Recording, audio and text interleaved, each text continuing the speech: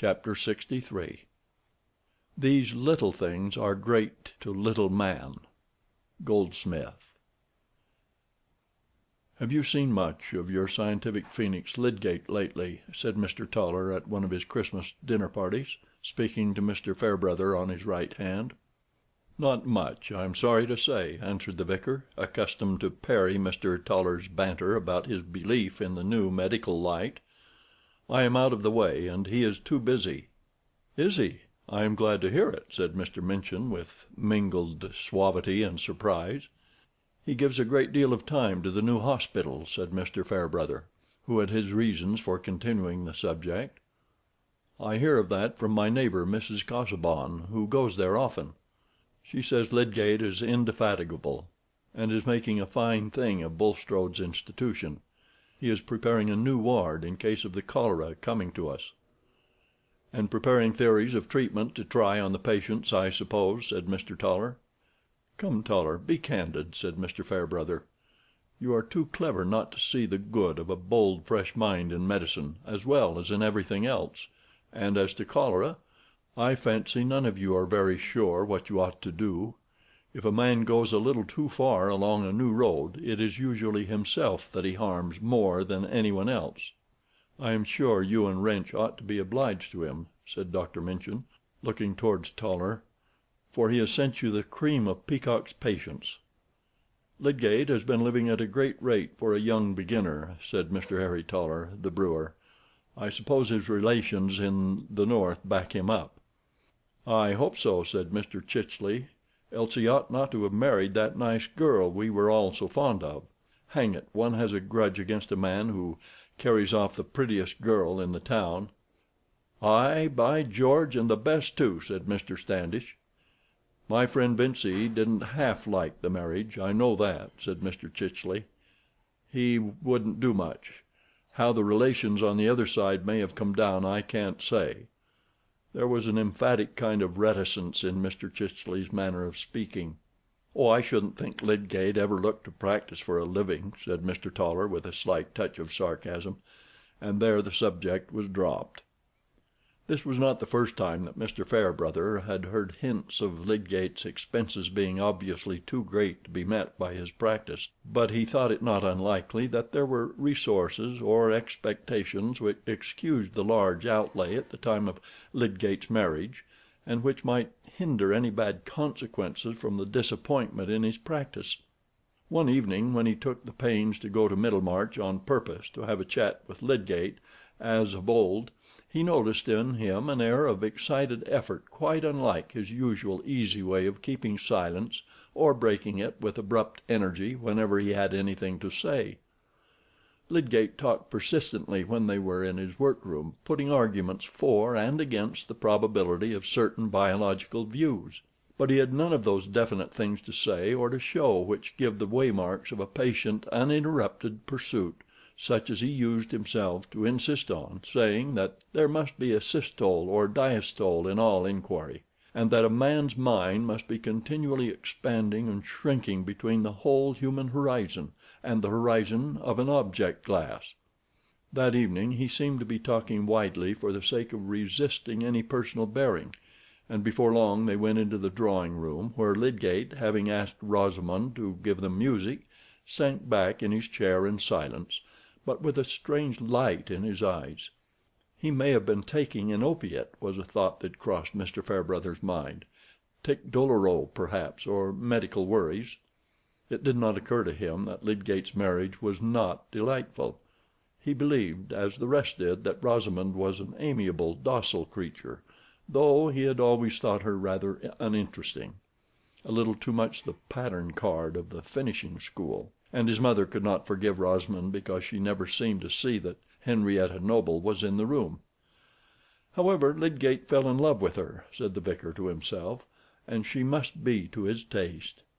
Mr. Fairbrother was aware that Lydgate was a proud man, but having very little corresponding fibre in himself, and perhaps too little care about personal dignity, except the dignity of not being mean or foolish, he could hardly allow enough for the way in which Lydgate shrank as from a burn from the utterance of any word about his private affairs. and soon after that conversation at Mr. Toller's, the vicar learned something which made him watch the more eagerly for an opportunity of indirectly letting Lydgate know that if he wanted to open himself about any difficulty, there was a friendly ear ready. The opportunity came at Mr. Vincey's, where, on New Year's Day, there was a party to which Mr. Fairbrother was irresistibly invited, on the plea that he must not forsake his old friends on the first New Year of his being a greater man, and rector as well as vicar. And this party was thoroughly friendly. All the ladies of the Fairbrother family were present. The Vincey children all dined at the table, and Fred had persuaded his mother that if she did not invite Mary Garth, the Fairbrothers would regard it as a slight to themselves, Mary being their particular friend. Mary came, and Fred was in high spirits, though his enjoyment was of a checkered kind. Triumph that his mother should see Mary's importance with the chief personages in the party being much streaked with jealousy when Mr. Fairbrother sat down by her. Fred used to be much more easy about his own accomplishments in the days when he had not begun to dread being bowled out by Fairbrother, and this terror was still before him.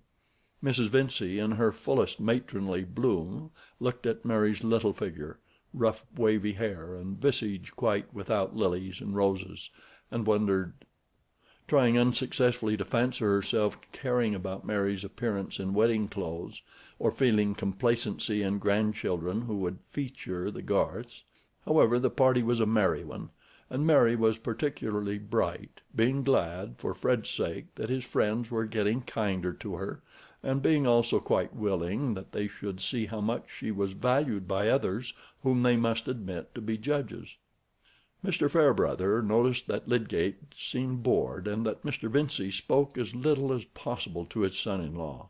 Rosamond was perfectly graceful and calm, and only a subtle observation, such as the vicar had not been aroused to bestow on her, would have perceived the total absence of that interest in her husband's presence which a loving wife is sure to betray, even if etiquette keeps her aloof from him.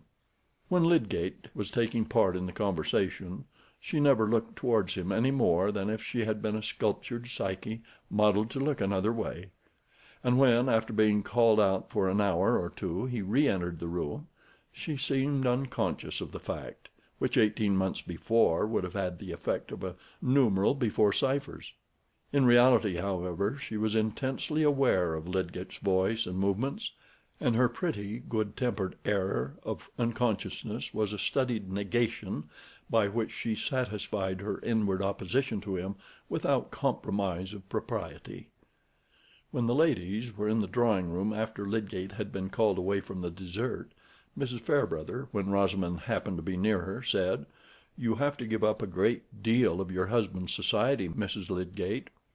"Yes, the life of a medical man is very arduous, especially when he is so devoted to his profession as Mr. Lydgate is," said Rosamond, who was standing, and moved easily away at the end of this correct little speech. "It is dreadfully dull for her when there is no company," said Mrs. Vincey, who was seated at the old lady's side. "I am sure I thought so when Rosamond was ill, and I was staying with her. You know, Mrs. Fairbrother, ours is a cheerful house. I am of a cheerful disposition myself, and Mr. Vincey always likes something to be going on. That is what Rosamond has been used to. Very different from a husband out at odd hours, and never knowing when he will come home, and of a close, proud disposition. I think," indiscreet, Mrs. Vincey did lower her tone slightly with this parenthesis, "but Rosamond always had an angel of a temper. Her brothers used very often not to please her, but she was never the girl to show temper. From a baby she was always as good, and with a complexion beyond anything. But my children are all good-tempered, thank goodness." This was easily credible to anyone looking at Mrs. Vincey as she threw back her broad cap strings and smiled towards her 3 little girls, aged from 7 to 11. But in that smiling glance she was obliged to include Mary Garth, whom the 3 girls had got into a corner to make her tell them stories. Mary was just finishing the delicious tale of Rumpelstiltskin, which she had well by heart, because Letty was never tired of communicating it to her ignorant elders from a favorite red volume. Louisa, Mrs. Vincent's darling, now ran to her with wide-eyed, serious excitement, crying, "Oh, mamma, mamma, the little man stamped so hard on the floor he couldn't get his leg out again." "Bless you, my cherub," said mamma. "You shall tell me all about it tomorrow. Go and listen." And then, as her eyes followed Louisa back towards the attractive corner, she thought if Fred wished her to invite Mary again, she would make no objection, the children being so pleased with her. But presently the corner became still more animated, for Mr. Fairbrother came in, and seating himself behind Louisa, took her on his lap, whereupon the girls all insisted that he must hear Rumpelstiltskin, and Mary must tell it over again. He insisted too, and Mary, without fuss, began again in her neat fashion, with precisely the same words as before. Fred, who had also seated himself near, would have felt unmixed triumph in Mary's effectiveness, if Mr. Fairbrother had not been looking at her with evident admiration, while he dramatized an intense interest in the tale, to please the children. "You will never care any more about my one-eyed giant, Lou," said Fred at the end. "Yes, I shall. Tell about him now," said Louisa. "Oh, I dare say I am quite cut out. Ask Mr. Fairbrother." "Yes," added Mary, "ask Mr. Fairbrother to tell you about the ants whose beautiful house was knocked down by a giant named Tom, and he thought they didn't mind because he couldn't hear them cry, or see them use their pocket handkerchiefs." "Please," said Louisa, looking up at the vicar. "No, no, I'm a grave old parson. If I try to draw a story out of my bag, a sermon comes instead. Shall I preach you a sermon?" said he, putting on his short-sighted glasses, and pursing up his lips. "Yes," said Louisa, falteringly. "Let me see, then. Against cakes. How cakes are bad things, especially if they are sweet and have plums in them." Louisa took the affair rather seriously, and got down from the vicar's knee to go to Fred. "Ah, I see it will not do to preach on New Year's Day," said Mr. Fairbrother, rising and walking away.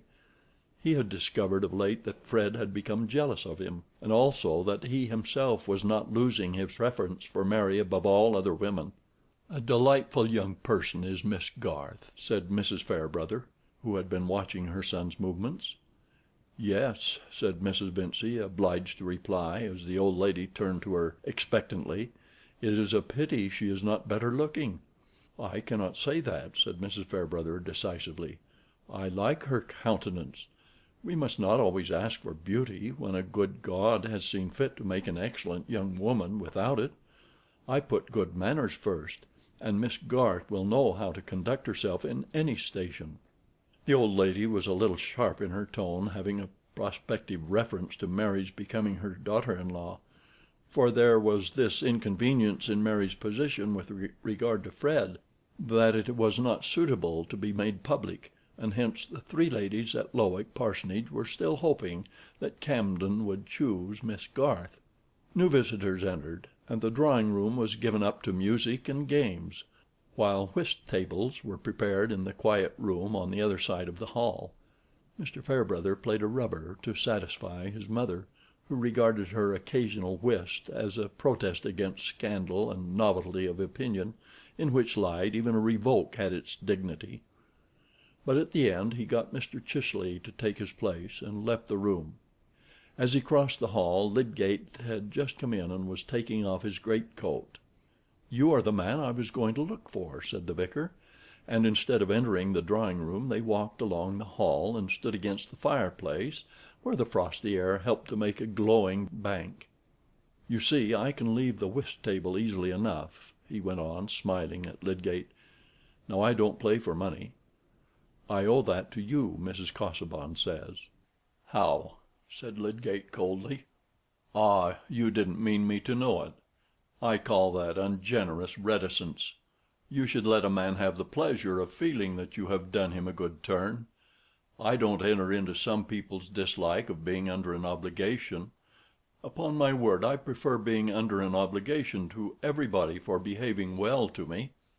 "I can't tell what you mean," said Lydgate, "unless it is that I once spoke of you to Mrs. Casaubon. but I did not think that she would break her promise not to mention that I had done so," said Lydgate, leaning his back against the corner of the mantelpiece, and showing no radiance in his face. "It was Brooke who let it out, only the other day. He paid me the compliment of saying that he was very glad I had the living, though you had come across his tactics, and had praised me up as a Lean and a Tillotson, and that sort of thing, till Mrs. Casaubon would hear of no one else." "Old Brooke is such a leaky-minded fool," said Lydgate contemptuously. "Well, I was glad of the leakiness then. I don't see why you shouldn't like me to know that you wished to do me a service, my dear fellow, and you certainly have done me one. It's rather a strong check to one's self-complacency to find how much of one's right doing depends on not being in want of money. A man will not be tempted to say the Lord's Prayer backward to please the devil, if he doesn't want the devil's services. I have no need to hang on the smiles of chance now." "I don't see that there's any money getting without chance," said Lydgate. "If a man gets it in a profession, it's pretty sure to come by chance." Mr. Fairbrother thought he could account for this speech, in striking contrast with Lydgate's former way of talking, as the perversity which will often spring from the moodiness of a man ill at ease in his affairs. He answered in a tone of good-humored admission, "Ah, there's enormous patience wanted with the way of the world; but it is the easier for a man to wait patiently when he has friends who love him, and ask for nothing better than to help him through, so far as it lies in their power." "Oh yes," said Lydgate in a careless tone, changing his attitude and looking at his watch. "People make much more of their difficulties than they need to do." He knew as distinctly as possible that this was an offer of help to himself from Mr. Fairbrother, and he could not bear it. So strangely determined are we mortals, that after having been long gratified with the sense that he had privately done the vicar a service, the suggestion that the vicar discerned his need of a service in return made him shrink into unconquerable reticence. Besides, behind all making of such offers, what else must come? That he should mention his case, imply that he wanted specific things. At that moment suicide seemed easier. Mr. Fairbrother was too keen a man not to know the meaning of that reply, and there was a certain massiveness in Lydgate's manner and tone, corresponding with his physique, which, if he repelled your advances in the first instance, seemed to put persuasive devices out of question. "What time are you?" said the vicar, devouring his wounded feeling. "After 11," said Lydgate, and they went into the drawing-room. Chapter 64. First Gentleman. Where lies the power, there let the blame lie too. Second Gentleman. Nay, power is relative. You cannot fright the coming pest with border fortresses, or catch your carp with subtle argument. All force is twain in one, cause is not cause, unless effect be there, and action's self must needs contain a passive, so command exists but with obedience. Even if Lydgate had been inclined to be quite open about his affairs, he knew that it would hardly have been in Mr. Fairbrother's power to give him the help he immediately wanted. With the year's bills coming in from his tradesmen, with Dover's threatening hold on his furniture, and with nothing to depend on but slow, dribbling payments from patients who must not be offended, for the handsome fees he had had from Freshett Hall and Lowick Manor had been easily absorbed, nothing less than £1,000 would have freed him from actual embarrassment, and left a residue which, according to the favourite phrase of hopefulness, in such circumstances, would have given him time to look about him. Naturally, the Merry Christmas bringing the Happy New Year, when fellow citizens expect to be paid for the trouble and goods they have smilingly bestowed on their neighbours, had so tightened the pressure of sordid cares on Lydgate's mind, that it was hardly possible for him to think unbrokenly of any other subject, even the most habitual and soliciting. He was not an ill-tempered man. His intellectual activity, the ardent kindness of his heart, as well as his strong frame, would always, under tolerably easy conditions, have kept him above the petty, uncontrolled susceptibilities which make bad temper. But he was now a prey to that worst irritation which arises not simply from annoyance, but from the second consciousness underlying those annoyances, of wasted energy and a degrading preoccupation, which was the reverse of all his former purposes. This is what I am thinking of, and this is what I might have been thinking of, was the bitter, incessant murmur within him, making every difficulty a double goad to impatience. Some gentlemen have made an amazing figure in literature, by general discontent with the universe as a trap of dulness into which their great souls have fallen by mistake. But the sense of a stupendous self and an insignificant world may have its consolations. Lydgate's discontent was much harder to bear.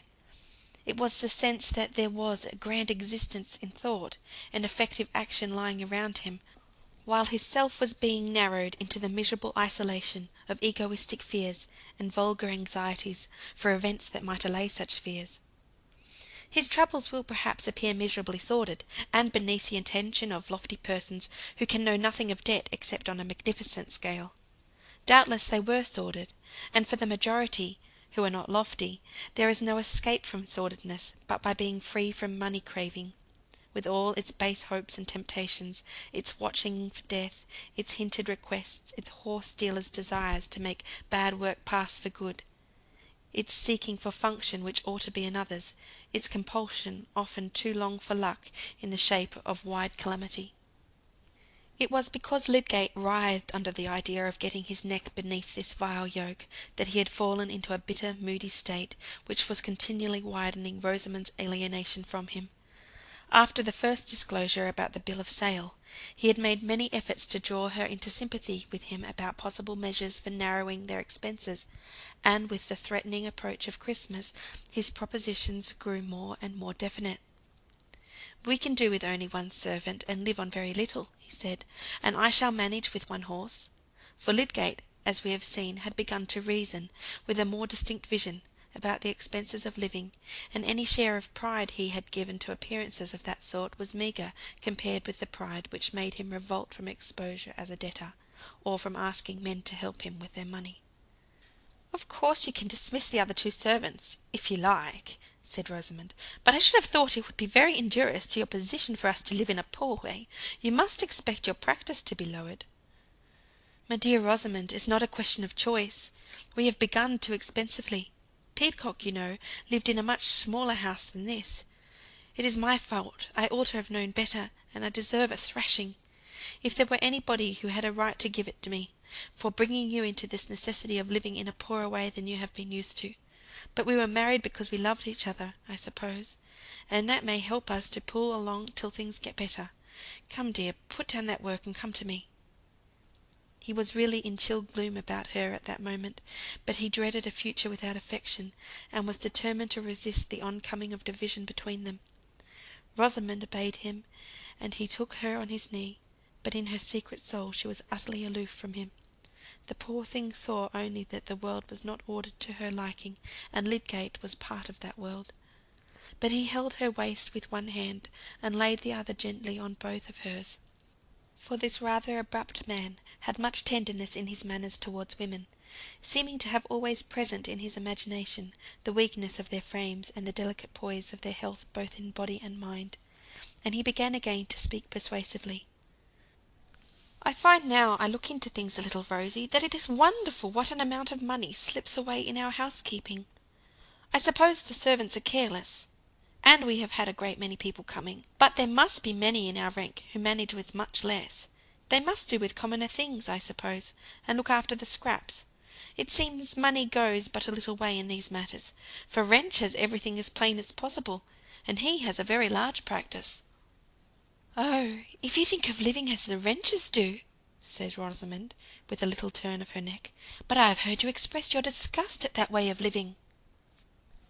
"Yes, they have very bad taste in everything. They make economy look ugly. We needn't do that. I only meant that they avoid expenses, although Wrench has a capital practice." "Why should you not have a good practice, Tertius? Mr. Peacock had. You should be more careful not to offend people, and you should send out medicines as others do. I am sure you began well, and you got several good houses. It cannot answer to be eccentric. You should think what will be generally liked," said Rosamond, in a decided little tone of admonition. Lydgate's anger rose. He was prepared to be indulgent towards feminine weakness, but not towards feminine dictation. The shallowness of a water-nixie's soul may have a charm until she becomes didactic, but he controlled himself, and only said with a touch of despotic firmness, "What I am to do in my practice, Rosie, is for me to judge. That is not the question between us. It is enough for you to know that our income is likely to be a very narrow one, hardly 400, perhaps less, for a long time to come, and we must try to rearrange our lives in accordance with that fact." Rosamond was silent for a moment or two, looking before her, and then said, "My uncle Bulstrode ought to allow you a salary for the time you give to the hospital. It is not right that you should work for nothing." "It was understood from the beginning that my services would be gratuitous. That again need not enter into our discussion. I have pointed out what is the only probability," said Lydgate impatiently. Then checking himself, he went on more quietly. "I think I see one resource which would free us from a good deal of the present difficulty. I hear that young Ned Plymdale is going to be married to Miss Sophy Toller.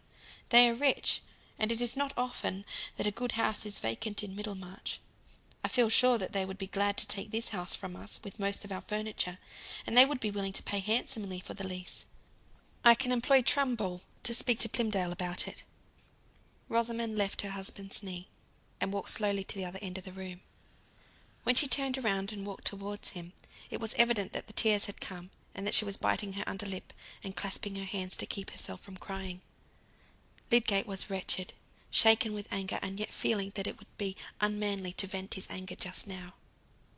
"I am very sorry, Rosamond. I know this is painful. I thought at least, when I had borne to send the plate back, and have that man taking an inventory of the furniture, I should have thought that would suffice." "I explained it to you at the time, dear. That was only a security, and behind that security there is a debt, and that debt must be paid within the next few months, else we shall have our furniture sold. If young Plymdale will take our house, and most of our furniture, we shall be able to pay that debt, and some others too, and we shall be quit of a place too expensive for us. We might take a smaller house. Trumbull, I know, has a very decent one to let at £30 a year, and this is 90. Lydgate uttered this speech in the curt, hammering way with which we usually try to nail down a vague mind to imperative facts. Tears rolled silently down Rosamond's cheeks. She just pressed her handkerchief against them, and stood looking at the large vase on the mantelpiece. It was a moment of more intense bitterness than she had ever felt before. At last she said, without hurry, and with careful emphasis, "I could never have believed that you would like to act in that way." "Like it!" burst out Lydgate, rising from his chair, thrusting his hands in his pocket, and stalking away from the hearth. "It's not a question of liking. Of course I don't like it. It's the only thing I can do." He wheeled round, and there turned towards her. "I should have thought there were many other means than that," said Rosamond. "Let us have a sale, and leave Middlemarch altogether." "To do what? What is the use of my leaving my work in Middlemarch to go where I have none? We shall be just as penniless elsewhere as we are here," said Lydgate, still more angrily. "If we are to be in that position, it will be entirely your own doing, Tertius," said Rosamond, turning round to speak with the fullest conviction. "You will not behave as you ought to do to your own family. You offend Captain Lydgate. Sir Godwin was very kind to me when we were at Quellingham, and I am sure if you showed proper regard to him, and told him your affairs, he would do anything for you. But rather than that, you like giving up our house and furniture to Mr. Ned Plymdale." There was something like fierceness in Lydgate's eyes as he answered with new violence, "Well then, if you will have it so, I do like it. I admit that I like it better than making a fool of myself by going to beg where it's of no use. Understand, then, that it is what I like to do." There was a tone in that last sentence which was equivalent to the clutch of his strong hand on Rosamond's delicate arm. But for all that, his will was not a whit stronger than hers. She immediately walked out of the room in silence, but with an intense determination to hinder what Lydgate liked to do. He went out of the house, but as his blood cooled, he felt that the chief result of the discussion was a deposit of dread within him at the idea of opening with his wife in future subjects which might again urge him to violent speech. It was as if a fracture in delicate crystal had begun, and he was afraid of any movement that might make it fatal. His marriage would be a mere piece of bitter irony if they could not go on loving each other. He had long ago made up his mind to what he thought was her negative character, her want of sensibility, which showed itself in disregard both of his specific wishes and of his general aims. The first great disappointment had been borne. The tender devotedness and docile adoration of the ideal wife must be renounced, and life must be taken up on a lower stage of expectation, as it is by men who have lost their limbs. But the real wife had not only her claims. She still had a hold on his heart, and it was his intense desire that the hold should remain strong. In marriage, the certainty she will never love me much is easier to bear than the fear I shall love her no more. Hence, after that outburst, his inward effort was entirely to excuse her, and to blame the hard circumstances which were partly his fault. He tried that evening, by petting her, to heal the wound he had made in the morning, and it was not in Rosamond's nature to be repellent or sulky. Indeed, she welcomed the signs that her husband loved her and was under control. But this was something quite distinct from loving him. Lydgate would not have chosen soon to recur to the plan of parting with the house. He was resolved to carry it out, and to say as little more about it as possible. But Rosamond herself touched on it at breakfast by saying mildly, "Have you spoken to Trumbull yet?" "No," said Lydgate, "but I shall call on him as I go by this morning. No time must be lost." He took Rosamond's question as a sign that she withdrew her inward opposition, and kissed her head caressingly when he got up to go away. As soon as it was late enough to make a call, Rosamond went to Mrs. Plymdale, Mr. Ned's mother, and entered with pretty congratulations into the subject of the coming marriage. Mrs. Plymdale's maternal view was, that Rosamond might possibly now have retrospective glimpses of her own folly, and feeling the advantages to be at present all on the side of her son, was too kind a woman not to behave graciously. "Yes, Ned is most happy, I must say, and Sophie Toller is all I could desire in a daughter-in-law. Of course her father is able to do something handsome for her. That is only what would be expected with a brewery like his, and the connection is everything we should desire. But that is not what I look at. She is a very nice girl, no airs, no pretensions, though on a level with the first. I don't mean with the titled aristocracy. I see very little good in people aiming out of their own sphere. I mean that Sophie is equal to the best in the town, and she is contented with that." "I have always thought her very agreeable," said Rosamond. "I look upon it as a reward for Ned, who never held his head too high that he should have got into the very best connection," continued Mrs. Plymdale, her native sharpness softened by a fervid sense that she was taking a correct view. "And such particular people as the Tollers are, they might have objected because some of our friends are not theirs. It is well known that your Aunt Bulstrode and I have been intimate from our youth, and Mr. Plymdale has always been on Mr. Bulstrode's side, and I myself prefer serious opinions. But the Tollers have welcomed Ned all the same." "I am sure he is very deserving, well-principled young man," said Rosamond, with a neat air of patronage, in return for Mrs. Plymdale's wholesome corrections. "Oh, he has not the style of a captain in the army, or that sort of carriage as if everybody was beneath him, or that showy kind of talking and singing and intellectual talent. But I am thankful he has not. It is a poor preparation both for here and hereafter." "Oh dear, yes, appearances have very little to do with happiness," said Rosamond. "I think there is every prospect of their being a happy couple. What house will they take?"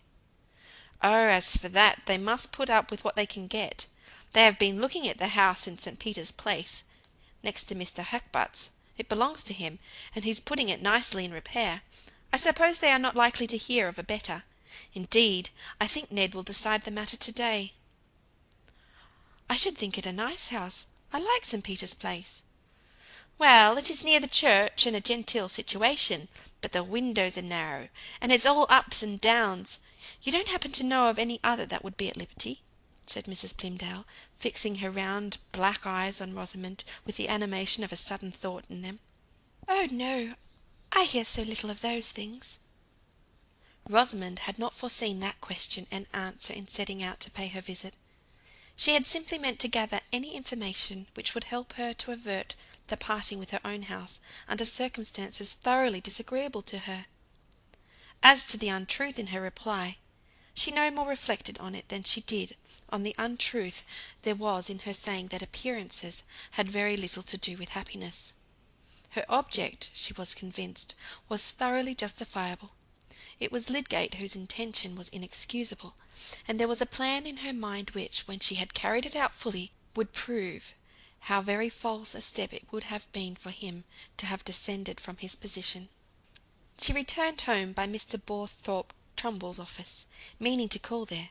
It was the first time in her life that Rosamond had thought of doing anything in the form of business, but she felt equal to the occasion. That she should be obliged to do what she intensely disliked was an idea which turned her quiet tenacity into active invention. Here was a case in which it could not be enough simply to disobey, and be serenely, placidly obstinate. She must act according to her judgment, and she said to herself that her judgment was right. Indeed, if it had not been, she would not have wished to act on it.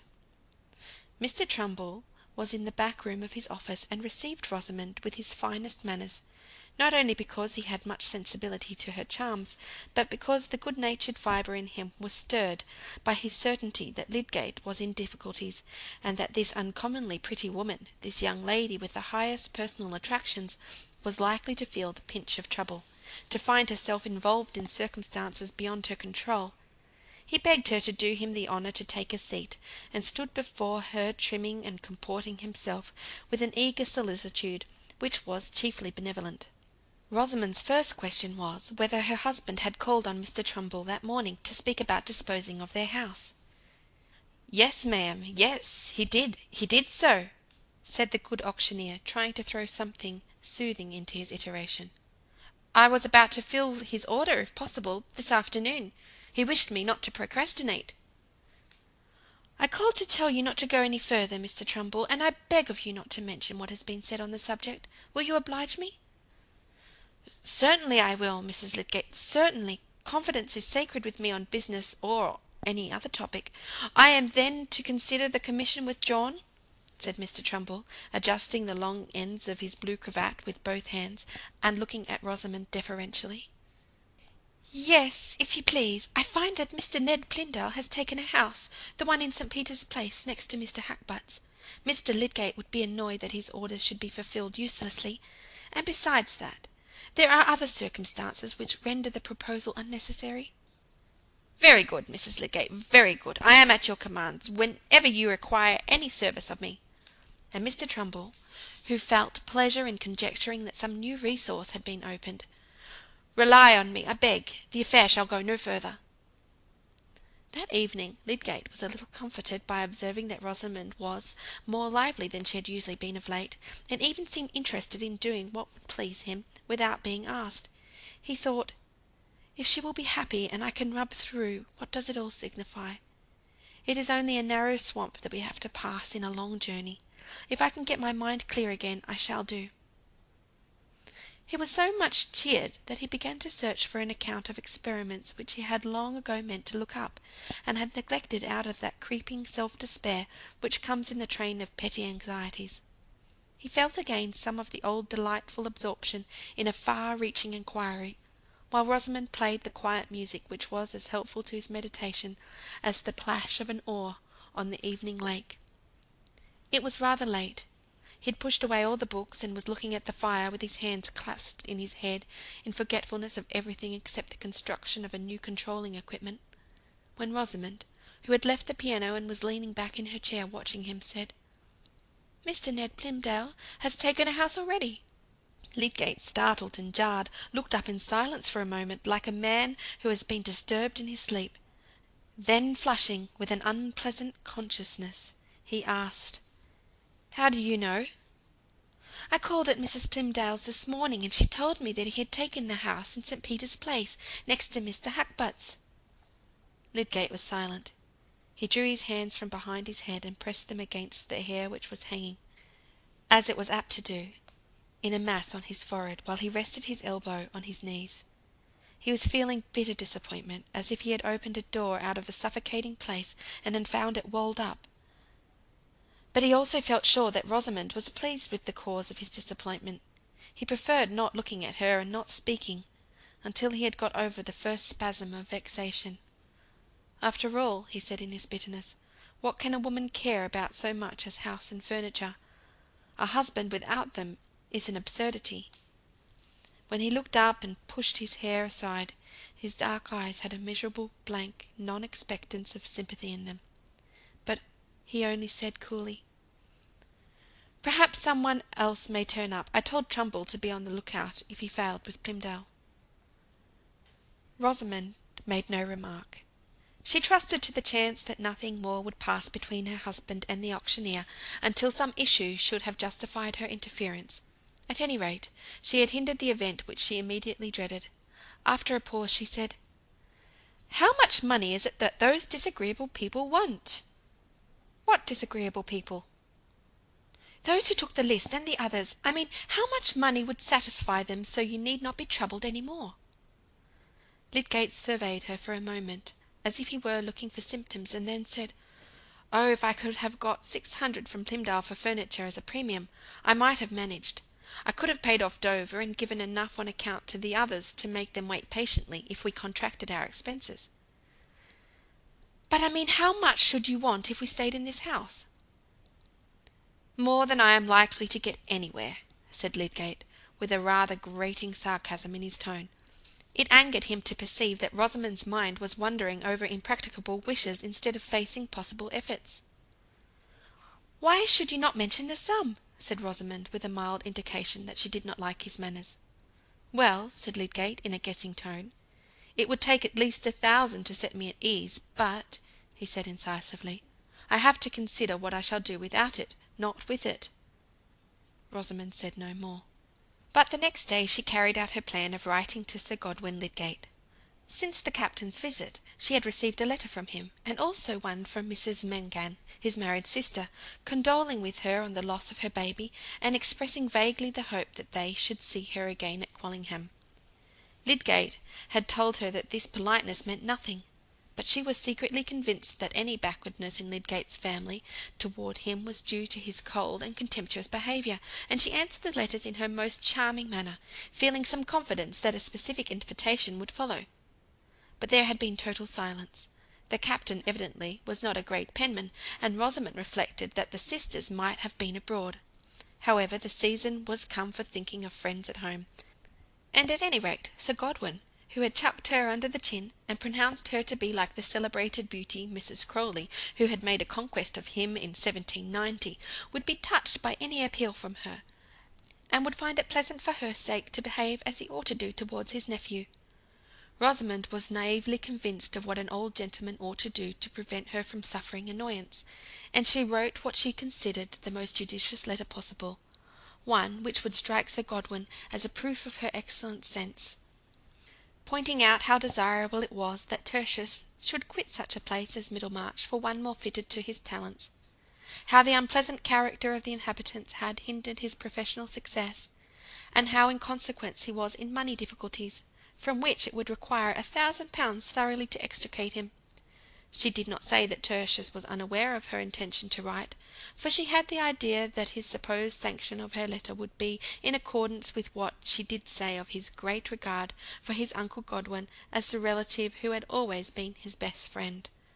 Such was the force of poor Rosamond's tactics, now she applied them to affairs. This had happened before the party on New Year's Day, and no answer had yet come from Sir Godwin. But on the morning of that day Lydgate had to learn that Rosamond had revoked his order to Belthrop Trumbull. Feeling it necessary that she should be gradually accustomed to the idea of their quitting the house in Lowick Gate, he overcame his reluctance to speak to her again on the subject, and when they were breakfasting, said, "I shall try to see Trumbull this morning, and tell him to advertise the house in the Pioneer and the Trumpet. If the thing were advertised, some one might be inclined to take it, who would not otherwise have thought of a change. In these country places many people go on in their old houses, when their families are too large for them, for want of knowing where they can find another, and Trumbull seems to have got no bite at all." Rosamond knew that the inevitable moment was come. "I ordered Trumbull not to inquire further," she said, with a careful calmness which was evidently defensive. Lydgate stared at her in mute amazement. Only half an hour before he had been fastening up her plaits for her, and talking the little language of affection, which Rosamond, though not returning it, accepted, as if she had been a serene and lovely image, now and then miraculously dimpling towards her votary. With such fibres still astir in him, the shock he received could not at once be distinctly anger, it was confused pain. He laid down the knife and fork with which he was carving, and throwing himself back in his chair, said at last, with a cool irony in his tone, "May I ask when and why you did so?" "When I knew that the Plymdales had taken a house, I called to tell him not to mention ours to them, and at the same time I told him not to let the affair go on any further. I knew that it would be very injurious to you if it were known that you wished to part with your house and furniture, and I had a very strong objection to it. I think that was reason enough." "It was of no consequence, then, that I had told you imperative reasons of another kind? Of no consequence that I had come to a different conclusion, and given an order accordingly?" said Lydgate bitingly, the thunder and lightning gathering about his brow and eyes. The effect of anyone's anger on Rosamond had always been to make her shrink in cold dislike, and to become all the more calmly correct. In the conviction that she was not the person to misbehave, whatever others might do, she replied, "I think I had a perfect right to speak on a subject which concerns me at least as much as you." "Clearly you had a right to speak, but only to me. You had no right to contradict my orders secretly, and to treat me as if I were a fool," said Lydgate, in the same tone as before. Then, with some added scorn, "Is it possible to make you understand what the consequences will be? Is it of any use for me to tell you again why we must try to part with the house?" "It is not necessary for you to tell me again," said Rosamond, in a voice that fell and trickled like cold water drops. "I remembered what you said. You spoke just as violently as you do now. But that does not alter my opinion that you ought to try every other means rather than take a step which is so painful to me. And as to advertising the house, I think it would be perfectly degrading to you. And suppose I disregard your opinion, as you disregard mine?" "You can do so, of course. But I think you ought to have told me before we were married that you would place me in the worst position rather than give up your own will." Lydgate did not speak, but tossed his head on one side and twitched the corners of his mouth in despair. Rosamond, seeing that he was not looking at her, rose and set his cup of coffee before him, but he took no notice of it, and went on with an inward drama and argument, occasionally moving in his seat, resting one arm on the table, and rubbing his hand against his hair. There was a conflux of emotions and thoughts in him that would not let him either give thorough way to his anger, or persevere with simple rigidity of resolve. Rosamond took advantage of his silence. "When we were married, every one felt that your position was very high. I could not have imagined then that you would want to sell our furniture, and take a house in Bride Street, where the rooms are like cages. If we are to live in that way, let us at least leave Middlemarch." "These would be very strong considerations," said Lydgate, half ironically. Still there was a withered paleness about his lips as he looked at his coffee, and did not drink. "These would be very strong considerations if I did not happen to be in debt." "Many persons must have been in debt in the same way. But if they are respectable, people trust them. I am sure I have heard papa say that the Talbots were in debt, and they went on very well. It cannot be good to act rashly," said Rosamond, with serene wisdom. Lydgate sat paralysed by opposing impulses, since no reasoning he could apply to Rosamond seemed likely to conquer her assent. He wanted to smash and grind some object on which he could at least produce an impression, or else to tell her brutally that he was master and she must obey.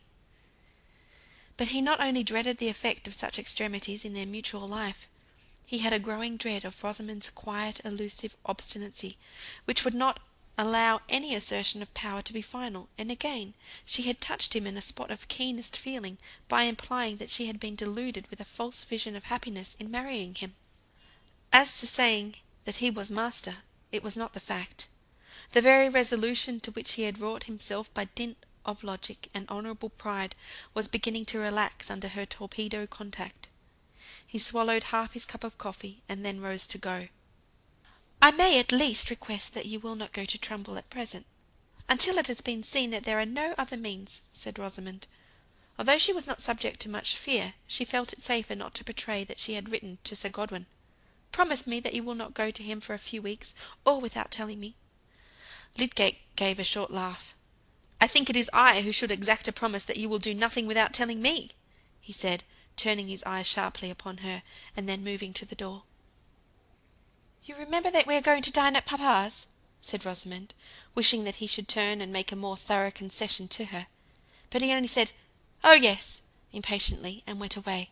She held it to be very odious in him that he did not think the painful propositions he had to make to her were enough, without showing so unpleasant a temper. And when she put the moderate request that he would defer going to Trumbull again, it was cruel in him not to assure her of what he meant to do.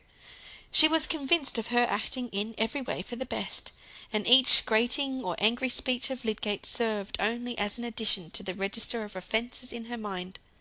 Poor Rosamond for months had begun to associate her husband with feelings of disappointment, and the terribly inflexible relation of marriage had lost its charm of encouraging delightful dreams. It had freed her from the disagreeables of her father's house, but it had not given her everything that she had wished and hoped. The Lydgate with whom she had been in love had been a group of airy conditions for her, most of which had disappeared, while their place had been taken by everyday details which must be lived through slowly from hour to hour, not floated through with a rapid selection of favourable aspects. The habits of Lydgate's profession, his home preoccupation with scientific subjects, which seemed to her almost like a morbid vampire's taste, his peculiar views of things which had never entered into the dialogue of courtship, all these continually alienating influences, even without the fact of his having placed himself at a disadvantage in the town, and without the first shock of revelation about Dover's debt, would have made his presence dull to her. There was another presence which ever since the early days of her marriage, until 4 months ago, had been an agreeable excitement, but that was gone. Rosamond would not confess to herself how much the consequent blank had to do with her utter ennui. And it seemed to her, perhaps she was right, that an invitation to Quallingham, and an opening for Lydgate to settle elsewhere than in Middlemarch, in London, or somewhere likely to be free from unpleasantness, would satisfy her quite well, and make her indifferent to the absence of Will Ladislaw, towards whom she felt some resentment for his exaltation of Mrs. Casaubon. That was the state of things with Lydgate and Rosamond on the New Year's Day when they dined at her father's, she looking mildly neutral towards him in remembrance of his ill-tempered behaviour at breakfast, and he carrying a much deeper effect from the inward conflict in which that morning scene was only one of many epochs. His flushed effort while talking to Mr. Fairbrother, his effort after the cynical pretence that all ways of getting money are essentially the same, and that chance has an empire which reduces choice to a fool's illusion, was but the symptom of a wavering resolve, a benumbed response to the old stimuli of enthusiasm. What was he to do? He saw even more keenly than Rosamond did the dreariness of taking her into the small house in Bride Street, where she would have scanty furniture around her, and discontent within, a life of privation, and life with Rosamond were two images which had become more and more irreconcilable ever since the threat of privation had disclosed itself. But even if his resolves had forced the two images into combination, the useful preliminaries to that hard change were not visibly within reach. And though he had not given the promise which his wife had asked for, he did not go again to Trumbull. He even began to think of taking a rapid journey to the north and seeing Sir Godwin. He had once believed that nothing would urge him into making an application for money to his uncle, but he had not then known the full pressure of alternatives, yet more disagreeable. He could not depend on the effect of a letter, and it was only in an interview, however disagreeable this might be to himself, that he could give a thorough explanation and could test the effectiveness of kinship. No sooner had Lydgate begun to represent this step to himself as the easiest, than there was a reaction of anger that he, he who had long ago determined to live aloof from such abject calculations, such self-interested anxiety about the inclinations and the pockets of men with whom he had been proud to have had no aims in common, should have fallen not simply to their level, but to the level of soliciting them. Chapter 65. One of us too must bowen doubtless, and, sith a man is more reasonable than woman is, ye men most be sufferable. Chaucer, Canterbury. The bias of human nature to be slow in correspondence triumphs even over the present quickening in the general pace of things. What a wonder, then, that in 1832 old Sir Godwin Lydgate was slow to write a letter which was of consequence to others rather than to himself. Nearly 3 weeks of the new year were gone, and Rosamond, awaiting an answer to her winning appeal, was every day disappointed. Lydgate, in total ignorance of her expectations, was seeing the bills come in, and feeling that Dover's use of his advantage over other creditors was imminent. He had never mentioned to Rosamond his brooding purpose of going to Quallingham. He did not want to admit what would appear to her a concession to her wishes after indignant refusal. After the last moment, but he was really expecting to set off soon. A slice of the railway would enable him to manage the whole journey and back in 4 days. But one morning, after Lydgate had gone out, a letter came addressed to him, which Rosamond saw clearly to be from Sir Godwin. She was full of hope. Perhaps there might be a particular note to her enclosed, but Lydgate was naturally addressed on the question of money or other aid, and the fact that he was written to, nay, the very delay in writing at all, seemed to certify that the answer was thoroughly compliant. She was too much excited by these thoughts to do anything but light stitching in a warm corner of the dining-room, with the outside of this momentous letter lying on the table before her. About 12 she heard her husband's step in the passage, and tripping to open the door, she said in her lightest tones, "Tertius, come in here. Here is a letter for you." "Ah," he said, not taking off his hat, but just turning her round within his arm to walk towards the spot where the letter lay. "My uncle Godwin!" he exclaimed, while Rosamond reseated herself and watched him as he opened the letter. She had expected him to be surprised. While Lydgate's eyes glanced rapidly over the brief letter, she saw his face, usually of a pale brown, taking on a dry whiteness. With nostrils and lips quivering, he tossed down the letter before her and said violently, "It will be impossible to endure life with you, if you will always be acting secretly, acting in opposition to me, and hiding your actions." He checked his speech and turned his back on her, then wheeled round and walked about, sat down, and got up again restlessly, grasping hard objects deep down in his pockets. He was afraid of saying something irredeemably cruel. Rosamond too had changed colour as she read. The letter ran this way: "Dear Tertius, don't set your wife to write to me when you have anything to ask. It is a roundabout wheedling sort of thing, which I should not have credited you with. I never choose to write to a woman on matters of business. As to my supplying you with £1,000, or only half that sum, I can do nothing of the sort. My own family drains me to the last penny. With 2 younger sons and 3 daughters, I am not likely to have cash to spare. You seem to have got through your own money pretty quickly, and to have made a mess where you are. The sooner you go somewhere else, the better. But I have nothing to do with men of your profession, and can't help you there. I did the best I could for you as guardian, and let you have your own way in taking to medicine. You might have gone into the army or the church. Your money would have held out for that, and there would have been a surer ladder before you. Your Uncle Charles has had a grudge against you for not going into his profession, but not I. I have always wished you well, but you must consider yourself on your own legs entirely now. Your affectionate uncle, Godwin Lydgate." When Rosamond had finished reading the letter, she sat quite still, with her hands folded before her, restraining any show of her keen disappointment, and entrenching herself in quiet passivity under her husband's wrath. Lydgate paused in his movements, looked at her again, and said with biting severity, "Will this be enough to convince you of the harm you may do by secret meddling? Have you sense enough to recognise how your incompetence to judge and act for me, to interfere with your ignorance in affairs which it belongs to me to decide on?" The words were hard, but this was not the first time that Lydgate had been frustrated by her. She did not look at him, and made no reply. "I had nearly resolved on going to Quallingham. It would have cost me pain enough to do it, yet it might have been of some use.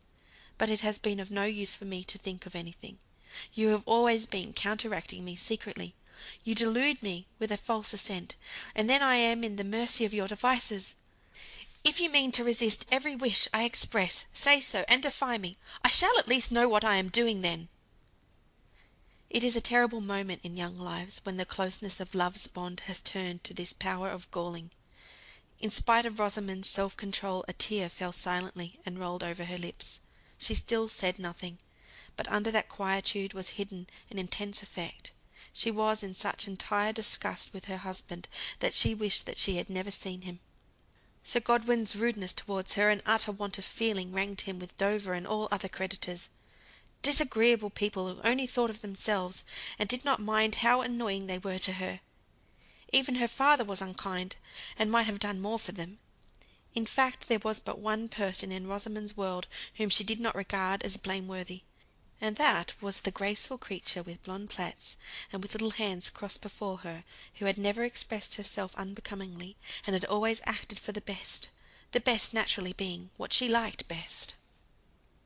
Lydgate, pausing and looking at her again, began to feel that half-maddening sense of helplessness which comes over passionate people when their passion is met by an innocent-looking silence, whose meek victimized air seems to put them in the wrong, and at last infects even the justest indignation with a doubt of its justice. He needed to recover the full sense that he was in the right by moderating his words. "Can you not see, Rosamond," he began again, trying to be simply grave and not bitter, "that nothing can be so fatal as a want of openness and confidence between us? It has happened again and again that I have expressed a decided wish, and you have seemed to assent, yet after that you have secretly disobeyed my wish. In that way I can never know what I have to trust to. There would be some hope for us, if you would admit this. Am I such an unreasonable, furious brute? Why should you not be open with me?" Still silence. "Will you only say that you have been mistaken, and that I may depend on your not acting secretly in the future?" said Lydgate, urgently, but with something of request in his tone, which Rosamond was quick to perceive. She spoke with coolness. "I cannot possibly make admissions or promises in answer to such words as you have used towards me. I have not been accustomed to language of that kind. You have spoken of my secret meddling, and my interfering ignorance, and my false assent. I have never expressed myself in that way to you, and I think that you ought to apologize. You spoke of its being impossible to live with me. Certainly you have not made my life pleasant to me of late. I think it was to be expected that I should try to avert some of the hardship which our marriage has brought on me." Another tear fell as Rosamond ceased speaking, and she pressed it away as quietly as the first. Lydgate flung himself into a chair, feeling checkmated. What place was there in her mind for a remonstrance to lodge in? He laid down his hat, flung an arm over the back of his chair, and looked down for some moments without speaking. Rosamond had the double purchase over him of insensibility to the point of justice in his reproach, and of sensibility to the undeniable hardships now present in her married life. Although her duplicity in the affair of the house had exceeded what he knew, and had really hindered the Plymdales from knowing it, she had no consciousness that her action could rightly be called false. We are not obliged to identify our own acts according to a strict classification, any more than the materials of our grocery and clothes. Rosamond felt that she was aggrieved, and that this was what Lydgate had to recognise. As for him, the need of accommodating himself to her nature, which was inflexible in proportion to its negations, held him as with pincers. He had begun to have an alarmed foresight of her irrevocable loss of love for him, and the consequent dreariness of their life. The ready fullness of his emotions made this dread alternate quickly with the first violent movements of his anger. It would assuredly have been a vain boast in him to say that he was her master. "You have not made my life pleasant to me of late. The hardships which our marriage has brought on me." These words were stinging his imagination, as a pain makes an exaggerated dream. If he were not only to sink from his highest resolve, but to sink into the hideous fettering of domestic hate. "Rosamond," he said, turning his eyes on her with a melancholy look. "You should allow for a man's words when he is disappointed and provoked. You and I cannot have opposite interests. I cannot part my happiness from yours. If I am angry with you, it is that you seem not to see how any concealment divides us. How could I wish to make anything hard to you either by my words or conduct? When I hurt you, I hurt part of my own life. I should never be angry with you, if you would be quite open with me." "I have only wished to prevent you from hurrying us into wretchedness without any necessity," said Rosamond, the tears coming again from a softened feeling now that her husband had softened. "It is so very hard to be disgraced here among all the people we know, and to live in such a miserable way. I wish I had died with the baby." She spoke and wept with that gentleness which makes such words and tears omnipotent over a loving-hearted man. Lydgate drew his chair near to hers, and pressed her delicate head against his cheek with his powerful tender hand. He only caressed her, he did not say anything, for what was there to say?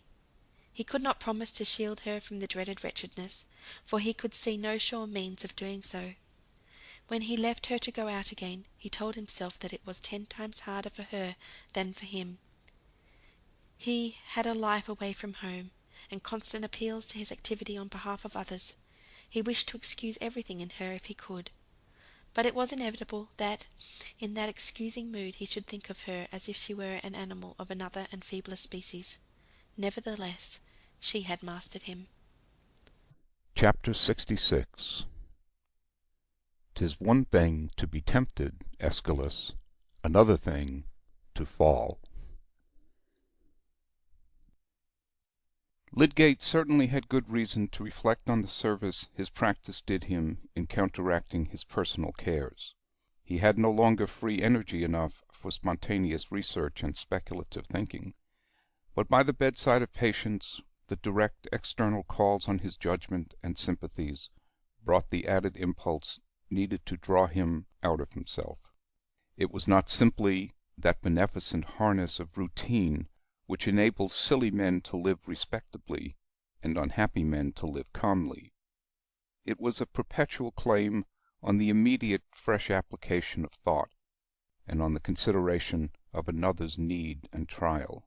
Many of us looking back through life would say that the kindest man we have ever known has been a medical man, or perhaps that surgeon whose fine tact, directed by deeply informed perception, has come to us in our need with a more sublime beneficence than that of miracle workers. Some of that twice blessed mercy was always with Lydgate in his work at the hospital or in private houses, serving better than any opiate to quiet and sustain him under his anxieties and his sense of mental degeneracy. Mr. Fairbrother's suspicion as to the opiate was true, however. Under the first galling pressure of foreseen difficulties, and the first perception that his marriage, if it were not to be a yoked loneliness, must be a state of effort to go on loving without too much care about being loved, he had once or twice tried a dose of opium. But he had no hereditary constitutional craving after such transient escapes from the hauntings of misery. He was strong, could drink a great deal of wine, but did not care about it, and when the men round him were drinking spirits, he took sugar and water, having a contemptuous pity even for the earliest stages of excitement from drink. It was the same with gambling. He had looked on at a great deal of gambling in Paris, watching it as if it had been a disease. He was no more tempted by such winning than he was by drink. He had said to himself that the only winning he cared for must be attained by a conscious process of high, difficult combination tending towards a beneficent result. The power he longed for could not be represented by agitated fingers clutching a heap of coin, or by the half-barbarous, half-idiotic triumph in the eyes of a man who sweeps within his arms the ventures of 20 chapfallen companions. But just as he had tried opium, so his thought now began to turn upon gambling, not with appetite for its excitement, but with a sort of wistful inward gaze after that easy way of getting money, which implied no asking and brought no responsibility. If he had been in London or Paris at that time, it is probable that such thoughts, seconded by opportunity, would have taken him into a gambling house, no longer to watch the gamblers, but to watch with them in kindred eagerness. Repugnance would have been surmounted by the immense need to win, if change would be kind enough to let him. An incident which happened not very long after any notion of getting aid from his uncle had been excluded was a strong sign of the effect that might have followed any extant opportunity of gambling. The billiard-room at the Green Dragon was the constant resort of a certain set. Most of them, like our acquaintance Mr. Bainbridge, were regarded as men of pleasure. It was here that poor Fred Vincy had made part of his memorable debt, having lost money in betting and been obliged to borrow of that gay companion. It was generally known in Middlemarch that a good deal of money was lost and won in this way, and the consequent repute of the Green Dragon as a place of dissipation naturally heightened in some quarters the temptation to go there. Probably its regular visitants, like the initiates of Freemasonry, wished that there were something a little more tremendous to keep to themselves concerning it. But they were not a closed community, and many decent seniors as well as juniors occasionally turned into the billiard-room to see what was going on. Lydgate, who had the muscular aptitude for billiards and was fond of the game, had once or twice in the early days after his arrival in Middlemarch taken his turn with the cue at the Green Dragon, but afterwards he had no leisure for the game, and no inclination for the socialities there. One evening, however, he had occasion to seek Mr. Bainbridge at that resort. The horse-dealer had engaged to get him a customer for his remaining good horse, for which Lydgate had determined to substitute a cheap hack, hoping by this reduction of style to get perhaps £20, and he cared now for every small sum as a help towards feeding the patience of his tradesmen. To run up to the billiard-room as he was passing would save time. Mr. Bainbridge was not yet come, but would be sure to arrive by and by, said his friend Mr. Horrock, and Lydgate stayed playing a game for the sake of passing the time. That evening he had the peculiar light in the eyes and the unusual vivacity which had been once noticed in him by Mr. Fairbrother. The exceptional fact of his presence was much noticed in the room, where there was a good deal of Middlemarch company, and several lookers-on, as well as some of the players, were betting with animation. Lydgate was playing well and felt confident. The bets were dropping round him, and with a swift glancing thought of the probable gain which might double the sum he was saving from his horse, he began to bet on his own play, and won again and again. Mr. Bainbridge had come in, but Lydgate did not notice him. He was not only excited with his play, but visions were gleaming on him of going the next day to Brassing, where there was gambling on a grander scale to be had, and where, by one powerful snatch at the devil's bait, he might carry it off without the hook, and buy his rescue from its daily solicitings. He was still winning when 2 new visitors entered. One of them was a young Hawley, just come from his law studies in town, and the other was Fred Vincy, who had spent several evenings of late at this old haunt of his. Young Hawley, an accomplished billiard player, brought a cool, fresh hand to the cue. But Fred Vincy, startled at seeing Lydgate, and astonished to hear him betting with an excited air, stood aside, and kept out of the circle round the table. Fred had been rewarding resolution by a little laxity of late. He had been working heartily for 6 months at all outdoor occupations under Mr. Garth, and by dint of severe practice had nearly mastered the defects of his handwriting, this practice being, perhaps, a little the less severe that it was often carried on in the evening, at Mr. Garth's under the eyes of Mary.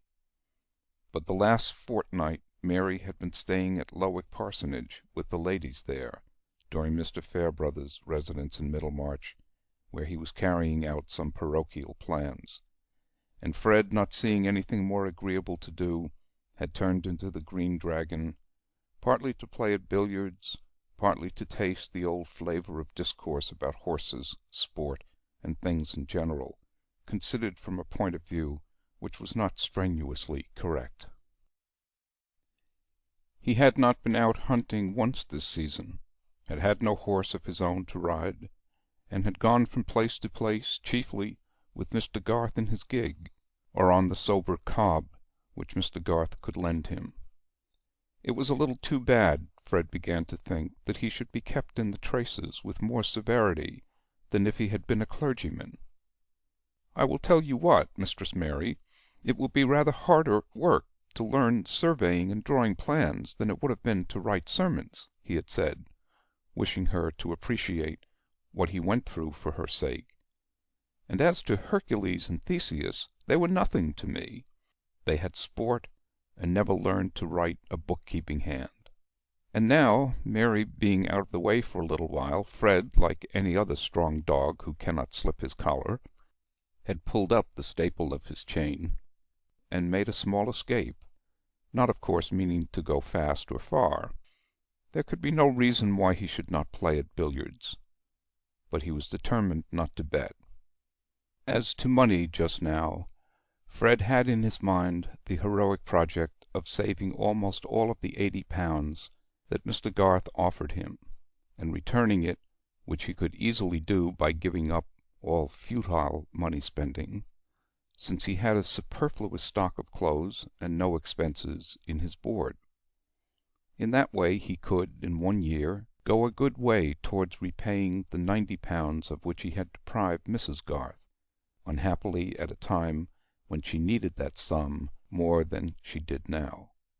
Nevertheless, it must be acknowledged that on this evening, which was the 5th of his recent visits to the billiard-room, Fred had, not in his pocket, but in his mind, the £10 which he meant to reserve for himself from his half-year's salary, having before him the pleasure of carrying 30 to Mrs. Garth when Mary was likely to be come home again.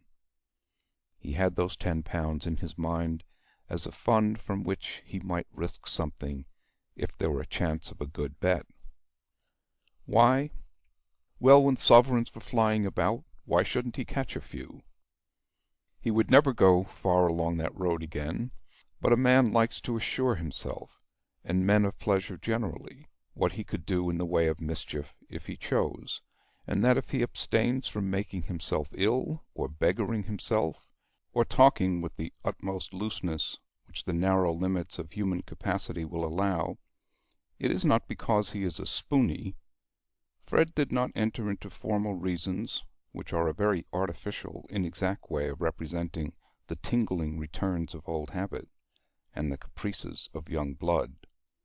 But there was lurking in him a prophetic sense that evening, that when he began to play he should also begin to bet, that he should enjoy some punch-drinking, and in general prepare himself for feeling rather seedy in the morning. It is in such indefinable movements that action often begins. But the last thing likely to have entered Fred's expectation was that he should see his brother-in-law Lydgate, of whom he had never quite dropped the old opinion that he was a prig and tremendously conscious of his superiority, looked excited and betting, just as he himself might have done. Fred felt a shock greater than he could quite account for by the vague knowledge that Lydgate was in debt, and that his father had refused to help him, and his own inclination to enter into the play was suddenly checked. It was a strange reversal of attitudes. Fred's blond face and blue eyes, usually bright and careless, ready to give attention to anything that held out a promise of amusement, looking involuntarily grave and almost embarrassed, as if by the sight of something unfitting, while Lydgate, who had habitually an air of self-possessed strength and a certain meditativeness that seemed to lie behind his most observant attention, was acting, watching, speaking, with that excited narrow consciousness which reminds one of an animal with fierce eyes and retractile claws. Lydgate, by betting on his own strokes, had won £16, but young Hawley's arrival had changed the poise of things. He made first-rate strokes himself, and began to bet against Lydgate's strokes, the strain of whose nerves was thus changed from simple confidence in his own movements to defying another person's doubt in them. The defiance was more exciting than the confidence, but it was less sure. He continued to bet on his own play, but began often to fail. Still he went on, for his mind was as utterly narrowed into that precipitous crevice of play as if he had been the most ignorant lounger there. Fred observed that Lydgate was losing fast, and found himself in a new situation of puzzling his brains to think of some device by which, without being offensive, he could withdraw Lydgate's attention, and perhaps suggest to him a reason for quitting the room. He saw that others were observing Lydgate's strange unlikeness to himself, and it occurred to him that merely to touch his elbow and call him aside for a moment might rouse him from his absorption. He could think of nothing cleverer than the daring improbability of saying that he wanted to see Rosie, and wished to know if she were at home this evening, and he was going desperately to carry out this weak device, when a waiter came up to him with a message, saying that Mr. Fairbrother was below, and begged to speak with him. Fred was surprised, not quite comfortably, but sending word that he would be down immediately, he went with a new impulse up to Lydgate, said, "Can I speak to you a moment?" and drew him aside. "Fairbrother has just sent up a message to say that he wants to speak to me. He is below. I thought you might like to know he was there, if you had anything to say to him." Fred had simply snatched up this pretext for speaking because he could not say, "You are losing confoundedly, and are making everybody stare at you. You had better come away." But inspiration could hardly have served him better. Lydgate had not before seen that Fred was present, and his sudden appearance, with an announcement of Mr. Fairbrother, had the effect of a sharp concussion. "No, no," said Lydgate, "I have nothing particular to say to him. But the game is up. I must be going. I came in just to see Bainbridge." "Bainbridge is over there, but he is making a row. I don't think he's ready for business. Come down with me to Fairbrother. I expect he is going to blow me up, and you will shield me," said Fred with some adroitness. Lydgate felt shame, but could not bear to act as if he felt it, by refusing to see Mr. Fairbrother, and he went down. They merely shook hands, however, and spoke of the frost, and when all three had turned into the street, the vicar seemed quite willing to say good-bye to Lydgate. His present purpose was clearly to talk with Fred alone, and he said, kindly, "I disturbed you, young gentlemen, because I have some pressing business with you. Walk with me to St. Botolph's, will you?" It was a fine night, the sky thick with stars, and Mr. Fairbrother proposed that they should make a circuit to the old church by the London road. The next thing he said was, "I thought Lydgate never went to the Green Dragon." "So did I," said Fred. "But he said that he went to see Bainbridge." "He was not playing, then?" Fred had not meant to tell this, but he was obliged now to say, "Yes, yes, he was, but I suppose it was an accidental thing. I have never seen him there before." "You have been going often yourself, then, lately?"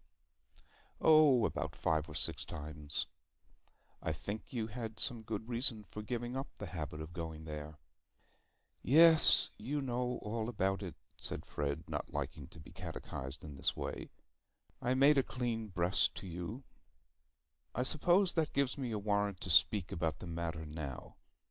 It is understood between us, is it not, that we are on a footing of open friendship? I have listened to you, and you will be willing to listen to me. I may take my turn in talking a little about myself?" "I am under the deepest obligations to you, Mr. Fairbrother," said Fred, in a state of uncomfortable surmise. "I will not affect to deny that you are under some obligation to me, but I am going to confess to you, Fred, that I have been tempted to reverse all that by keeping silence with you just now. When somebody said to me, Young Vincey has taken to being at the billiard table every night again. He won't bear the curb long. I was tempted to do the opposite of what I am doing, to hold my tongue and wait while you went down the ladder again, betting first, and then—" "I have not made any bets," said Fred hastily. "Glad to hear it. But I say, my prompting was to look on and see you take the wrong turning, wear out Garth's patience, and lose the best opportunity of your life, the opportunity which you made some rather difficult effort to secure. You can guess the feeling which raised that temptation in me. I am sure you know it. I am sure you know that the satisfaction of your affections stands in the way of mine." There was a pause.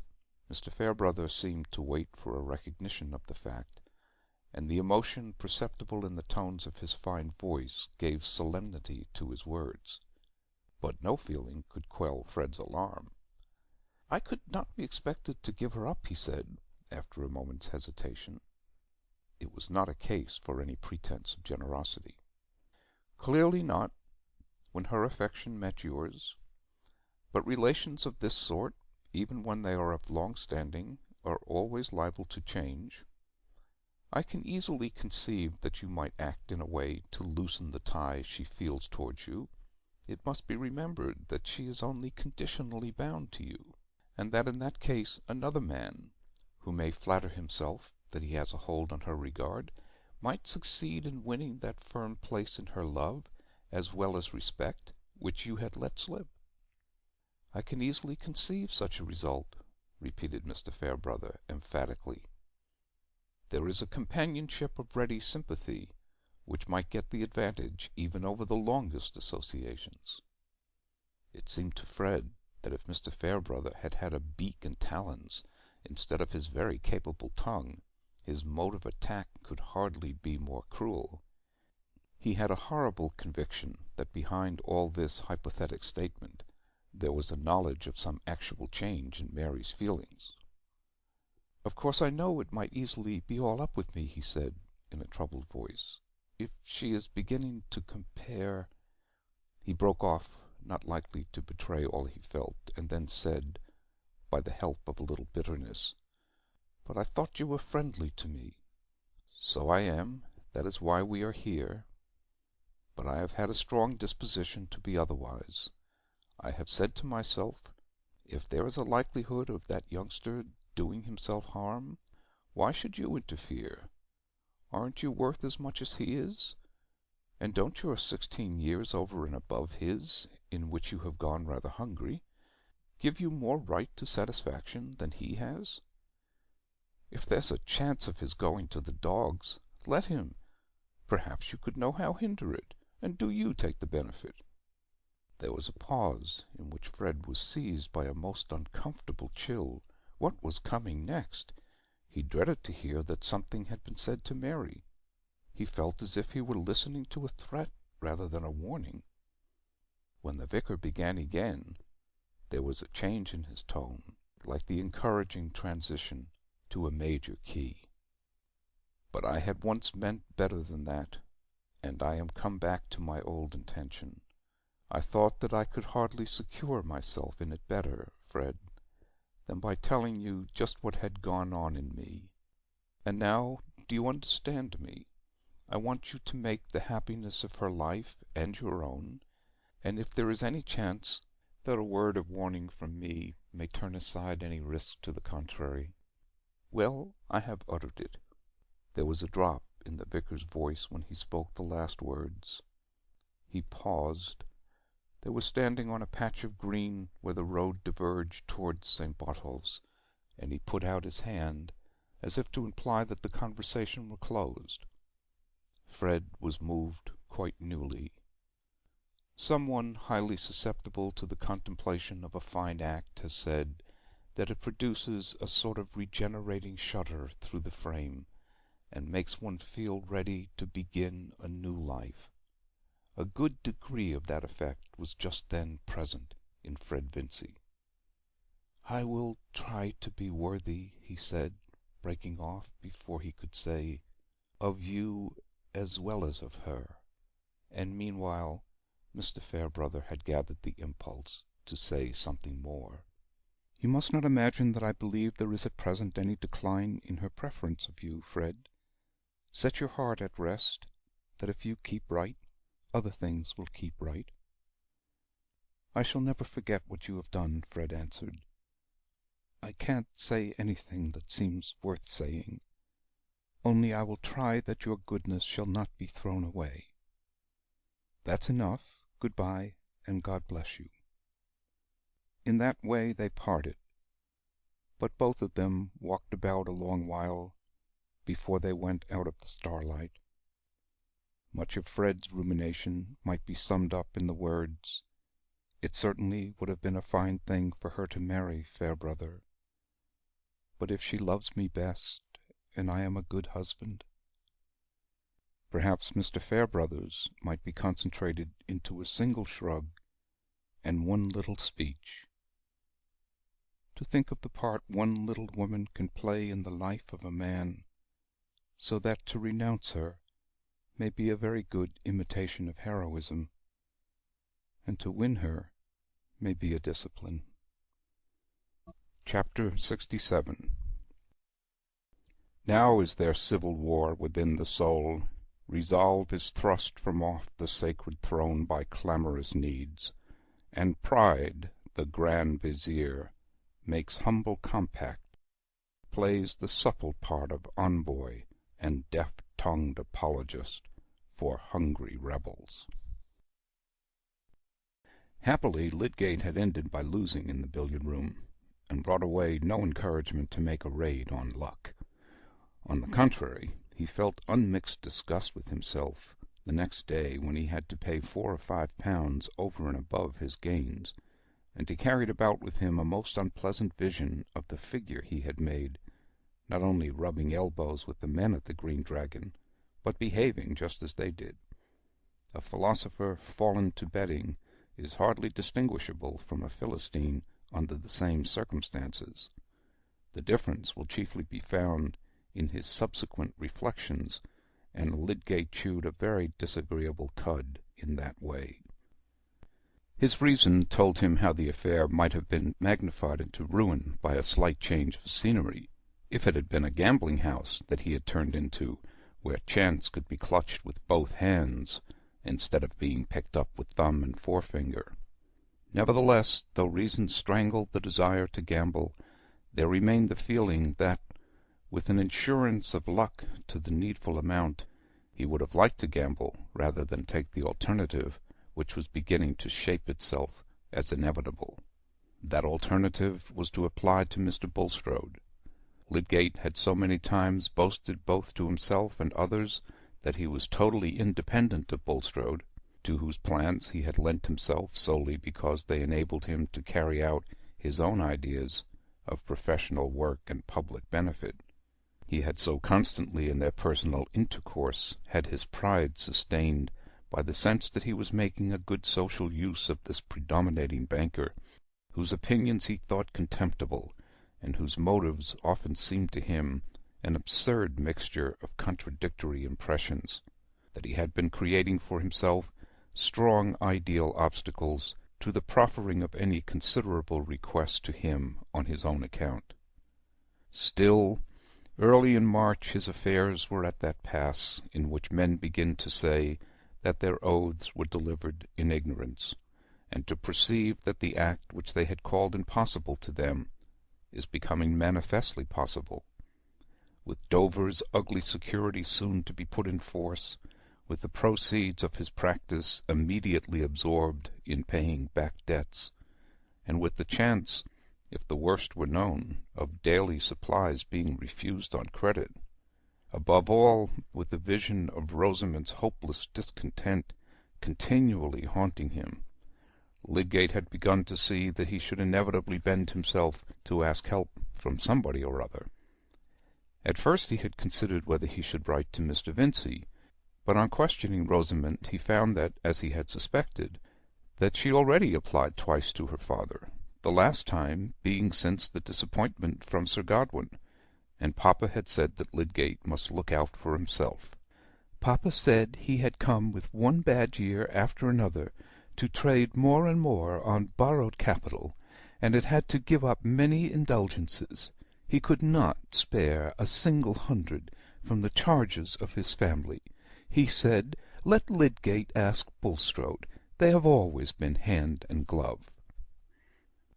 Indeed, Lydgate himself had come to the conclusion that if he must end by asking for a free loan, his relations with Bulstrode, more at least than with any other man, might take the shape of a claim which was not purely personal.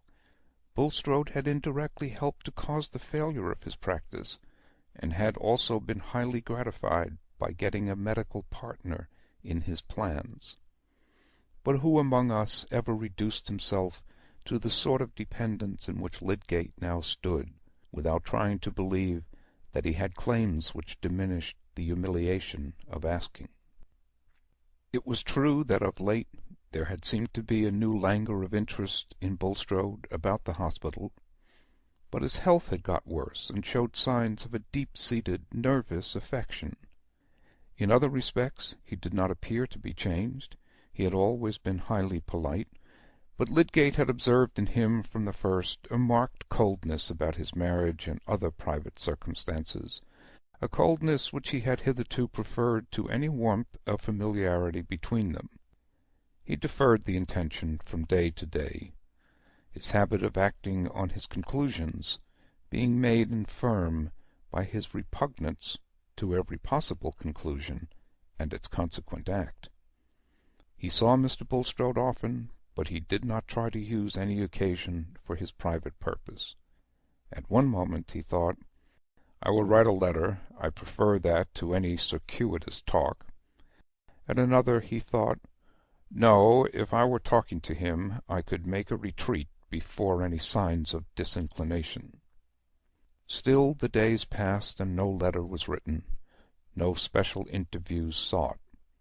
In his shrinking from the humiliation of a dependent attitude towards Bulstrode, he began to familiarize his imagination with another step even more unlike his remembered self.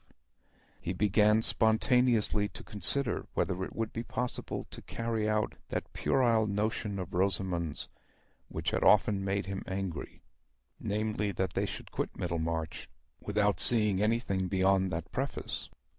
The question came, would any man buy the practice of me even now for as little as it is worth? Then the sale might happen as a necessary preparation for going away.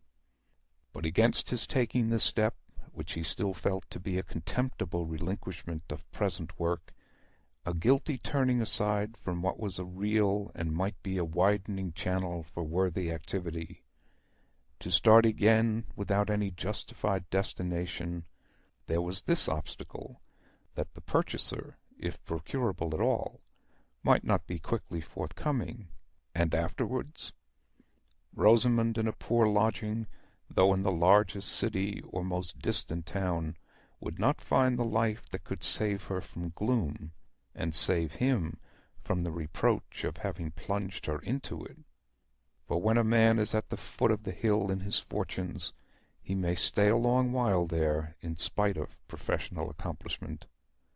In the British climate there is no incompatibility between scientific insight and furnished lodgings. The incompatibility is chiefly between scientific ambition and a wife who objects to that kind of residence. But in the midst of his hesitation opportunity came to decide him. A note from Mr. Bulstrode requested Lydgate to call on him at the bank. A hypochondriacal tendency had shown itself in the banker's constitution of late, and a lack of sleep, which was really only a slight exaggeration of an habitual dyspeptic symptom, had been dwelt on by him as a sign of threatening insanity. He wanted to consult Lydgate without delay on that particular morning, although he had nothing to tell beyond what he had told before. He listened eagerly to what Lydgate had to say in dissipation of his fears, though this too was only repetition, and this moment in which Bulstrode was receiving a medical opinion with a sense of comfort seemed to make the communication of a personal need to him easier than it had been in Lydgate's contemplation beforehand. He had been insisting that it would be well for Mr. Bulstrode to relax his attention to business. One sees how any mental strain, however slight, may affect a delicate frame, said Lydgate at that stage of the consultation when the remarks tend to pass from the personal to the general, by the deep stamp which anxiety will make for a time, even on the young and vigorous. I am naturally very strong, yet I have been thoroughly shaken lately by an accumulation of trouble. I presume that a constitution in the susceptible state in which mine at present is would be especially liable to fall a victim to cholera if it visited our district, and since its appearance near London, we may well besiege the Mercy seat for our protection, said Mr. Bulstrode, not intending to evade Lydgate's allusion, but really preoccupied with alarms about himself. You have, at all events, taken your share in using good practical precautions for the town, and that is the best mode of asking for protection, said Lydgate, with a strong distaste for the broken metaphor and bad logic of the banker's religion, somewhat increased by the apparent deafness of his sympathy. But his mind had taken up its long-prepared movement towards getting help, and was not yet arrested. He added, "The town has done well in the way of cleansing and finding appliances, and I think that if the cholera should come, even our enemies will admit that the arrangements in the new hospital are a public good." "Truly," said Mr. Bulstrode, with some coldness. "With regard to what you say, Mr. Lydgate, about the relaxation of my mental labour, I have for some time been entertaining a purpose to that effect, a purpose of a very decided character. I contemplate at least a temporary withdrawal from the management of much business, whether benevolent or commercial. Also, I think of changing my residence for a time. Probably I shall close or let the Shrubs, and take some place near the coast, under advice, of course, as to salubrity. That would be a measure which you would recommend?" "Oh yes," said Lydgate, falling backward in his chair, with ill-repressed impatience under the banker's pale, earnest eyes, and intense preoccupation with himself. "I have for some time felt that I should open this subject with you in relation to our hospital," continued Bulstrode. "Under the circumstances I have indicated, of course I must cease to have any personal share in the management, and it is contrary to my views of responsibility to continue a large application of means to an institution which I cannot watch over and to some extent regulate. I shall therefore, in case of my ultimate decision to leave Middlemarch, consider that I withdraw other support to the new hospital than that which will subsist in the fact that I chiefly supplied the expenses of building it, and have contributed further large sums to its successful working."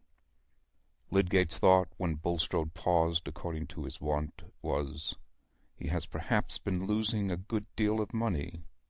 This was the most plausible explanation of a speech which had caused rather a startling change in his expectations. He said in reply, "The loss to the hospital can hardly be made up, I fear." "Hardly," returned Bulstrode, in the same deliberate silvery tone, "except by some changes of plan. The only person who may be certainly counted on as willing to increase her contributions is Mrs. Casaubon. I have had an interview with her on the subject, and I have pointed out to her, as I am about to do to you, that it will be desirable to win a more general support to the new hospital by a change of system." Another pause, but Lydgate did not speak. "The change I mean is an amalgamation with the infirmary, so that the new hospital shall be regarded as a special addition to the elder institution, having the same directing board. It will be necessary also that the medical management of the two shall be combined. In this way any difficulty as to the adequate maintenance of our new establishment will be removed. The benevolent interests of the town will cease to be divided." Mr. Bulstrode had lowered his eyes from Lydgate's face to the buttons of his coat as he again paused. "No doubt that is a good device as to ways and means," said Lydgate with an edge of irony in his tone. "But I can't be expected to rejoice in it at once, since one of the first results will be that the other medical men will upset or interrupt my methods, if it were only because they are mine. I myself, as you know, Mr. Lydgate, highly valued the opportunity of new and independent procedure which you have diligently employed. The original plan, I confess, was one which I had much at heart, under submission to the divine will. But since providential indications demand a renunciation from me, I renounce." Bulstrode showed a rather exasperating ability in this conversation. The broken metaphor and bad logic of motive which had stirred his hearer's contempt were quite consistent with the mode of putting the facts, which made it difficult for Lydgate to vent his own indignation and disappointment. After some rapid reflection, he only asked, "What did Mrs. Casaubon say?" "That was the further statement which I wished to make to you," said Bulstrode, who had thoroughly prepared his ministerial explanation. "She is, you are aware, a woman of most beneficent disposition, and happily in possession, not I presume of great wealth, but of funds which she can well spare. She has informed me that though she had destined the chief part of those funds to another purpose, she is willing to consider whether she cannot fully take my place in relation to the hospital. But she wishes for ample time to mature her thoughts on the subject, and I have told her that there is no need for haste, that in fact my own plans are not yet absolute." Lydgate was ready to say, "If Mrs. Casaubon would take your place, there would be gain instead of loss." But there was still a weight on his mind which arrested this cheerful candour. He replied, "I suppose, then, that I may enter into the subject with Mrs. Casaubon." "Precisely. That is what she expressly desires. Her decision, she says, will much depend on what you can tell her, but not at present. She is, I believe, just set out on a journey. I have her letter here," said Mr. Bulstrode, drawing it out and reading from it. "I am immediately otherwise engaged," she says. "I am going into Yorkshire with Sir James and Lady Chetham, and the conclusions I come to about some land which I am to see there may affect my power of contributing to the hospital." "Thus, Mr. Lydgate, there is no haste necessary in this matter, but I wish to apprise you beforehand of what may possibly occur." Mr. Bulstrode returned the letter to his side pocket, and changed his attitude as if his business were closed. Lydgate, whose renewed hope about the hospital only made him more conscious of the facts which poisoned his hope, felt that his effort after help, if made at all, must be made now, and vigorously. "I am much obliged to you for giving me full notice," he said, with firm intention in his tone, yet with an interruptedness in his delivery which showed that he spoke unwillingly.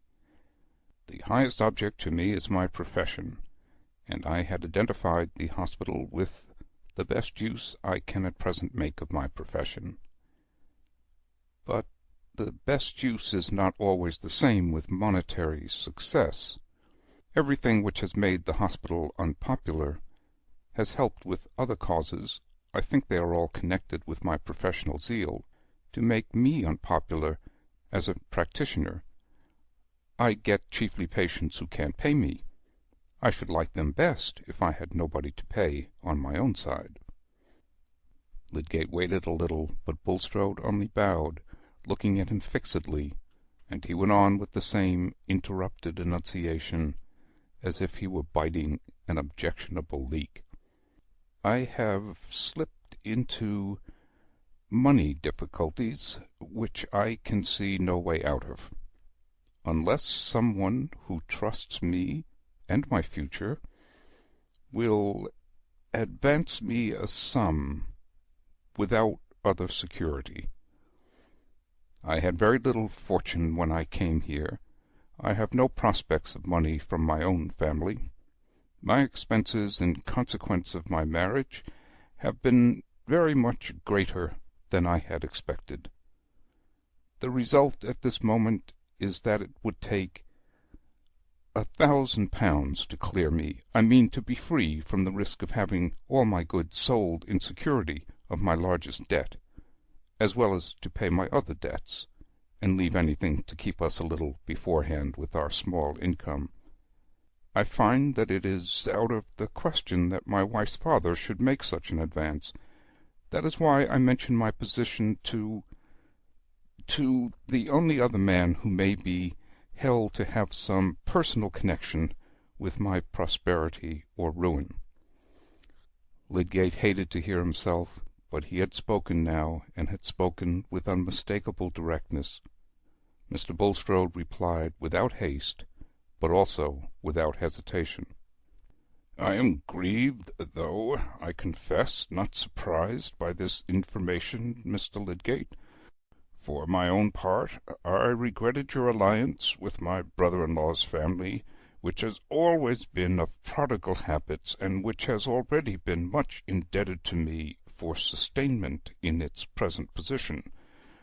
My advice to you, Mr. Lydgate, would be that instead of involving yourself in further obligations and continuing a doubtful struggle, you should simply become a bankrupt." "That would not improve my position," said Lydgate, rising and speaking bitterly, "even if it were a more agreeable thing in itself." "It is always a trial," said Mr. Bulstrode, "but trial, my dear sir, is our portion here, and is a needed corrective. I recommend you to weigh the advice I have given." "Thank you," said Lydgate, not quite knowing what he said. "I have occupied you too long. Good day." Chapter 68. What suit of grace hath virtue to put on, if vice shall wear us good, and do us well?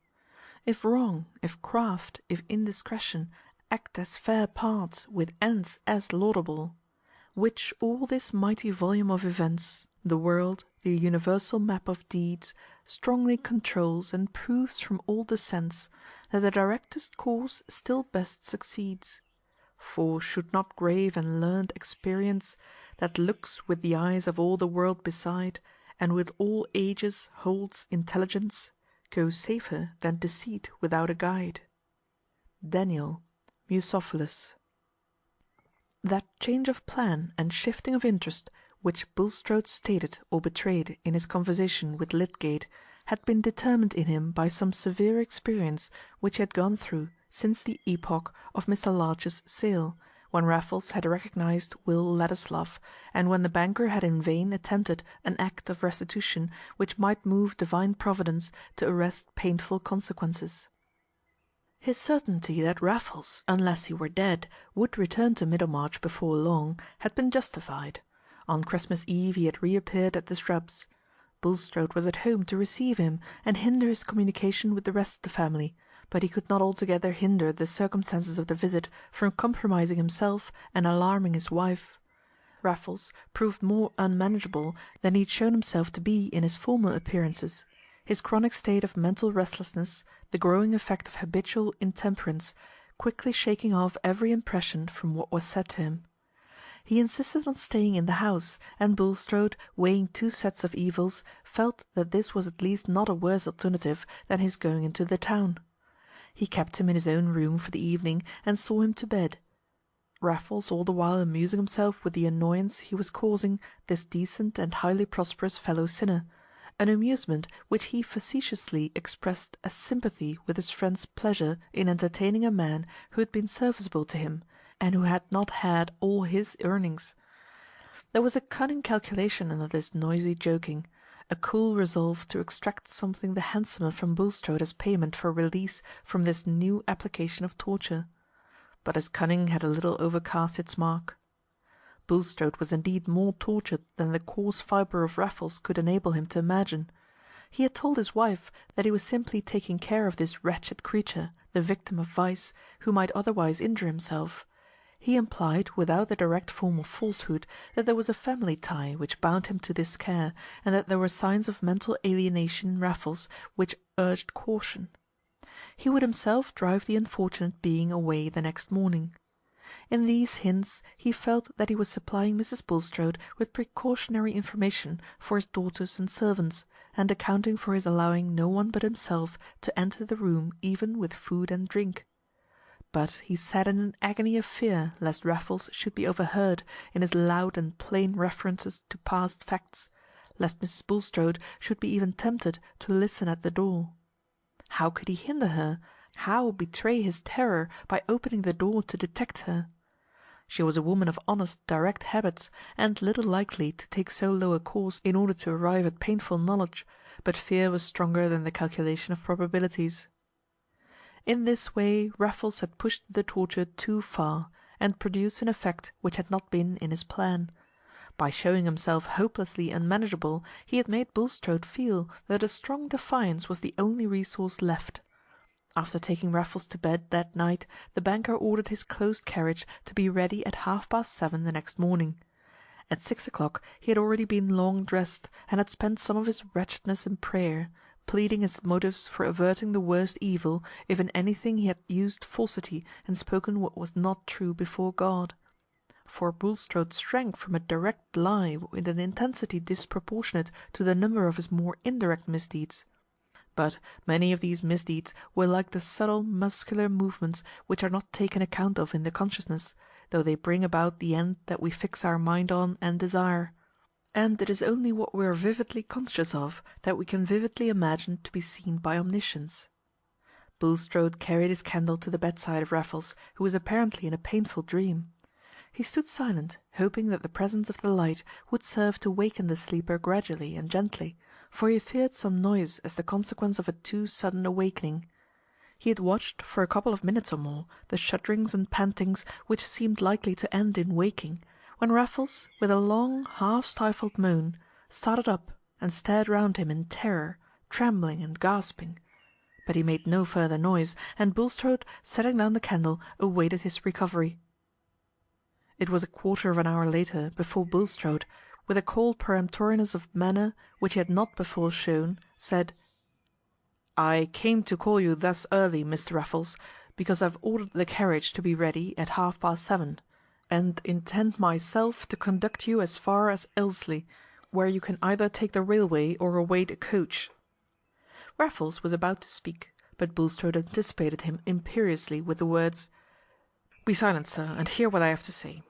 I shall supply you with money now, and I will furnish you with a reasonable sum from time to time, on your application to me by letter.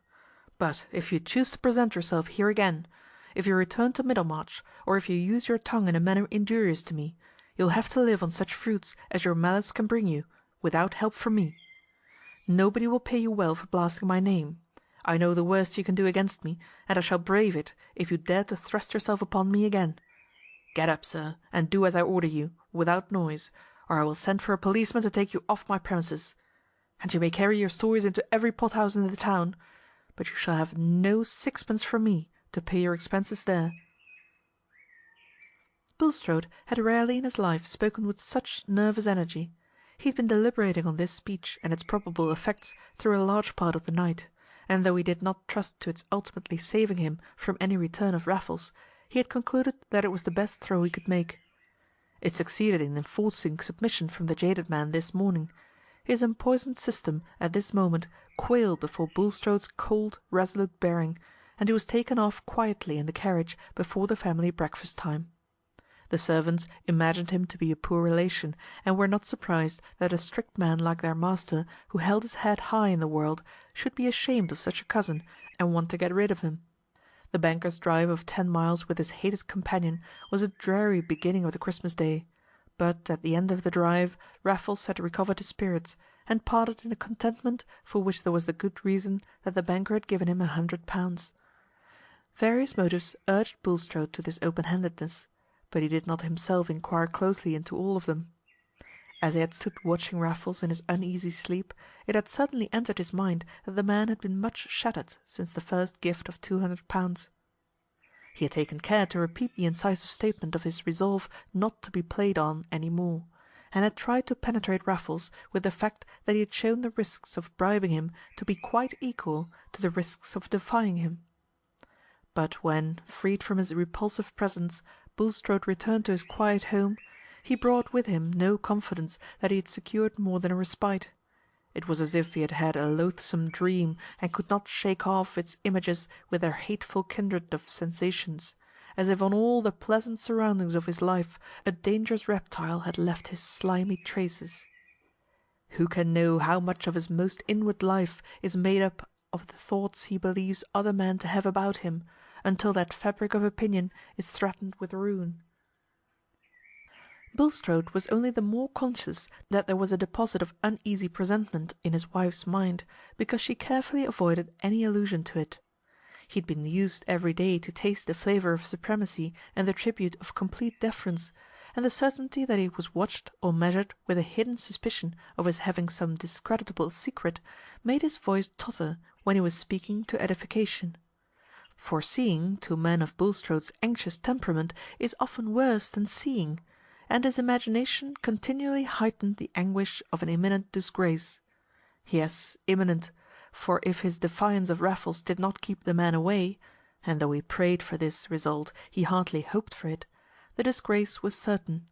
In vain he said to himself that, if permitted, it would be a divine visitation, a chastisement, a preparation. He recoiled from the imagined burning, and he judged that it must be more for the divine glory that he should escape dishonour. That recoil had at last urged him to make preparations for quitting Middlemarch. If evil truth must be reported of him, he would then be at a less scorching distance from the contempt of his old neighbours, and in a new scene where his life would not have gathered the same wide sensibility, the tormentor, if he pursued him, would be less formidable. To leave the place finally would, he knew, be extremely painful to his wife, and on other grounds he would have preferred to stay where he had struck root. Hence he made his preparations at first in a conditional way, wishing to leave on all sides an opening for his return after brief absence, if any favourable intervention of Providence should dissipate his fears. He was preparing to transfer his management of the bank, and to give up any active control of other commercial affairs in the neighbourhood, on the ground of his failing health, but without excluding his future resumption of such work. The measure would cause him some added expense and some diminution of income beyond what he had already undergone from the general depression of trade, and the hospital presented itself as a principal object of outlay on which he could fairly economize. This was the experience which had determined his conversation with Lydgate, but at this time his arrangements had most of them gone no farther than a stage at which he could recall them if they proved to be unnecessary. He continually deferred the final steps, in the midst of his fears, like many a man who is in danger of shipwreck or of being dashed from his carriage by runaway horses. He had a clinging impression that something would happen to hinder the worst, and that to spoil his life by a late transplantation might be over-hasty, especially since it was difficult to account satisfactorily to his wife for the project of their indefinite exile from the only place where she would like to live.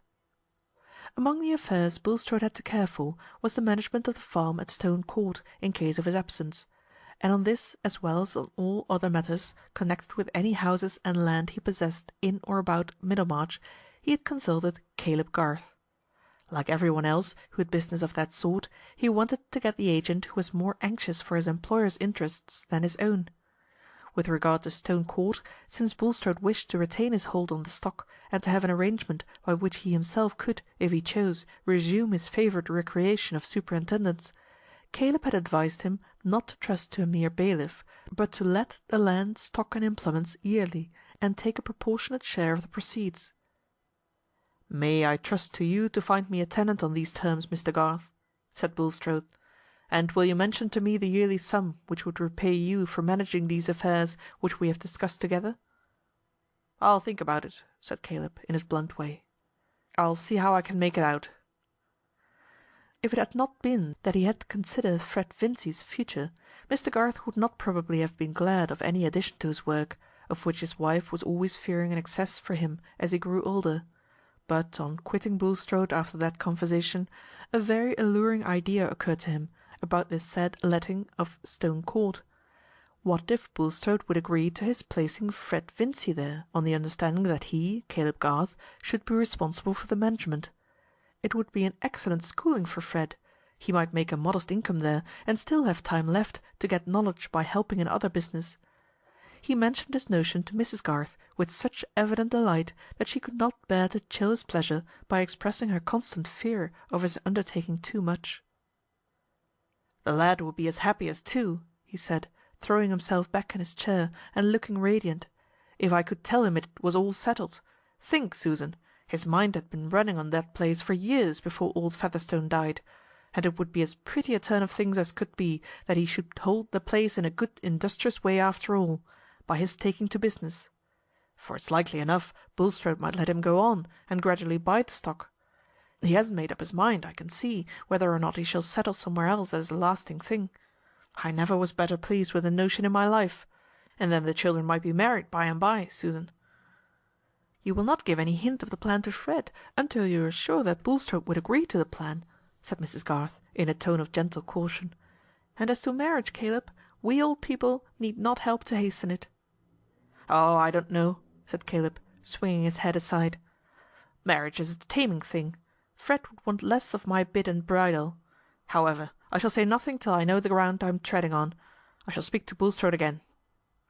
He took his earliest opportunity of doing so. Bulstrode had anything but a warm interest in his nephew Fred Vincey, but he had a strong wish to secure Mr. Garth's services on many scattered points of business at which he was sure to be a considerable loser if they were under less conscientious management. On that ground he made no objection to Mr. Garth's proposal, and there was also another reason why he was not sorry to give a consent which was to benefit one of the Vincey family. It was that Mrs. Bulstrode, having heard of Lydgate's deaths, had been anxious to know whether her husband could not do something for poor Rosamond, and had been much troubled on learning from him that Lydgate's affairs were not easily remediable, and that the wisest plan was to let them take their course. Mrs. Bulstrode had then said for the first time, "I think you are always a little hard towards my family, Nicholas, and I am sure I have no reason to deny any of my relatives. Too worldly they may be, but no one ever had to say that they were not respectable."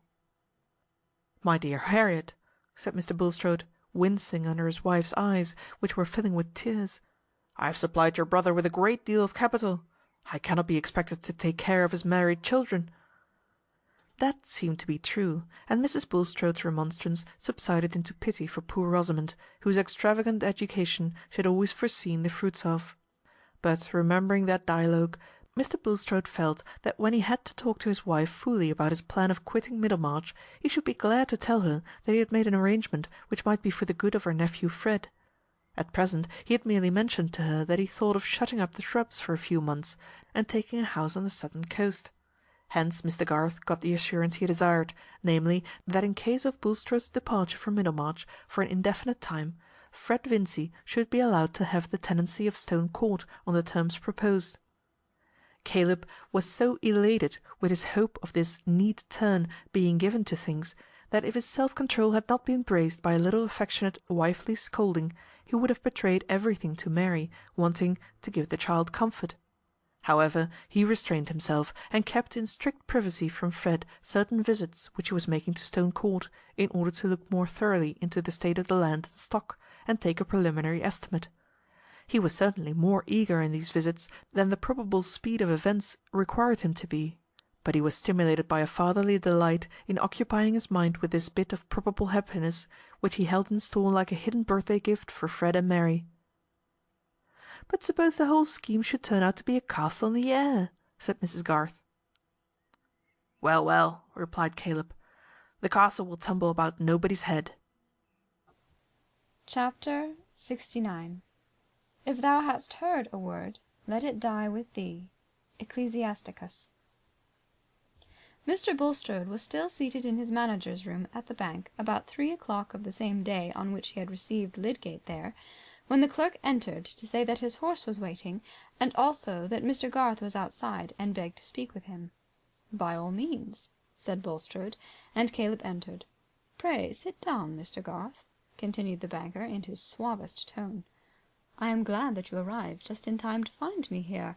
I know you count your minutes." "Oh," said Caleb gently, with a slow swing of his head on one side, as he seated himself and laid his hat on the floor. He looked at the ground, leaning forward and letting his long fingers droop between his legs, while each finger moved in succession, as if it were sharing some thought which filled his large, quiet brow. Mr. Bulstrode, like everyone else who knew Caleb, was used to his slowness in beginning to speak on any topic which he felt to be important, and rather expected that he was about to recur to the buying of some houses in Blindman's Court, for the sake of pulling them down, as a sacrifice of property which would be well repaid by the influx of air and light on that spot. It was by propositions of this kind that Caleb was sometimes troublesome to his employers, but he had usually found Bulstrode ready to meet him in projects of improvement, and they had got on well together. When he spoke again, however, it was to say, in rather a subdued voice, "I have just come away from Stone Court, Mr. Bulstrode." "You found nothing wrong there, I hope?" said the banker. "I was there myself yesterday. Abel has done well with the lambs this year." "Why, yes," said Caleb, looking up gravely. "There is something wrong.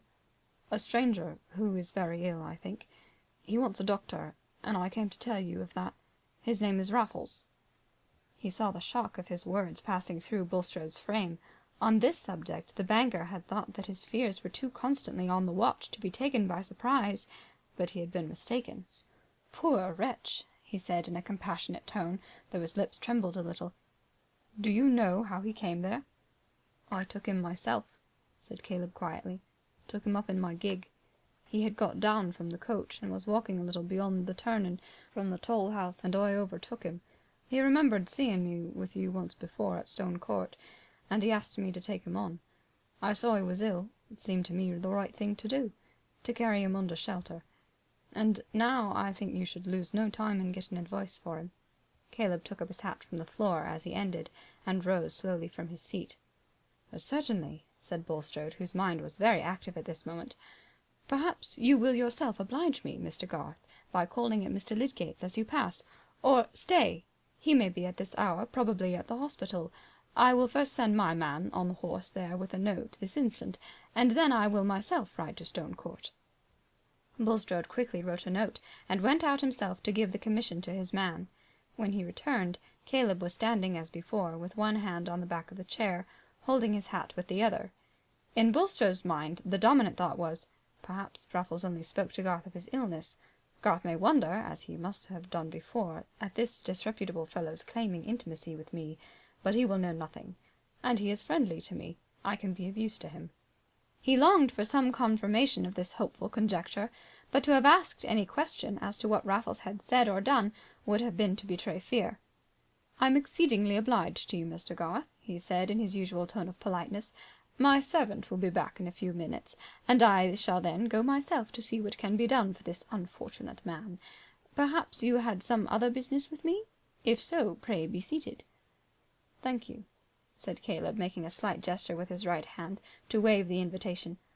"I wish to say, Mr. Bulstrode, that I must request you to put your business into some other hands than mine. I am obliged to you for your handsome way of meeting me, about the letting of Stone Court and all other businesses, but I must give it up." A sharp certainty entered like a stab into Bulstrode's soul. "This is sudden, Mr. Garth," was all he could say at first. "It is," said Caleb, "but it is quite fixed. I must give it up." He spoke with a firmness which was very gentle, and yet he could see that Bulstrode seemed to cower under that gentleness, his face looking dried and his eyes swerving away from the glance which rested on him. Caleb felt a deep pity for him, but he could have used no pretext to account for his resolve, even if they would have been of any use. You have been led to this, I apprehend, by some slanders concerning me uttered by that unhappy creature?" said Bulstrode, anxious now to know the utmost. "That is true. I can't deny that I act upon what I heard from him." "You are a conscientious man, Mr. Garth. A man, I trust, who feels himself accountable to God. You would not wish to injure me by being too ready to believe a slander," said Bulstrode, casting about for pleas that might be adapted to his hearer's mind. "That is a poor reason for giving up a connection which I think I may say will be mutually beneficial." "I would injure no man if I could help it," said Caleb, "even if I thought God winked at it. I hope I should have a feeling for my fellow creature. But, sir, I am obliged to believe that this Raffles has told me the truth, and I can't be happy working with you or profiting by you. It hurts my mind. I must beg you to seek another agent." "Very well, Mr. Garth. But I must at least claim to know the worst that he has told you. I must know what is the foul speech that I am liable to be the victim of," said Bulstrode, a certain amount of anger beginning to mingle with his humiliation before this quiet man who renounced his benefits. "That's needless," said Caleb, waving his hand, bowing his head slightly, and not swerving from the tone which had in it the merciful intention to spare this pitiable man. "What he has said to me will never pass from my lips, unless something now unknown forces it from me. If you led a harmful life for gain, and kept others out of their rights by deceit to get more for yourself, I dare say you repent. You would like to go back, and can't, and that must be a bitter thing." Caleb paused a moment and shook his head. "It is not for me to make your life harder for you." "But you do! You do make it harder to me," said Bulstrode, constrained into a genuine pleading cry. "You make it harder to me by turning your back on me." "That I'm forced to do," said Caleb, still more gently, lifting up his hand. "I am sorry. I don't judge you and say he is wicked and I am righteous. God forbid. I don't know everything. A man may do wrong, and his will may rise clear out of it, though he can't get his life clear. That's a bad punishment. If it is so with you, well, I'm very sorry for you.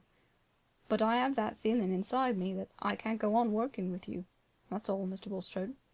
Everything else is buried, as far as my will goes, and I wish you good day." "One moment, Mr. Garth," said Bulstrode hurriedly.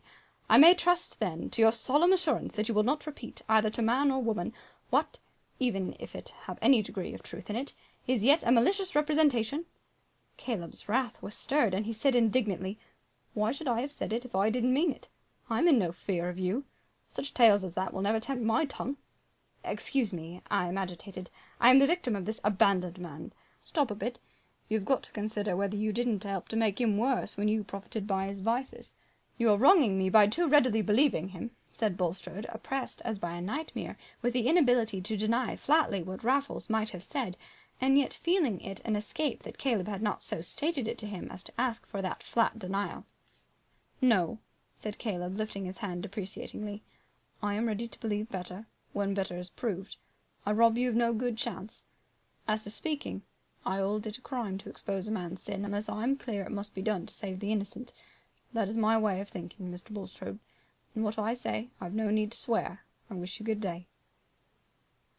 Some hours later, when he was at home, Caleb said to his wife, incidentally, that he had had some little differences with Bulstrode, and that in consequence he had given up all notion of taking Stone Court, and indeed had resigned doing further business for him. "He was disposed to interfere too much, was he?" said Mrs. Garth, imagining that her husband had been touched on his sensitive point, and not been allowed to do what he thought right as to the materials and modes of work. "Oh," said Caleb, bowing his head and waving his hand gravely, and Mrs. Garth knew that this was a sign of his not intending to speak further on the subject.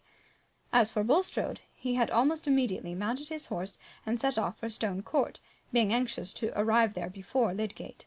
His mind was crowded with images and conjectures which were a language to his hopes and fears, just as we hear tones from the vibrations which shake our whole system. The deep humiliation with which he had winced under Caleb Garth's knowledge of his past and rejection of his patronage alternated with and almost gave way to the sense of safety in the fact that Garth and no other had been the man to whom Raffles had spoken. It seemed to him a sort of earnest that Providence intended his rescue from worse consequences, the way being thus left open for the hope of secrecy. That Raffles should be afflicted with illness, that he should have been led to Stone Court rather than elsewhere, Bulstrode's heart fluttered at the vision of probabilities which these events conjured up.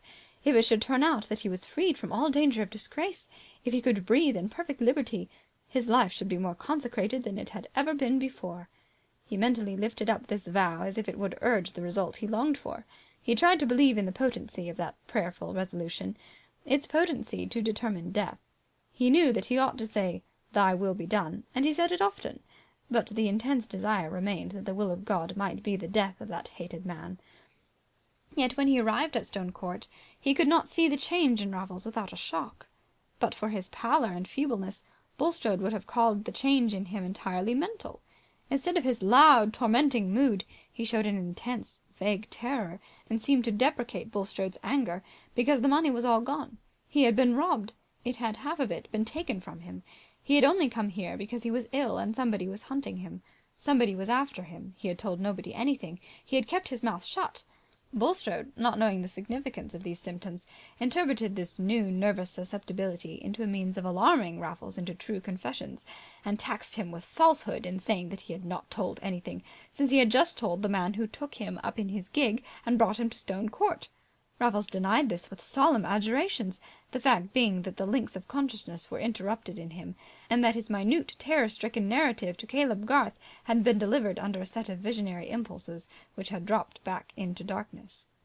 Bulstrode's heart sank again at this sign that he could get no grasp over the wretched man's mind, and that no word of Raffles could be trusted as to the fact which he almost wanted to know, namely, whether or not he had really kept silence to everyone in the neighbourhood except Caleb Garth.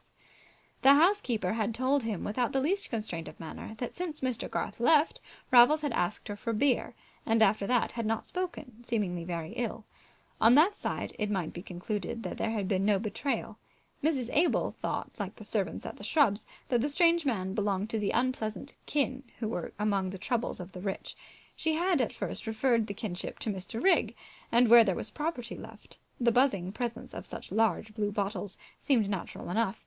But how he could be kin to Bulstrode as well was not so clear, but Mrs. Abel agreed with her husband that there was no knowing, a proposition which had a great deal of mental food for her, so that she shook her head over it without further speculation. In less than an hour Lydgate arrived.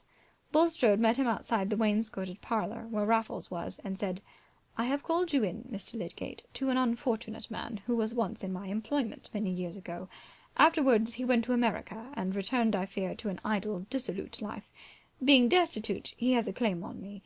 He was slightly connected with Rigg, the former owner of this place, and in consequence found his way here.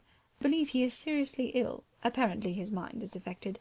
I feel bound to do the utmost for him." Lydgate, who had the remembrance of his last conversation with Bulstrode strongly upon him, was not disposed to say any unnecessary word to him, and bowed slightly in answer to this account. But just before entering the room he turned automatically and said, "What is his name?" To know names being as much part of the medical man's accomplishment as of the practical politician's. "Raffles. John Raffles," said Bulstrode, who hoped that whatever became of Raffles, Lydgate would never know any more of him. When he had thoroughly examined and considered the patient, Lydgate ordered that he should go to bed, and be kept there in as complete quiet as possible, and then went with Bulstrode into another room. "It is a serious case, I apprehend?" said the banker before Lydgate began to speak. "No, and yes," said Lydgate half dubiously. "It is difficult to decide as to the possible effect of long-standing complications, but the man had a robust constitution to begin with. I should not expect this attack to be fatal, though of course the system is in a ticklish state. He should be well watched and attended to." "I will remain here myself," said Bulstrode. "Mrs. Abel and her husband are inexperienced. I can easily remain here for the night, if you will oblige me by taking a note for Mrs. Bulstrode." "I should think that is hardly necessary," said Lydgate. "He seems tame and terrified enough.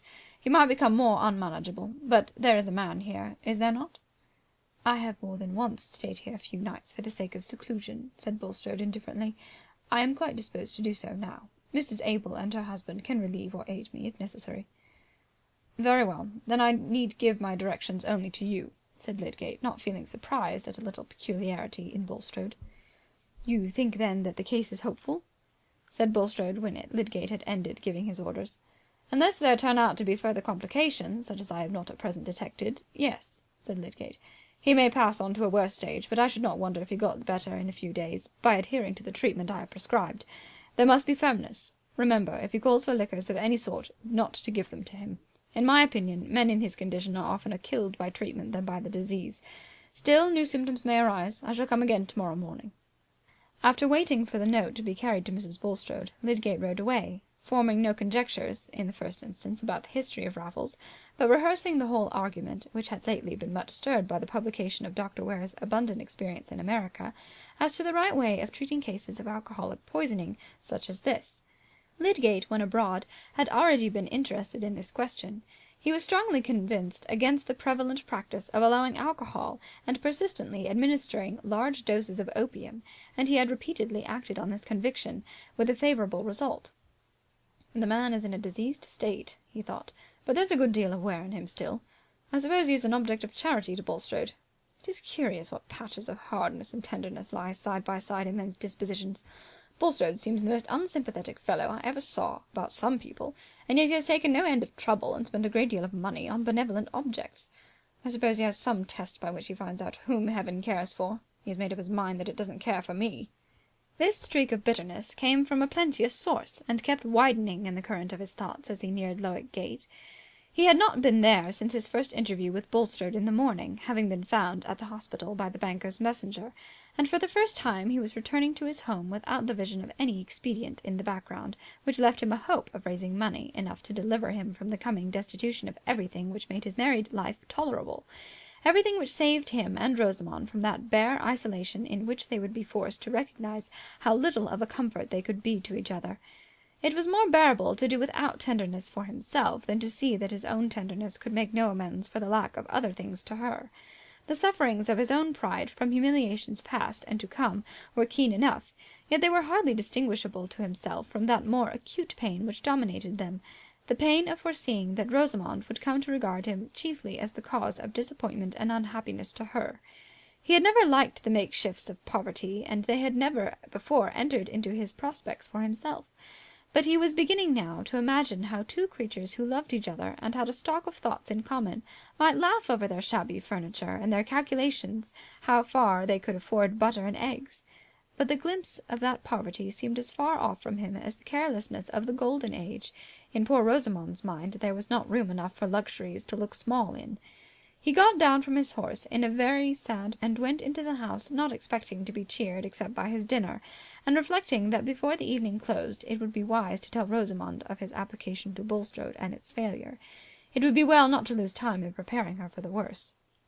But his dinner waited long for him before he was able to eat it, for on entering he found that Dover's agent had already put a man in the house, and when he asked where Mrs. Lydgate was he was told that she was in her bedroom. He went up and found her stretched on the bed, pale and silent, without an answer even in her face to any word or look of his. He sat down by the bed, and leaning over her, said, with almost a cry of prayer, "Forgive me for this misery, my poor Rosamond, but let us only love one another." She looked at him silently, still with the blank stare on her face. But then the tears began to fill her blue eyes, and her lip trembled. The strong man had had too much to bear that day. He let his head fall beside hers and sobbed. He did not hinder her from going to her father early in the morning. It seemed now that he ought not to hinder her from doing as she pleased. In half an hour she came back, and said that papa and mamma wished her to go and stay with them while things were in this miserable state. Papa said he could do nothing about the debt. If he paid this there would be half a dozen more. She had better come back home again till Lydgate had got a comfortable home for her. "Do you object, Tertius?" "Do as you like," said Lydgate, "but things are not coming to a crisis immediately. There is no hurry." "I should not go till tomorrow," said Rosamond. "I shall want to pack my clothes." "Oh, I would wait a little longer than tomorrow.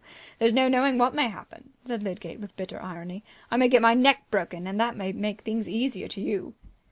It was Lydgate's misfortune, and Rosamond's too, that his tenderness towards her, which was both an emotional prompting and a well-considered resolve, was inevitably interrupted by these outbursts of indignation, either ironical or remonstrant. She thought them totally unwarranted, and the repulsion which this exceptional severity excited in her was in danger of making the more persistent tenderness unacceptable. "I see you do not wish me to go," she said with chill mildness. "Why can you not say so without that kind of violence? I shall stay until you request me to do otherwise."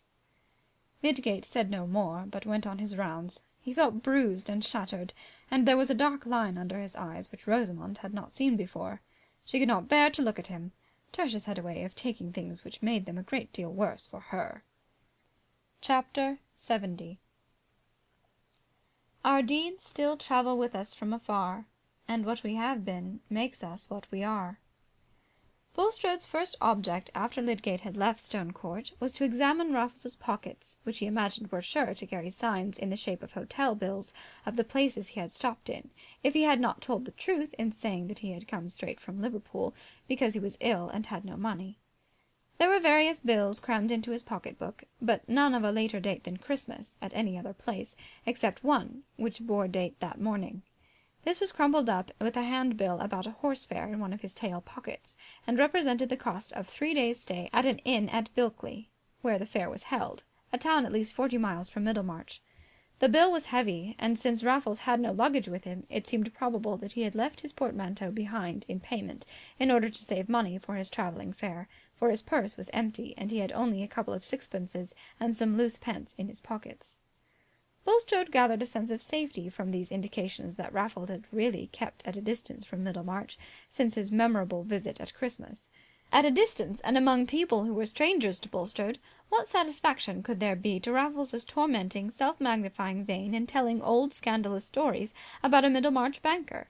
And what harm if he did talk? The chief point now was to keep watch over him as long as there was any danger of that intelligible raving, that unaccountable impulse to tell, which seemed to have acted towards Caleb Garth, and Bulstrode felt much anxiety lest some such impulse should come over him at the sight of Lydgate. He sat up alone with him through the night, only ordering the housekeeper to lie down in her clothes, so as to be ready when he called her, alleging his own indisposition to sleep, and his anxiety to carry out the doctor's orders. He did carry them out faithfully, although Raffles was incessantly asking for brandy, and declaring that he was sinking away, that the earth was sinking away from under him. He was restless and sleepless, but still quailing and manageable. On the offer of the food ordered by Lydgate, which he refused, and the denial of other things which he demanded, he seemed to concentrate all his terror on Bulstrode, imploringly deprecating his anger, his revenge on him by starvation, and declaring with strong oaths that he had never told any mortal a word against him. Even this Bulstrode felt that he could not have liked Lydgate to hear, but a more alarming sign of fitful alteration in his delirium was, that in the morning twilight Raffles suddenly seemed to imagine a doctor present, addressing him and declaring that Bulstrode wanted to starve him to death out of revenge for telling, when he never had told. Bulstrode's native imperiousness and strength of determination served him well. This delicate-looking man, himself nervously perturbed, found the needed stimulus in his strenuous circumstances, and through that difficult night and morning, while he had the air of an animated corpse, returned to movement without warmth, holding the mastery by its chill impassibility, his mind was intensely at work, thinking of what he had to guard against and what would win him security. Whatever prayers he might lift up, whatever statements he might inwardly make of this man's wretched spiritual condition, and the duty he himself was under to submit to the punishment divinely appointed for him rather than to wish for evil to another, through all this effort to condense words into a solid mental state, there pierced and spread with irresistible vividness the images of the events he desired, and in the train of those images came their apology. He could not but see the death of Raffles, and see it in his own deliverance. What was the removal of this wretched creature? He was impenitent. But were not public criminals impenitent? Yet the law decided on their fate. Should Providence in this case award death, there was no sin in contemplating death as the desirable issue, if he kept his hands from hastening it, if he scrupulously did what was prescribed. Even here there might be a mistake. Human perceptions were fallible things. Lydgate had said that treatment had hastened death. Why not his own method of treatment? But, of course, intention was everything in the question of right and wrong. And Bulstrode set himself to keep his intention separate from his desire. He inwardly declared that he intended to obey orders. Why should he have got into any argument about the validity of these orders? It was only the common trick of desire, which avails itself of any irrelevant scepticism, finding larger room for itself in all uncertainty about effects, in every obscurity that looks like the absence of law. Still, he did obey the orders. His anxieties continually glanced toward Lydgate, and his remembrance of what had taken place between them the morning before was accompanied with sensibilities which had not been roused at all during the actual scene. He had then cared but little about Lydgate's painful impressions with regard to the suggested change in the hospital, or about the disposition towards himself which what he held to be his justifiable refusal of a rather exorbitant request might call forth. He recurred to the scene now with a perception that he had probably made Lydgate his enemy, and with an awakened desire to propitiate him, or rather to create in him a strong sense of personal obligation. He regretted that he had not at once made even an unreasonable money sacrifice, for, in case of unpleasant suspicions, or even knowledge gathered from the raving Raffles, Bulstrode would have felt that he had a defence in Lydgate's mind by having conferred a momentous benefit on him. But the regret had perhaps come too late. Strange, piteous conflict in the soul of this unhappy man, who had longed for years to be better than he was, who had taken his selfish passions into discipline and clad them in severe robes, so that he had walked with them as a devout choir, till now that a terror had risen among them, and they could chant no longer, but threw out their common cries for safety. It was nearly the middle of the day before Lydgate arrived. He had meant to come earlier, but had been detained, he said, and his shattered looks were noticed by Bulstrode. But he immediately threw himself into the consideration of the patient, and inquired strictly into all that had occurred. Raffles was worse, would take hardly any food, was persistently wakeful and restlessly raving, but still not violent. Contrary to Bulstrode's alarmed expectation, he took little notice of Lydgate's presence, and continued to talk or murmur incoherently. "What do you think of him?" said Bulstrode in private. "The symptoms are worse." "You are less hopeful?" "No, I think he may still come round. Are you going to stay here yourself?" said Lydgate, looking at Bulstrode with an abrupt question, which made him uneasy, though in reality it was not due to any suspicious conjecture. "Yes, I think so," said Bulstrode, governing himself, and speaking with deliberation. "Mrs. Bulstrode is advised of the reasons which detain me. Mrs. Abel and her husband are not experienced enough to be left quite alone, and this kind of responsibility is scarcely included in their service of me. You have some fresh instructions, I presume?" The chief new instruction that Lydgate had given was the administration of extremely moderate doses of opium in case of the sleeplessness continuing after several hours. He had taken the precaution of bringing opium in his pocket, and he gave minute directions to Bulstrode as to the doses and the point at which they should cease. He insisted on the risk of not ceasing, and repeated his order that no alcohol should be given. "From what I see of the case," he ended, "narcotism is the only thing I should be much afraid of. He may wear through even without much food. There's a good deal of strength in him." "You look ill yourself, Mr. Lydgate. A most unusual, I may say unprecedented thing in my knowledge of you," said Bulstrode, showing a solicitude as unlike his indifference the day before as his present recklessness about his own fatigue was unlike his habitual self-cherishing anxiety. "I fear you are harassed." "Yes, I am," said Lydgate brusquely, holding his hat and ready to go. "Something new, I fear," said Bulstrode. "Pray you be seated." "No, thank you," said Lydgate with some hot air. "I mentioned to you yesterday what was the state of my affairs. There is nothing to add except that the execution has since been actually put into my house. One can tell a good deal of trouble in a short sentence. I will say good morning." "Stay, Mr. Lydgate, stay," said Bulstrode. "I have been reconsidering this subject. I was yesterday taken by surprise and saw it superficially. Mrs. Bulstrode is anxious for her niece, and I myself should grieve at a calamitous change in your position. Claims on me are numerous, but on reconsideration I esteem it right that I should incur a small sacrifice rather than leave you unaided. You said, I think, that £1,000 would suffice entirely to free you from your burdens and enable you to recover firm stand?" "Yes," said Lydgate, a great leap of joy within him surmounting every other feeling. "That would pay all my debts, and leave me a little on hand. I could set about economizing our way of living, and by my practice might look up. If you will wait a moment, Mr. Lydgate, I will draw a cheque to that amount. I am aware that help, to be effectual in these cases, should be thorough." While Bulstrode wrote, Lydgate turned to the window, thinking of his home, thinking of his life with its good start saved from frustration, its good purposes still unbroken. "You can give me a note of hand for this, Mr. Lydgate," said the banker, advancing towards him with the cheque, "and by, I hope, you may be in circumstances gradually to repay me. Meanwhile, I have the pleasure in thinking that you will be released from further difficulty." "I am deeply obliged to you," said Lydgate. "You have restored to me the prospect of working with some happiness and some chance of good." It appeared to him a very natural movement in Bulstrode that he should have reconsidered his refusal. It corresponded with the more munificent side of his character. But as he put his hack into a canter, that he might get the sooner home and tell the good news to Rosamond, and get cash at the bank to pay over to Dover's agent, there crossed his mind, with an unpleasant impression as from a dark-winged flight of evil augury across his vision, the thought of that contrast in himself which a few months had brought. That he should be overjoyed at being under a strong personal obligation. That he should be overjoyed at getting money for himself from Bulstrode. The banker felt that he had done something to nullify one cause of uneasiness, and yet he was scarcely the easier. He did not measure the quantity of diseased motive which had made him wish for Lydgate's goodwill, but the quantity was none the less actively there, like an irritating agent in his blood. A man vows, and yet will not cast away the means of breaking his vow. Is it that he distinctly means to break it? Not at all. But the desires which tend to break it are at work in him dimly, and make their way into his imagination, and relax his muscles in the very movement when he is telling himself over again the reasons for his vow. Raffles, recovering quickly, returning to the free use of his odious powers, how could Bulstrode wish for that? Raffles dead was the image that brought release, and indirectly he prayed for that way of release, beseeching that, if it were possible, the rest of his days here below be freed from the threat of that ignominy which would break him utterly as an instrument of God's service.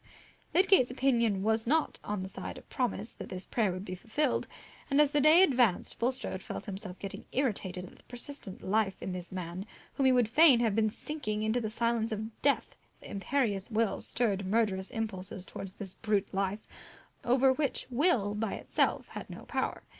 He said inwardly that he was getting too much worn. He would not sit up with the patient tonight, but leave him to Mrs. Abel, who, if necessary, could call her husband. At 6 o'clock, Raffles, having had only fitful, perturbed snatches of sleep, from which he waked with fresh restlessness and perpetual cries that he was sinking away, Bulstrode began to administer the opium according to Lydgate's directions. At the end of half an hour or more he called Mrs. Abel and told her that he found himself unfit for further watching. He must now consign the patient to her care, and he proceeded to repeat to her Lydgate's directions as to the quantity of each dose. Mrs. Abel had not before known anything of Lydgate's prescriptions. She had simply prepared and brought whatever Bulstrode ordered, and had done what he pointed out to her. She began now to ask what else she should do besides administering the opium. "Nothing at present, except the offer of the soup or the soda-water. You can come to me for further directions. Unless there is any important change, I shall not come into the room again tonight. You will ask your husband for help if necessary. I must go to bed early." "You've much need, sir, I'm sure," said Mrs. Abel, "and to take something more strengthening than what you've done." Bulstrode went away now, without anxiety as to what Raffles might say in his raving, which had taken on a muttering incoherence not likely to create any dangerous belief. He went down into the wainscoted parlour first, and began to consider whether he would not have his horse saddled and go home by the moonlight, and give up caring for earthly consequences. Then he wished that he had begged Lydgate to come again that evening. Perhaps he might deliver a different opinion, and think that Raffles was getting into a less hopeful state. Should he send for Lydgate? If Raffles were really getting worse and slowly dying, Bulstrode felt that he could go to bed and sleep in gratitude to Providence. But was he worse? Lydgate might come and simply say that he was going on as expected, and predict that he would by and by fall into a good sleep and get well. What was the use of sending for him? Bulstrode shrank from that result. No ideas or opinions could hinder him from seeing the one probability to be that Raffles recovered would be just the same man as before, with his strength as a tormentor renewed, obliging him to drag away his wife to spend her years apart from her friends and native place, carrying an alienating suspicion against him in her heart. He had sat an hour and a half in this conflict by the firelight only, when a sudden thought made him rise and light the bed-candle, which he had brought down with him. The thought was that he had not told Mrs. Abel when the doses of opium must cease. He took hold of the candlestick, but stood motionless for a long while. She might already have given him more than Lydgate had prescribed, but it was excusable in him that he should forget part of an order, in his present wearied condition. He walked upstairs, candle in hand, not knowing whether he should straightway enter his own room and go to bed, or turn to the patient's room and rectify his omission. He paused in the passage, with his face turned towards Raffles' room, and he could hear him moaning and murmuring. He was not asleep, then. Who could know that Lydgate's prescription would not be better disobeyed than followed, since there was still no sleep? He turned into his own room. Before he had quite undressed, Mrs. Abel rapped at the door. He opened it an inch, so that he could hear her speak low. "If you please, sir, should I have no brandy nor nothing to give the poor creetur? He feels sinking away, and nothing else will he swaller, and but little strength in it if he did, only the opium, and he says more and more he's sinking down through the earth." To her surprise, Bulstrode did not answer. A struggle was going on within him. "I think he must die for want of support if he goes on in that way. When I nursed my poor master, Mr. Robinson, I had to give him port wine and brandy constant, and a big glass at a time," added Mrs. Abel, with a touch of remonstrance in her tone. But again Mr. Bulstrode did not answer immediately, and she continued. "It's not time to spare when people are at death's door, nor would you wish it, sir, I'm sure, else I should give him your own bottle of rum as we keep by us. But to sit her up as you've been, and doing everything as laid in your power—" Here a key was thrust through the inch of doorway, and Mr. Bulstrode said huskily, "That is the key to the wine cooler. You will find plenty of brandy there." Early in the morning, about 6, Mr. Bulstrode rose and spent some time in prayer. Does anyone suppose that private prayer is necessarily candid, necessarily goes to the roots of action? Private prayer is inaudible speech, and speech is representative. Who can represent himself just as he is, even in his own reflections? Bulstrode had not yet unravelled in his thought the confused promptings of the last 24 hours. He listened in the passage, and could hear hard, stertorous breathing. Then he walked out in the garden, and looked at the early rime on the grass and fresh spring leaves. When he re-entered the house, he felt startled at the sight of Mrs. Abel. "How is your patient? Asleep, I think?" he said, with an attempt at cheerfulness in his tone. "He's gone very deep, sir," said Mrs. Abel. "He went off gradual between 3 and 4 o'clock. Would you please to go and look at him? I thought it no harm to leave him. My man's gone afield, and the little girl's seeing to the kettles." Bulstrode went up. At a glance he knew that Raffles was not in the sleep which brings revival, but in the sleep which streams deeper and deeper into the gulf of death. He looked round the room, and saw a bottle with some brandy in it, and the almost empty opium phial. He put the phial out of sight, and carried the brandy bottle downstairs with him, locking it again in the wine cooler. While breakfasting, he considered whether he should ride to Middlemarch at once, or wait for Lydgate's arrival.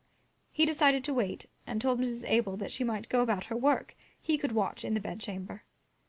As he sat there, and beheld the enemy of his peace going irrevocably into silence, he felt more at rest than he had done for many months. His conscience was soothed by the enfolding wing of secrecy, which seemed just then like an angel sent down for his relief. He drew out his pocket-book, to review various memoranda there as to the arrangements he had projected, and partly carried out in the prospect of quitting Middlemarch, and considered how far he would let them stand, or recall them, now that his absence would be brief. Some economies which he felt desirable might still find a suitable occasion in his temporary withdrawal from management, and he hoped still that Mrs. Casaubon would take a large share in the expenses of the hospital. In that way the moments passed, until a change in the stertorous breathing was marked enough to draw his attention wholly to the bed, and forced him to think of the departing life, which had once been subservient to his own, which he had once been glad to find base enough for him to act on as he would. It was his gladness then which impelled him now to be glad that the life was at an end. And who could say that the death of Raffles had been hastened? Who knew what would have saved him? Lydgate arrived at 10:30, in time to witness the final pause of the breath. When he entered the room, Bulstrode observed a sudden expression in his face, which was not so much surprise as a recognition that he had not judged correctly. He stood by the bed in silence for some time, with his eyes turned on the dying man, but with that subdued activity of expression which showed that he was carrying on an inward debate. "When did this change begin?" said he, looking at Bulstrode. "I did not watch by him last night," said Bulstrode. "I was overworn. I left him under Mrs. Abel's care. She said that he sank into sleep between 3 and 4 o'clock. When I came in before 8 he was nearly in this condition." Lydgate did not ask another question, but watched in silence until he said, "It is all over." This morning Lydgate was in a state of recovered hope and freedom. He had set out on his work with all his old animation, and felt himself strong enough to bear all the deficiencies of his married life, and he was conscious that Bulstrode had been a benefactor to him. But he was uneasy about this case. He had not expected it to terminate as it had done. Yet he hardly knew how to put a question on the subject to Bulstrode without appearing to insult him, and if he examined the housekeeper... Why, the man was dead. There seemed to be no use in implying that anybody's ignorance or imprudence had killed him, and, after all, he himself might be wrong. He and Bulstrode rode back to Middlemarch together, talking of many things, chiefly cholera and the chances of the Reform Bill in the House of Lords, and the firm resolve of the political unions. Nothing was said about Raffles, except that Bulstrode mentioned the necessity of having a grave for him in Lowick churchyard, and observed that, so far as he knew, the poor man had no connections, except Rigg, whom he had stated to be unfriendly towards him. On returning home, Lydgate had a visit from Mr. Fairbrother. The vicar had not been in the town the day before, but the news that there was an execution in Lydgate's house had got to Lowick by the evening, having been carried by Mr. Spicer, shoemaker and parish clerk, who had it from his brother, the respectable bell-hanger in Lowick Gate. Since that evening, when Lydgate had come down from the billiard-room with Fred Vincey, Mr. Fairbrother's thoughts about him had been rather gloomy. Playing at the Green Dragon once or oftener might have been a trifle in another man, but in Lydgate it was one of several signs that he was getting unlike his former self. He was beginning to do things for which he had formerly even an excessive scorn. Whatever certain dissatisfactions in marriage, which some silly tinklings of gossip had given him hints of, might have to do with this change, Mr. Fairbrother felt sure that it was chiefly connected with the debts which were being more and more distinctly reported. And he began to fear that any notion of Lydgate's having resources or friends in the background must be quite illusory. The rebuff he had met with in his first attempt to win Lydgate's confidence disinclined him to a second, but this news of the execution being actually in the house determined the vicar to overcome his reluctance. Lydgate had just dismissed a poor patient in whom he was much interested, and he came forward to put out his hand with an open cheerfulness which surprised Mr. Fairbrother. Could this, too, be a proud rejection of sympathy and help? Never mind. The sympathy and help should be offered. "How are you, Lydgate? I came to see you because I had heard something which made me anxious about you," said the vicar in the tone of a good brother, only that there was no reproach in it. They were both seated by this time, and Lydgate answered immediately. "I think I know what you mean. You had heard that there was an execution in the house?" "Yes. Is it true?" "It was true," said Lydgate with an air of freedom, as if he did not mind talking about the affair now. "But the danger is over. The debt is paid. And I am out of my difficulties now. I shall be freed from debts and able, I hope, to start afresh on a better plan." "I'm very thankful to hear it," said the vicar, falling back in his chair and speaking with that low-toned quickness which often follows the removal of a load. "I like that better than all the news in the Times. I confess I came to you with a heavy heart." "Thank you for coming," said Lydgate cordially. "I can enjoy the kindness all the more because I am happier. I have certainly been a good deal crushed. I'm afraid I shall find the bruises still painful by and by," he added, smiling rather sadly. "But just now I can only feel that the torture screw is off." Mr. Fairbrother was silent for a moment, and then said earnestly, "My dear fellow, let me ask you one question. Forgive me if I take a liberty." "I don't believe you will ask me anything that ought to offend me." "Then this is necessary to set my heart quite at rest. You have not, have you, in order to pay your debts, incurred another debt which may harass you worse hereafter?" "No," said Lydgate, colouring slightly. "There is no reason why I should not tell you, since the fact is so, that the person to whom I am indebted is Bulstrode. He has made me a very handsome advance, £1,000, and he can afford to wait for repayment." "Well, that is generous," said Fairbrother, compelling himself to approve of the man whom he disliked. His delicate feelings shrank from dwelling even in his thought on the fact that he had always urged Lydgate to avoid any personal entanglement with Bulstrode. He added immediately, "And Bulstrode must naturally feel an interest in your welfare, after you have worked with him in a way which has probably reduced your income instead of adding to it. I am glad to think that he has acted accordingly." Lydgate felt uncomfortable under these kindly suppositions. They made more distinct within him the uneasy consciousness which had shown its first dim stirrings only a few hours before, that Bulstrode's motives for his sudden beneficence following close upon the chillest indifference might be merely selfish. He let the kindly supposition pass. He could not tell the history of the loan, but it was more vividly present with him than ever, as well as the fact which the vicar delicately ignored, that this relation of personal indebtedness to Bulstrode was what he had once been most resolved to avoid. He began, instead of answering, to speak of his projected economies, and of his having come to look at his life from a different point of view. "I shall set up a surgery," he said. "I really think I made a mistaken effort in that respect, and, if Rosamond will not mind, I shall take an apprentice. I don't like these things, but if one carries them out faithfully, they are not really lowering. I have had a severe galling to begin with. That will make the small rubs seem easy." Poor Lydgate! The "if Rosamond will not mind," which had fallen from him involuntarily as part of his thought, was a significant mark of the yoke he bore. But Mr. Fairbrother, whose hopes entered strongly into the same current with Lydgate's, and who knew nothing about him that could now raise a melancholy presentiment, left him with affectionate congratulation. Chapter 71. Clown. 'Twas in the bunch of grapes, where, indeed, you have a delight to sit, have you not? Froth. I have so. Because it is an open room, and good for winter. Clown. Why, very well then. I hope here be truths. Measure for measure. 5 days after the death of Raffles, Mr. Bambridge was standing at his leisure under the large archway leading into the yard of the Green Dragon. He was not fond of solitary contemplation, but he had only just come out of the house, and any human figure standing at ease under the archway in the early afternoon was as certain to attract companionship as a pigeon which has found something worth peeking at. In this case there was no material object to feed upon, but the eye of reason saw probability of mental sustenance in the shape of gossip. Mr. Hopkins, the meek-mannered draper opposite, was the first to act on this inward vision, being the more ambitious of a little masculine talk, because his customers were chiefly women. Mr. Bambridge was rather curt to the draper, feeling that Hopkins was of course glad to talk to him, but that he was not going to waste much of his talk on Hopkins. Soon, however, there was a small cluster of more important listeners, who were either deposited from the passers-by, or had sauntered to the spot expressly to see if there were anything going on at the Green Dragon, and Mr. Bambridge was finding it worth his while to say many impressive things about the fine studs he had been seeing and the purchases he had made on a journey in the north from which he had just returned. Gentlemen present were assured that when they could show him anything to cut out a blood mare, a bay rising 4, which was to be seen at Doncaster if they chose to go and look at it, Mr. Bambridge would gratify them by being shot from here to Hereford.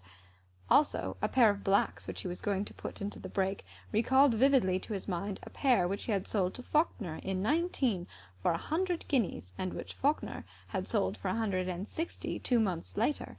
Any agent who could disprove this statement being offered the privilege of calling Mr. Bambridge a very ugly name until the exercise made his throat dry. When the discourse was at this point of animation, came up Mr. Frank Hawley.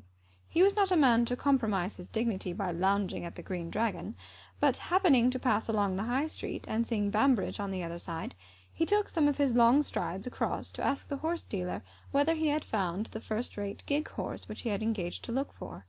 Mr. Hawley was requested to wait until he had seen a grey selected at Bilkley. If that did not meet his wishes to a hair, Bambridge did not know a horse when he saw it, which seemed to be the highest conceivable likelihood. Mr. Hawley, standing with his back to the street, was fixing a time for looking at the grey and seeing it tried, when a horseman passed slowly by. "Bulstrode," said 2 or 3 voices at once in a low tone, one of them, which was the draper's, respectfully prefixing the Mr., but nobody having more intention in this interjectural naming than if they had said the Riverston coach when that vehicle appeared in the distance. Mr. Hawley gave a careless glance round at Bulstrode's back, but as Bambridge's eyes followed it he made a sarcastic grimace. "By Jingo, that reminds me," he began, lowering his voice a little.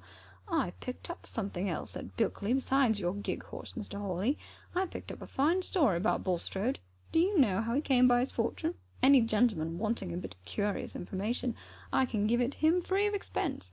If everybody got their deserts, Bulstrode might have had to say his prayers at Botany Bay." "What do you mean?"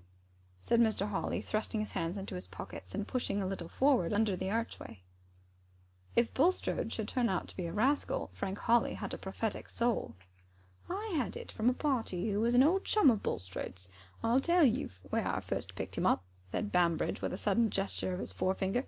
"He was at Larcher's sale, but I knew nothing of him then. He slipped through my fingers. Was after Bulstrode, no doubt. He tells me he can tap Bulstrode to any amount. Knows all his secrets. However, he blabbed to me of Bilkley. He takes a stiff glass. Damn if I think he meant to turn king's evidence, but he's that sort of bragging fellow. The bragging runs over hedge and ditch with him till he'd brag of a spavin as if it'd fetch money. A man should know when to pull up." Mr. Bambridge made this remark with an air of disgust, satisfied that his own bragging should a fine sense of the marketable. "What's the man's name, and where can he be found?" said Mr. Hawley. As to where he's to be found, I left him at the Saracen's Head, but his name is Raffles." "Raffles!" exclaimed Mr. Hopkins. "I furnished his funeral yesterday.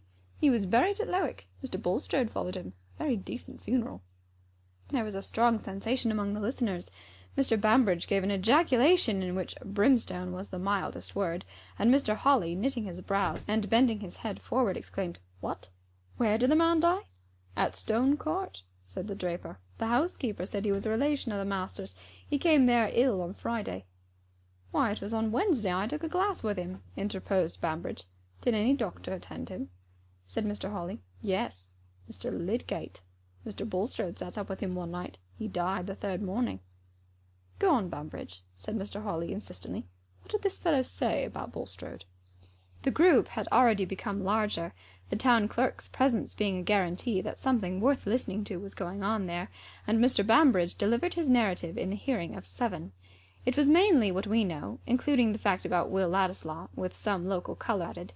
It was what Bulstrode had dreaded the betrayal of, and hoped to have buried for ever with the corpse of Raffles. It was that haunting ghost of his earlier life, which, as he rode past the archway of the Green Dragon, he was trusting that Providence had delivered him from. Yes, Providence. He had not confessed to himself yet that he had done anything in the way of contrivance to this end. He had accepted what seemed to have been offered. It was impossible to prove that he had done anything which hastened the departure of that man's soul. But this gossip about Bulstrode spread through Middlemarch like the smell of fire. Mr. Frank Hawley followed up his information by sending a clerk whom he could trust to Stone Court on a pretext of inquiring about hay, but really to gather all that could be learned about Raffles and his illness from Mrs. Abel. In this way it came to his knowledge that Mr. Garth had carried the man to Stone Court in his gig, and Mr. Hawley, in consequence, took an opportunity of seeing Caleb, calling at his office to ask whether he had time to undertake an arbitration if it were required, and then asking him incidentally about Raffles. Caleb was betrayed into no word injurious to Bulstrode, beyond the fact, which he was forced to admit, that he had given up acting for him within the last week. Mr. Hawley drew his references, and feeling convinced that Raffles had told his story to Garth, and that Garth had given up Bulstrode's affairs in consequence, said so a few hours later to Mr. Toller. The statement was passed on until it had quite lost the stamp of an inference, and was taken as information coming straight from Garth, so that even a diligent historian might have concluded Caleb to be the chief publisher of Bulstrode's misdemeanours. Mr. Hawley was not slow to perceive that there was no handle for the law either in the revelations made by Raffles or in the circumstances of his death. He had himself ridden to Lowick village that he might look at the register and talk over the whole matter with Mr. Fairbrother, who was not more surprised than the lawyer that an ugly secret should have come to light about Bulstrode, though he had always had justice enough in him to hinder his antipathy from turning into conclusions. But while they were talking, another combination was silently going forward in Mr. Fairbrother's mind, which foreshadowed what was soon to be loudly spoken of in Middlemarch as a necessary putting of 2 and 2 together. With the reasons which kept Bulstrode in dread of Raffles, there flashed the thought that the dread might have something to do with his munificence towards his medical man, and though he resisted the suggestion that it had been consciously accepted in any way as a bribe, he had a foreboding that this complication of things might be of malignant effect on Lydgate's reputation. He perceived that Mr. Hawley knew nothing at present of the sudden relief from debt, and he himself was careful to glide away from all approaches towards the subject. "Well," he said with a deep breath, wanting to wind up the illimitable discussion of what might have been, though nothing could be legally proven, "it is a strange story. So our mercurial Ladislaw has a queer genealogy. A high-spirited young lady and a musical Polish patriot made a likely enough stock for him to spring from, but I should never have suspected a grafting of the Jew pawnbroker. However, there's no knowing what a mixture will turn out beforehand. Some sorts of dirt serve to clarify." "It's just what I should have expected," said Mr. Hawley, mounting his horse. "Any cursed alien blood, Jew, Corsican or gipsy." "I know he's one of your black sheep, Hawley, but he is really a disinterested, unworldly fellow," said Fairbrother, smiling. "Aye, aye, that is your Whiggish twist," said Mr. Hawley, who had been in the habit of saying apologetically that Fairbrother was such a damned pleasant, good-hearted fellow you would mistake him for a Tory. Mr. Hawley rode home without thinking of Lydgate's attendance on Raffles in any other light than as a piece of evidence on the side of Bulstrode. But the news that Lydgate had all at once become able not only to get rid of the execution in his house, but to pay all his debts in Middlemarch, was spreading fast, gathering round it conjectures and comments which gave it new body and impetus, and soon filling the ears of other persons besides Mr. Hawley, who were not slow to see a significant relation between this sudden command of money and Bulstrode's desire to stifle the scandal of Raffles. That the money came from Bulstrode would infallibly have been guessed even if there had been no direct evidence of it, for it had beforehand entered into the gossip about Lydgate's affairs that neither his father-in-law nor his own family would do anything for him, and direct evidence was furnished not only by a clerk at the bank, but by innocent Mrs. Bulstrode herself, who mentioned the loan to Mrs. Plymdale, who mentioned it to her daughter-in-law of the house of Toller, who mentioned it generally. The business was felt to be so public and important that it required dinners to feed it, and many invitations were just then issued and accepted on the strength of this scandal concerning Bulstrode and Lydgate. Wives, widows, and single ladies took their work and went out to tea oftener than usual, and all public conviviality from the Green Dragon to Dollops gathered a zest which could not be won from the question whether the Lords would throw out the Reform Bill. For hardly anybody doubted that some scandalous reason or other was at the bottom of Bulstrode's liberality to Lydgate. Mr. Hawley, indeed, in the first instance, invited a select party, including the two physicians, with Mr. Toller and Mr. Wrench, expressly to hold a close discussion as to the probabilities of Raffles's illness, reciting to them all the particulars that the death was due to delirium tremens, and the medical gentlemen, who all stood undisturbedly on the old paths in relation to this disease, declared that they could see nothing in these particulars which could be transformed into a positive ground of suspicion. But the moral grounds of suspicion remained. The strong motives Bulstrode clearly had for wishing to be rid of Raffles, and the fact that at this critical moment he had given Lydgate the help which he must for some time have known the need for, the disposition, moreover, to believe that Bulstrode would be unscrupulous, and the absence of any indisposition to believe that Lydgate might be as easily bribed as other haughty-minded men when they have found themselves in want of money. Even if the money had been given merely to make him hold his tongue about the scandal of Bulstrode's earlier life, the fact threw an odious light on Lydgate, who had long been sneered at as making himself subservient to the banker for the sake of working himself into predominance and discrediting the elder members of his profession. Hence, in spite of the negative as to any direct sign of guilt in relation to the death at Stone Court, Mr. Hawley's select party broke up with the sense that the affair had an ugly look. But this vague conviction of indeterminable guilt, which was enough to keep up as much head-shaking and biting innuendo even among substantial professional seniors, had, for the general mind, all the superior power of mystery over fact. Everybody liked better to conjecture how the thing was than simply to know it, for conjecture soon became more confident than knowledge, and had a more liberal allowance for the incompatible. Even the more definite scandal concerning Bulstrode's earlier life was, for some minds, melted into the mass of mystery as so much lively metal to be poured out in dialogue and to take such fantastic shapes as heaven pleased. This was the tone of thought chiefly sanctioned by Mrs. Dollop, the spirited landlady of the Tankard in Slaughter Lane, who had often to resist the shallow pragmatism of customers disposed to think that their reports from the outer world were of equal force with what had come up in her mind.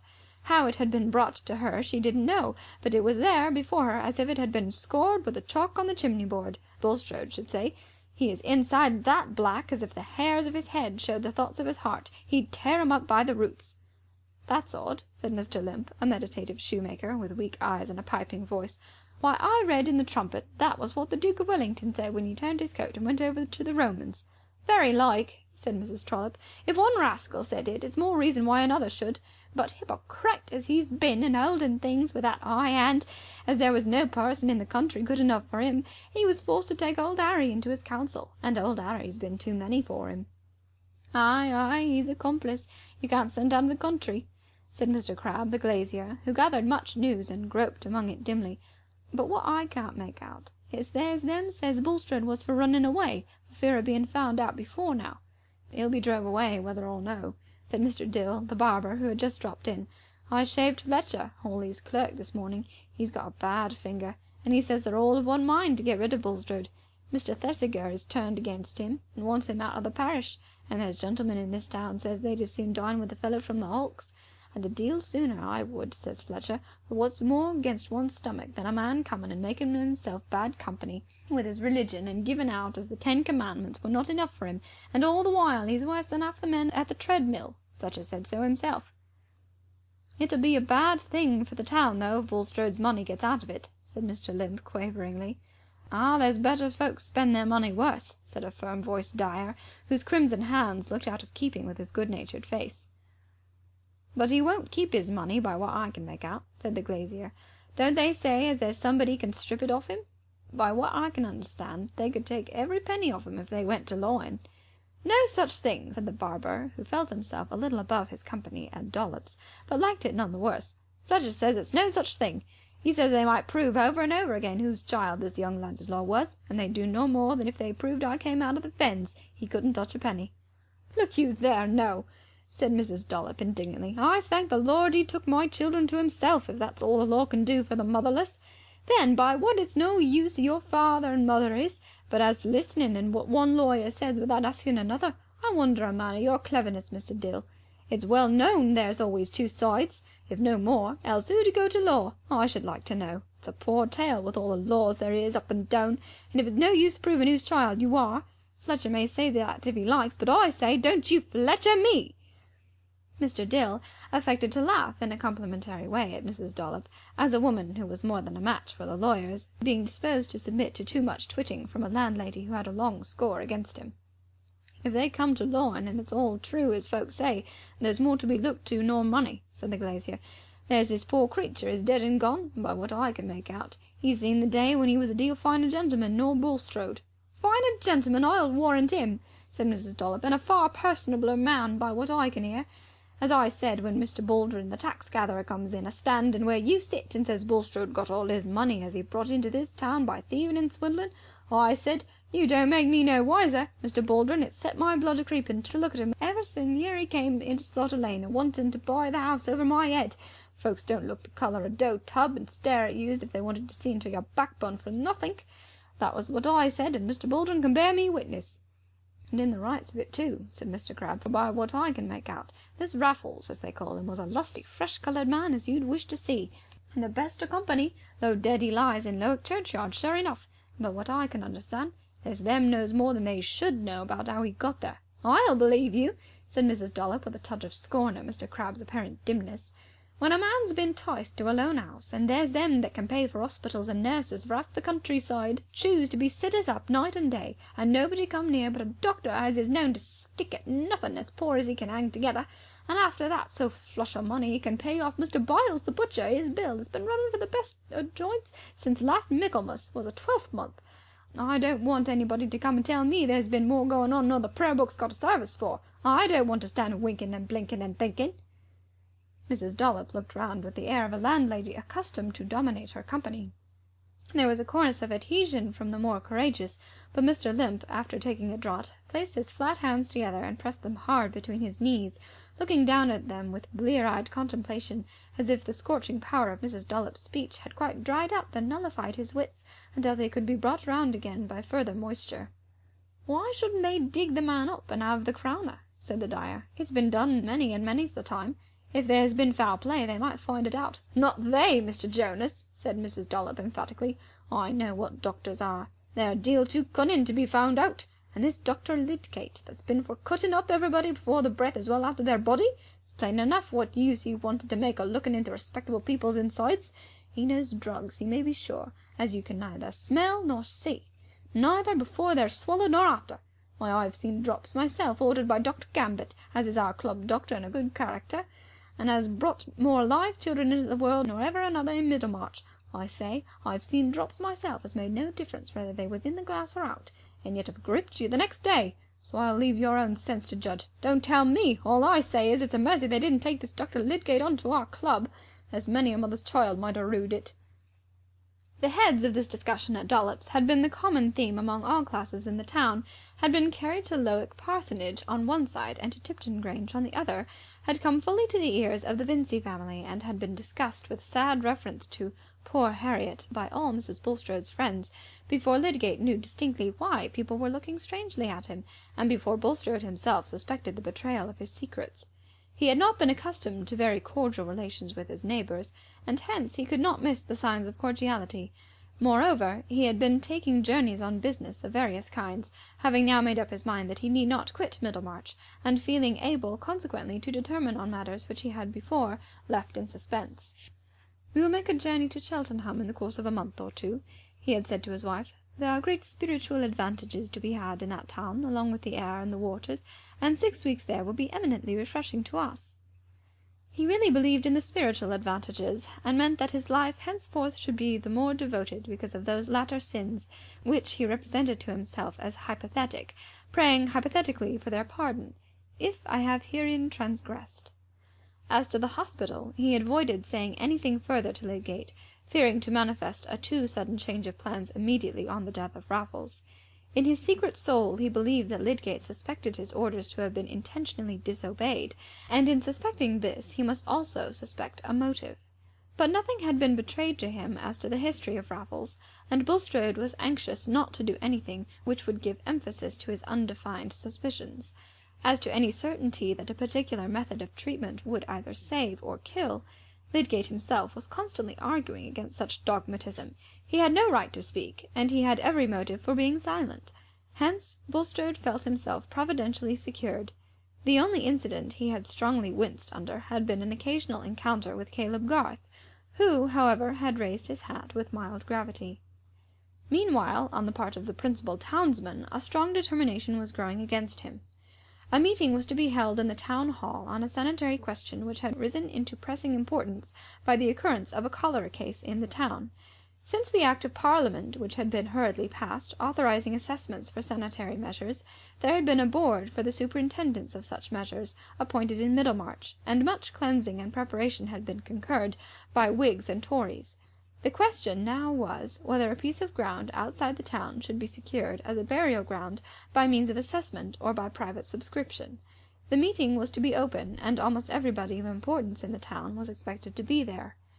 Mr. Bulstrode was a member of the board, and just before 12 o'clock he started from the bank with the intention of urging the plan of private subscription. Under the hesitation of his projects, he had for some time kept himself in the background, and he felt that he should this morning resume his old position as a man of action and influence in the public affairs of the town, where he expected to end his days. Among the various persons going in the same direction, he saw Lydgate. They joined, talked over the object of the meeting, and entered it together. It seemed that everybody of mark had been earlier than they, but there were still spaces left near the head of the large central table, and they made their way thither. Mr. Fairbrother sat opposite, not far from Mr. Hawley. All the medical men were there. Mr. Thesiger was in the chair, and Mr. Brooke of Tipton on his right hand. Lydgate noticed a peculiar interchange of glances when he and Bulstrode took their seats. After the business had been fully opened by the chairman, who pointed out the advantages of purchasing by subscription a piece of ground large enough to be ultimately used as a general cemetery, Mr. Bulstrode, whose rather high-pitched but subdued and fluent voice the town was used to at meetings of this sort, rose and asked leave to deliver his opinion. Lydgate could see again the particular interchange of glances before Mr. Hawley started up and said in his firm, resonant voice, "Mr. Chairman, I request that before anyone delivers his opinion on this point, I may be permitted to speak on a question of public feeling, which not only by myself, but by many gentlemen present is regarded as preliminary." Mr. Hawley's mode of speech, even when public decorum oppressed his awful language, was formidable in its curtness and self-possession. Mr. Thesiger sanctioned the request, and Mr. Bulstrode sat down, and Mr. Hawley continued. "In what I have to say, Mr. Chairman, I am not speaking simply on my own behalf. I am speaking with the concurrence and at the express request of no fewer than 8 of my fellow townsmen who are immediately around us. It is our united sentiment that Mr. Bulstrode should be called upon, and I do now call upon him, to resign public positions which he holds, not simply as a taxpayer, but as a gentleman among gentlemen. There are practices and there are acts which, owing to circumstances, the law cannot visit, though they may be worse than many things which are legally punishable.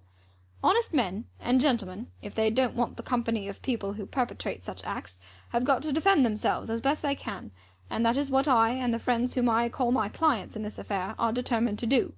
I don't say that Mr. Bulstrode has been guilty of shameful acts, but I call upon him either publicly to deny and confute the scandalous statements made against him by a man now dead, and who died in his house, the statements that he was for many years engaged in nefarious practices, and that he won his fortune by dishonest procedures, or else to withdraw from positions which could only have been allowed him as a gentleman among gentlemen." All eyes in the room were turned on Mr. Bulstrode, who, since the first mention of his name, had been going through a crisis of feeling almost too violent for his delicate frame to support. Lydgate, who himself was undergoing a shock, as from the terrible practical interpretation of some faint augury, felt nevertheless that his own movement of resentful hatred was checked by that instinct of the healer which thinks first of bringing rescue or relief to the sufferer when he looked at the shrunken misery of Bulstrode's livid face. The quick vision that his life was after all a failure, that he was a dishonoured man and must quail before the glance of those towards whom he had habitually assumed the attitude of a reprover, that God had disowned him before men and left him unscreened to the triumphant scorn of those who were glad to have their hatred justified, the sense of utter futility in that equivocation with his conscience in dealing with the life of his accomplice, an equivocation which now turned venomously upon him with the full-grown fang of a discovered lie, all this rushed through him like the agony of terror which fails to kill and leaves the ear still open to the returning wave of execration. The sudden sense of exposure after the re-established sense of safety came, not to the coarse organization of a criminal, but to the susceptible nerve of a man whose intensest being lay in such mastery and predominance as the conditions of his life had shaped for him. But in that intense being lay the strength of reaction.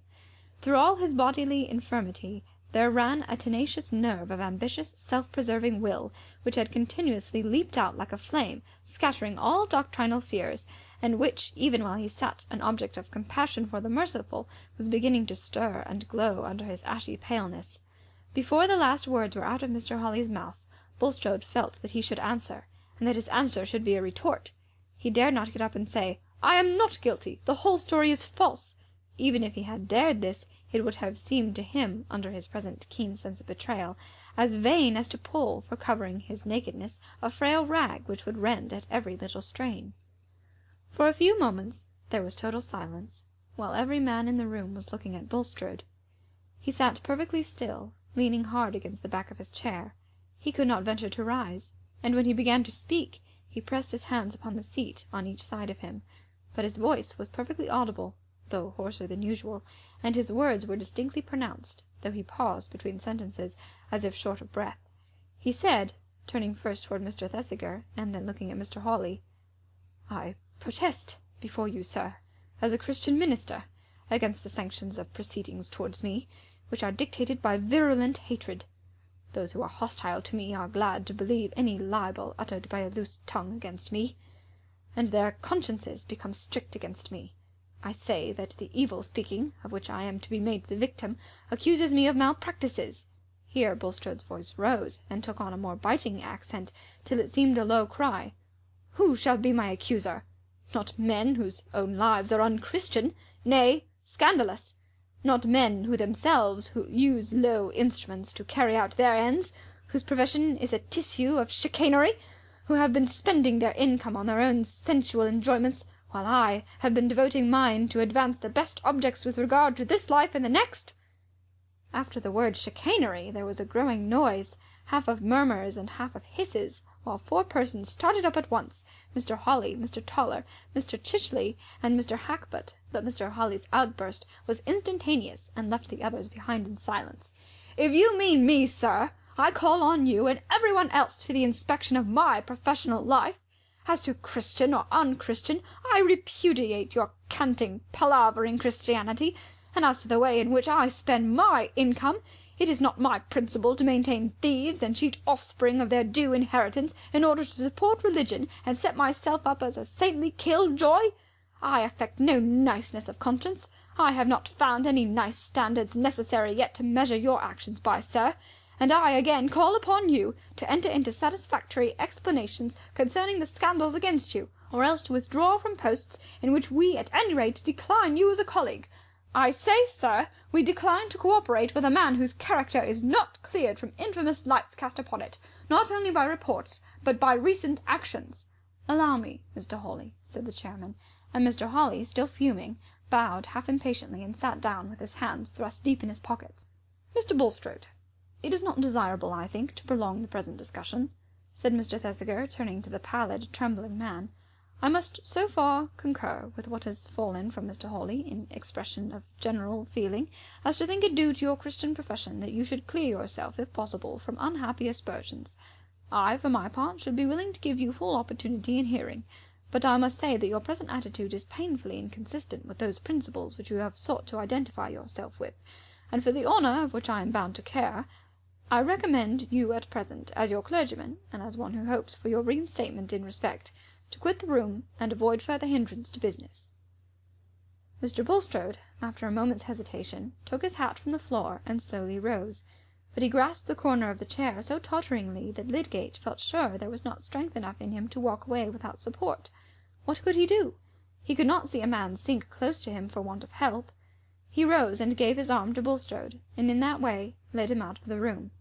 Yet this act, which might have been one of gentle duty and pure compassion, was at this moment unspeakably bitter to him. It seemed as if he were putting his sign manual to that association of himself with Bulstrode, of which he now saw the full meaning, as it must have presented itself to other minds. He now felt the conviction that this man, who was leaning tremblingly on his arm, had given him the £1,000 as a bribe, and that somehow the treatment of Raffles had been tampered with from an evil motive. The inferences were closely linked enough. The town knew of the loan, believed it to be a bribe, and believed that he took it as a bribe. Poor Lydgate! His mind, struggling under the terrible clutch of this revelation, was all the while morally forced to take Mr. Bulstrode to the bank, send a man off for his carriage, and wait to accompany him home. Meanwhile, the business of the meeting was dispatched and fringed off into eager discussion among various groups concerning this affair of Bulstrode and Lydgate. Mr. Brooke, who had before heard only imperfect hints of it, and was very uneasy that he had gone a little too far in countenancing Bulstrode, now got himself fully informed, and felt some benevolent sadness in talking to Mr. Fairbrother about the ugly light in which Lydgate had come to be regarded. Mr. Fairbrother was going to walk back to Lowick. "Step into my carriage," said Mr. Brooke. "I am going round to see Mrs. Casaubon. She was come back to Yorkshire last night. She would like to see me, you know." So they drove along, Mr. Brooke chatting with good-natured hope that there had not really been anything black in Lydgate's behaviour, a young fellow whom he had seen to be quite above the common mark, when he brought a letter from his uncle Sir Godwin. Mr. Fairbrother said little. He was deeply mournful. With a keen perception of human weakness, he could not be confident that under the pressure of humiliating needs Lydgate had not fallen below himself. When the carriage drove up to the gate of the manor, Dorothea was out on the gravel, and came to greet them. "Well, my dear," said Mr. Brooke, "we have just come from a meeting, a sanitary meeting, you know." "Was Mr. Lydgate there?" said Dorothea, who looked full of health and animation, and stood with her head bare under the gleaming April lights. "I want to see him, and have a great consultation with him about the hospital. I have engaged with Mr. Bulstrode to do so." "Oh, my dear," said Mr. Brooke, "we have been hearing bad news, you know." They walked through the garden towards the churchyard gate, Mr. Fairbrother wanting to go on to the parsonage, and Dorothea heard the whole sad story. She listened with deep interest, and begged to hear twice over the facts and impressions concerning Lydgate. After a short silence, pausing at the churchyard gate and addressing Mr. Fairbrother, she said energetically, "You don't believe that Mr. Lydgate is guilty of anything base? I will not believe it. Let us find out the truth and clear him." Chapter 72. Full souls are double mirrors, making still an endless vista of fair things before, repeating things behind. Dorothea's impetuous generosity, which would have leaped at once to the vindication of Lydgate from the suspicion of having accepted money as a bribe, underwent a melancholy check when she came to consider all the circumstances of the case by the light of Mr. Fairbrother's experience. "It is a delicate matter to touch," he said. "How can we begin to inquire into it? It must be either publicly, by setting the magistrate and coroner to work, or privately, by questioning Lydgate. As to the first proceeding, there is no solid ground to go upon, else Hawley would have adopted it; and as to opening the subject with Lydgate, I confess I should shrink from it. He would probably take it as a deadly insult. I have more than once experienced the difficulty of speaking to him on personal matters, and one should know the truth about his conduct beforehand to feel very confident of a good result." "I feel convinced that his conduct has not been guilty. I believe that people are almost always better than their neighbours think they are," said Dorothea. Some of her intensest experience in the last 2 years had set her mind strongly in opposition to any unfavourable construction of others, and for the first time she felt rather discontented with Mr. Fairbrother. She disliked this cautious weighing of consequences instead of an ardent faith in efforts of justice and mercy which would conquer by their emotional force. 2 days afterwards he was dining at the Manor with her uncle and the Chethams, and when dessert was standing uneaten, the servants were out of the room, and Mr. Brooke was nodding in a nap, she returned to the subject with renewed vivacity. Lydgate would understand that if his friends hear a calamity about him, their first wish must be to justify him. What do we live for if it is not to make life less difficult to each other? I cannot be indifferent to the troubles of a man who advised me in my trouble and attended me in my illness. Dorothea's tone and manner were not more energetic than they had been when she was at the head of her uncle's table nearly 3 years before, and her experience since had given her more right to express a decided opinion. But Sir James Chetham was no longer the diffident and acquiescent suitor. He was the anxious brother-in-law, with a devout admiration for his sister, but with a constant alarm lest she should fall under some new illusion almost as bad as marrying Casaubon. He smiled much less when he said exactly. It was more often an introduction to a dissident opinion than in those submissive bachelor days, and Dorothea found to her surprise that she had to resolve not to be afraid of him, all the more because he was really her best friend. He disagreed with her now. "But, Dorothea," he said remonstrantly, "you can't undertake to manage a man's life for him in that way. Lydgate must know, at least he will soon come to know, how he stands. If he can clear himself, he will. He must act for himself." "I think his friends must wait till they find an opportunity," added Mr. Fairbrother. "It is possible. I have often felt so much weakness in myself that I can conceive even a man of honourable disposition, such as I have always believed Lydgate to be, succumbing to such a temptation as that of accepting money which was offered more or less indirectly as a bribe to ensure his silence about scandalous facts long gone by. I say I can conceive this, if he were under the pressure of hard circumstances, if he had been harassed, as I feel sure Lydgate has been. I would not believe anything worse of him, except under stringent proof, but there is the terrible nemesis following on some errors, that it is always possible for those who like it to interpret them into a crime. There is no proof in favour of the man outside his own consciousness and assertion." "Oh, how cruel!" said Dorothea, clasping her hands. "And would you not like to be the one person who believed in that man's innocence, if the rest of the world belied him? Besides, there is a man's character beforehand to speak for him." "But, my dear Mrs. Casaubon," said Mr. Fairbrother, smiling gently at her ardour, "character is not cut in marble. It is not something solid and unalterable. It is something living and changing, and may become diseased, as our bodies do." "Then it may be rescued and healed," said Dorothea. "I should not be afraid of asking Mr. Lydgate to tell me the truth, that I might help him. Why should I be afraid?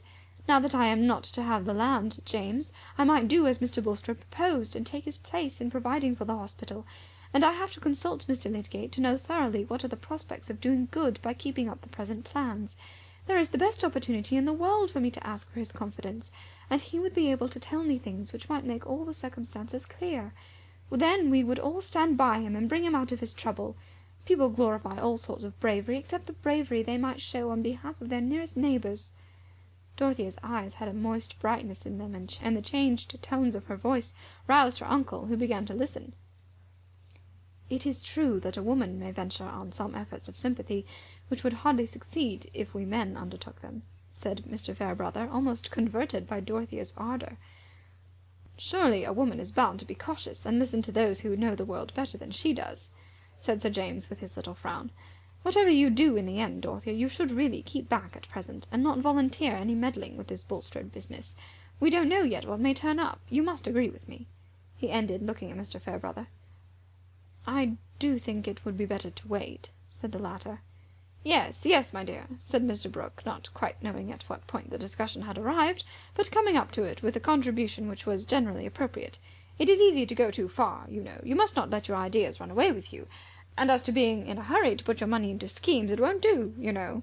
Garth has drawn me in uncommonly with repairs and draining, that sort of thing. I'm uncommonly out of pocket with one thing or another. I must pull up. As for you, Chetham, you are spending a fortune on those oak fences round your domain." Dorothea, submitting uneasily to this discouragement, went with Celia into the library, which was her usual drawing-room. "Now, Dodo, do listen to what James says," said Celia, "else you will be getting into a scrape. You always did, and you always will, when you set about doing as you please. And I think it is a mercy now, after all, that you have got James to think for you. He lets you have your plans, only he hinders you from being taken in. And that is the good of having a brother instead of a husband. A husband would not let you have your plans." "As if I wanted a husband!" said Dorothea. "I only want not to have my feelings checked at every turn." Mrs. Casaubon was still undisciplined enough to burst into angry tears. "Now really, Dodo," said Celia, with rather a deeper guttural than usual, "you are contradictory. First one thing and then another. You used to submit to Mr. Casaubon quite shamefully. I think you would have given up ever coming to see me if he had asked you." "Of course I submitted to him, because it was my duty. It was my feeling for him," said Dorothea, looking through the prism of her tears. "Then why can't you think it your duty to submit a little to what James wishes?" said Celia, with a sense of stringency in her argument. "Because he only wishes what is for your own good. And of course men know best about everything, except what women know better." Dorothea laughed and forgot her tears. "Well, I mean about babies and those things," explained Celia. "I should not give up to James when I knew he was wrong, as you used to do to Mr. Casaubon." Chapter 73. Pity the laden one. This wandering woe may visit you and me. When Lydgate had allayed Mrs. Bulstrode's anxiety by telling her that her husband had been seized with faintness at the meeting, but that he trusted soon to see him better and would call again the next day, unless she sent for him earlier, he went directly home, got on his horse, and rode 3 miles out of the town for the sake of being out of reach.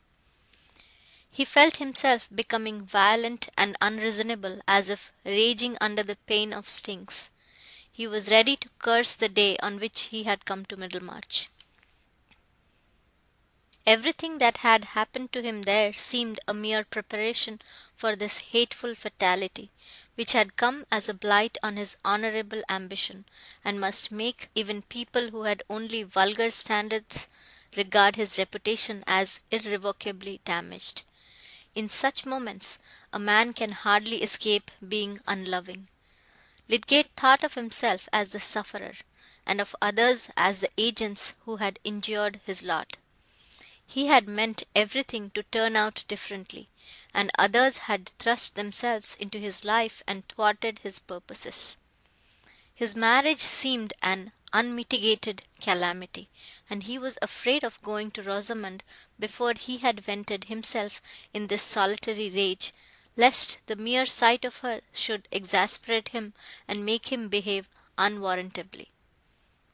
There are episodes in most men's lives in which their highest qualities can only cast a deterring shadow over the objects that fill their inward vision. Lydgate's tender-heartedness was present just then only as a dread lest he should offend against it, not as an emotion that swayed him to tenderness.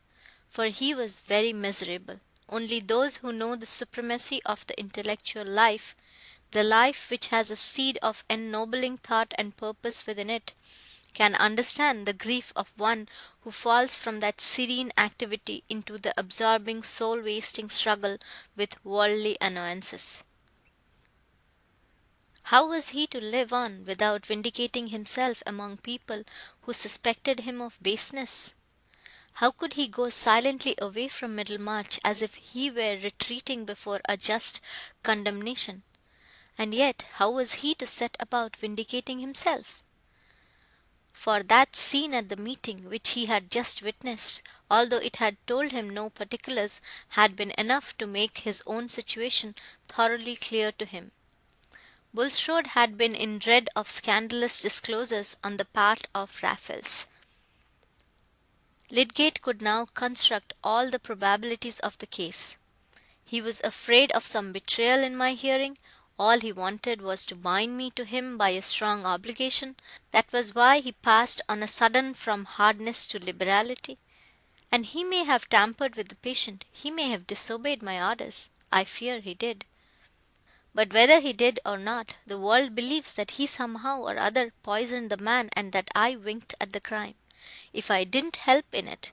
And yet he may not be guilty of the last offence, and it is just possible that the change towards me may have been a genuine relenting, the effect of second thoughts such as he alleged. What we call the just possible is sometimes true, and the thing we find it easier to believe is grossly false. In his last dealings with this man Bulstrode may have kept his hands pure, in spite of my suspicion to the contrary. There was a benumbing cruelty in his position, even if he renounced every other consideration than that of justifying himself. If he met shrugs, cold glances, and avoidance as an accusation, and made a public statement of all the facts as he knew them, who would be convinced? It would be playing the part of a fool to offer his own testimony on behalf of himself, and say, "I did not take the money as a bribe."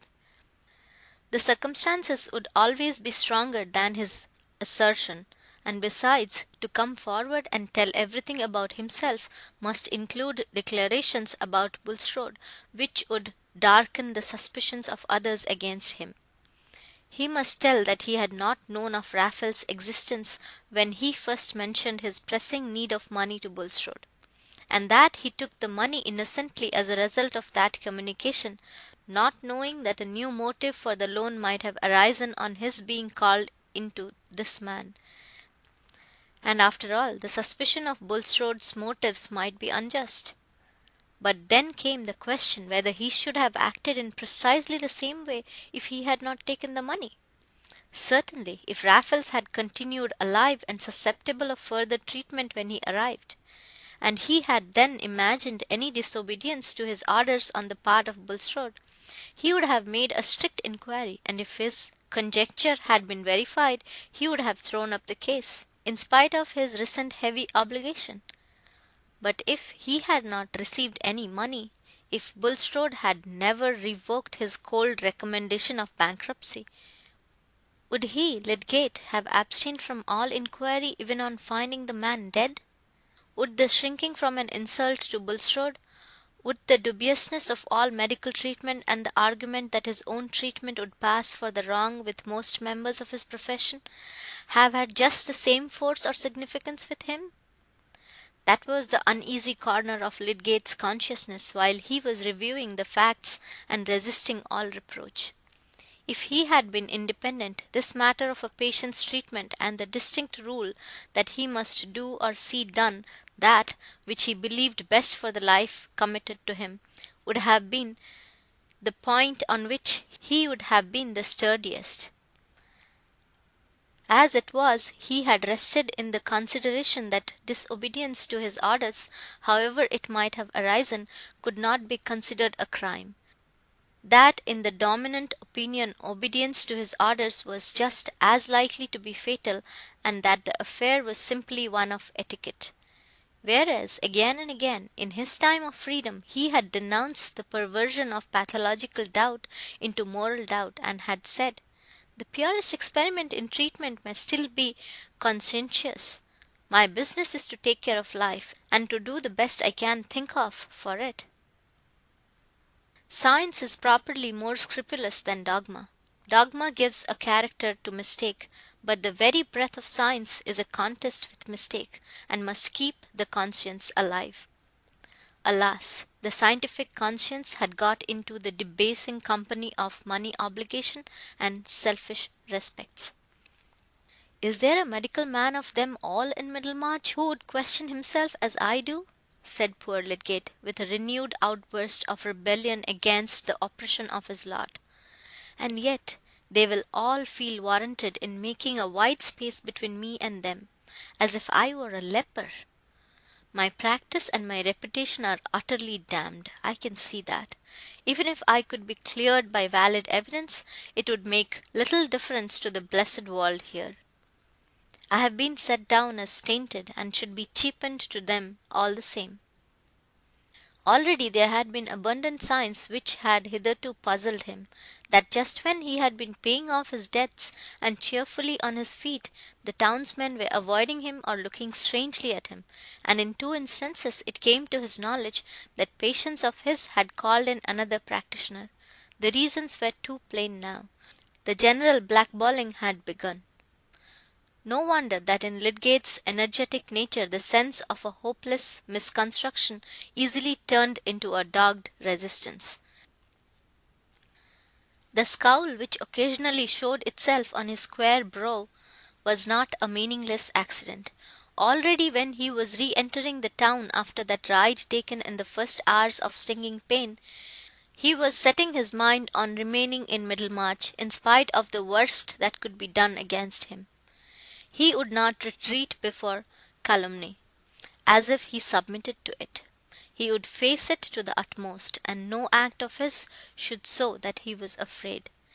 It belonged to the generosity as well as defiant force of his nature that he resolved not to shrink from showing to the full his sense of obligation to Bulstrode. It was true that the association with this man had been fatal to him. True that if he had had the £1,000 still in his hands with all his debts unpaid, he would have returned the money to Bulstrode, and taken beggary rather than the rescue which had been sullied with the suspicion of a bribe. For he remembered he was one of the proudest among the sons of men. Nevertheless, he would not turn away from this crushed fellow mortal whose aid he had used, and make a pitiful effort to get acquittal for himself by howling against another. I shall do as I think right, and explain to nobody. They will try to starve me out, but he was going on with an obstinate resolve, but he was getting near home, and the thought of Rosamond urged itself again into that chief place from which it had been thrust by the agonized struggles of wounded honour and pride. How would Rosamond take it all? Here was another weight of chain to drag, and poor Lydgate was in a bad mood for bearing her dumb mastery. He had no impulse to tell her the trouble which must soon be common to them both. He preferred waiting for the incidental disclosure which events must soon bring about. Chapter 74. Mercifully grant that we may grow aged together. Book of Tobit, Marriage Prayer. In Middlemarch a wife could not long remain ignorant that the town held a bad opinion of her husband. No feminine intimate might carry her friendship so far as to make a plain statement to the wife of the unpleasant fact known or believed about her husband. But when a woman, with her thoughts much at leisure, got them suddenly employed on something grievously disadvantageous to her neighbours, various moral impulses were called into play which tended to stimulate utterance. Candour was one. To be candid, in Middlemarch phraseology, meant to use an early opportunity of letting your friends know that you did not take a cheerful view of their capacity, their conduct, or their position, and a robust candour never waited to be asked for its opinion. Then again there was the love of truth, a wide phrase, but meaning in this relation a lively objection to seeing a wife look happier than her husband's character warranted, or manifest too much satisfaction in her lot. The poor thing should have some hint given her that if she knew the truth, she would have less complacency in her bonnet, and in light dishes for a supper party.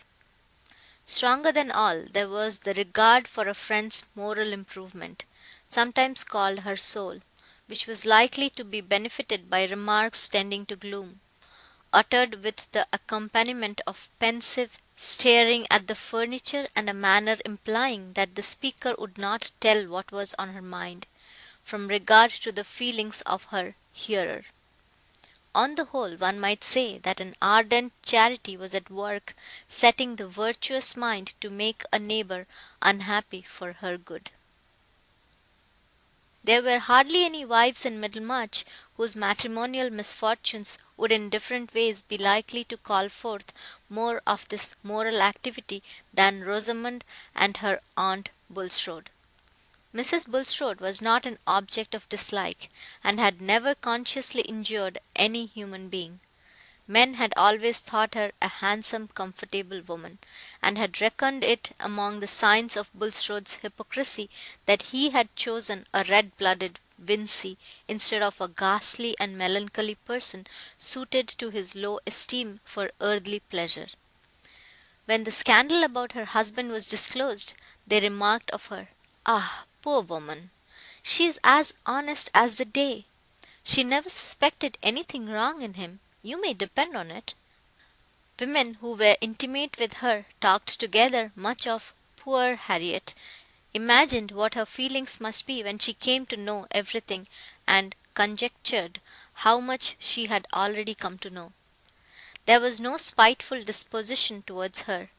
Rather, there was a busy benevolence anxious to ascertain what it would be well for her to feel and do under the circumstances, which of course kept the imagination occupied with her character and history from the times when she was Harriet Vincey till now. With the review of Mrs. Bulstrode and her position, it was inevitable to associate Rosamond, whose prospects were under the same blight with her aunt's. Rosamond was more severely criticised and less pitied, though she too, as one of the good old Vincey family who had always been known in Middlemarch, was regarded as a victim to marriage with an interloper. The Vinceys had their weaknesses, but then they lay on the surface. There was never anything bad to be found out concerning them. Mrs. Bulstrode was vindicated from any resemblance to her husband. Harriet's faults were her own. "She has always been showy," said Mrs. Hackbutt, making tea for a small party, "though she has got into the way of putting her religion forward to conform to her husband. She has tried to hold her head up above Middlemarch by making it known that she invites clergymen and heaven knows who from Riverstone and those places." "We can hardly blame her for that," said Mrs. Spragg, "because few of the best people in the town cared to associate with Bulstrode, and she must have somebody to sit down at her table." "Mr. Thesiger has always countenanced him," said Mrs. Hackbutt. "I think he must be sorry now." "But he was never fond of him in his heart, that every one knows," said Mrs. Tomtoller. "Mr. Thesiger never goes into extremes. He keeps to the truth in what is evangelical. It is only clergymen like Mr. Tyke who want to use dissenting hymn books and that low kind of religion who ever found Bulstrode to their taste." "I understand Mr. Tyke is in great distress about him," said Mrs. Hackbutt. "And well he may be. They say the Bulstrodes have half kept the Tyke family." "And of course it is a discredit to his doctrines," said Mrs. Spragg, who was elderly and old-fashioned in her opinions. "People will not make a boast of being methodistical in Middlemarch for a good while to come. I think we must not set down people's bad actions to their religion," said falcon-faced Mrs. Plymdale, who had been listening hitherto. "Oh, my dear, we are forgetting," said Mrs. Spragg. "We ought not to be talking of this before you." "I am sure I have no reason to be partial," said Mrs. Plymdale, colouring. "It is true Mr. Plymdale has always been on good terms with Mr. Bulstrode, and Harriet Vincey was my friend long before she married him. But I have always kept my own opinions, and told her where she was wrong, poor thing. Still, in point of religion, I must say Mr. Bulstrode might have done what he has, and worse, and yet have been a man of no religion. I don't say that there has not been a little too much of that. I like moderation myself. But truth is truth. The men tried at the assizes are not all over religious, I suppose."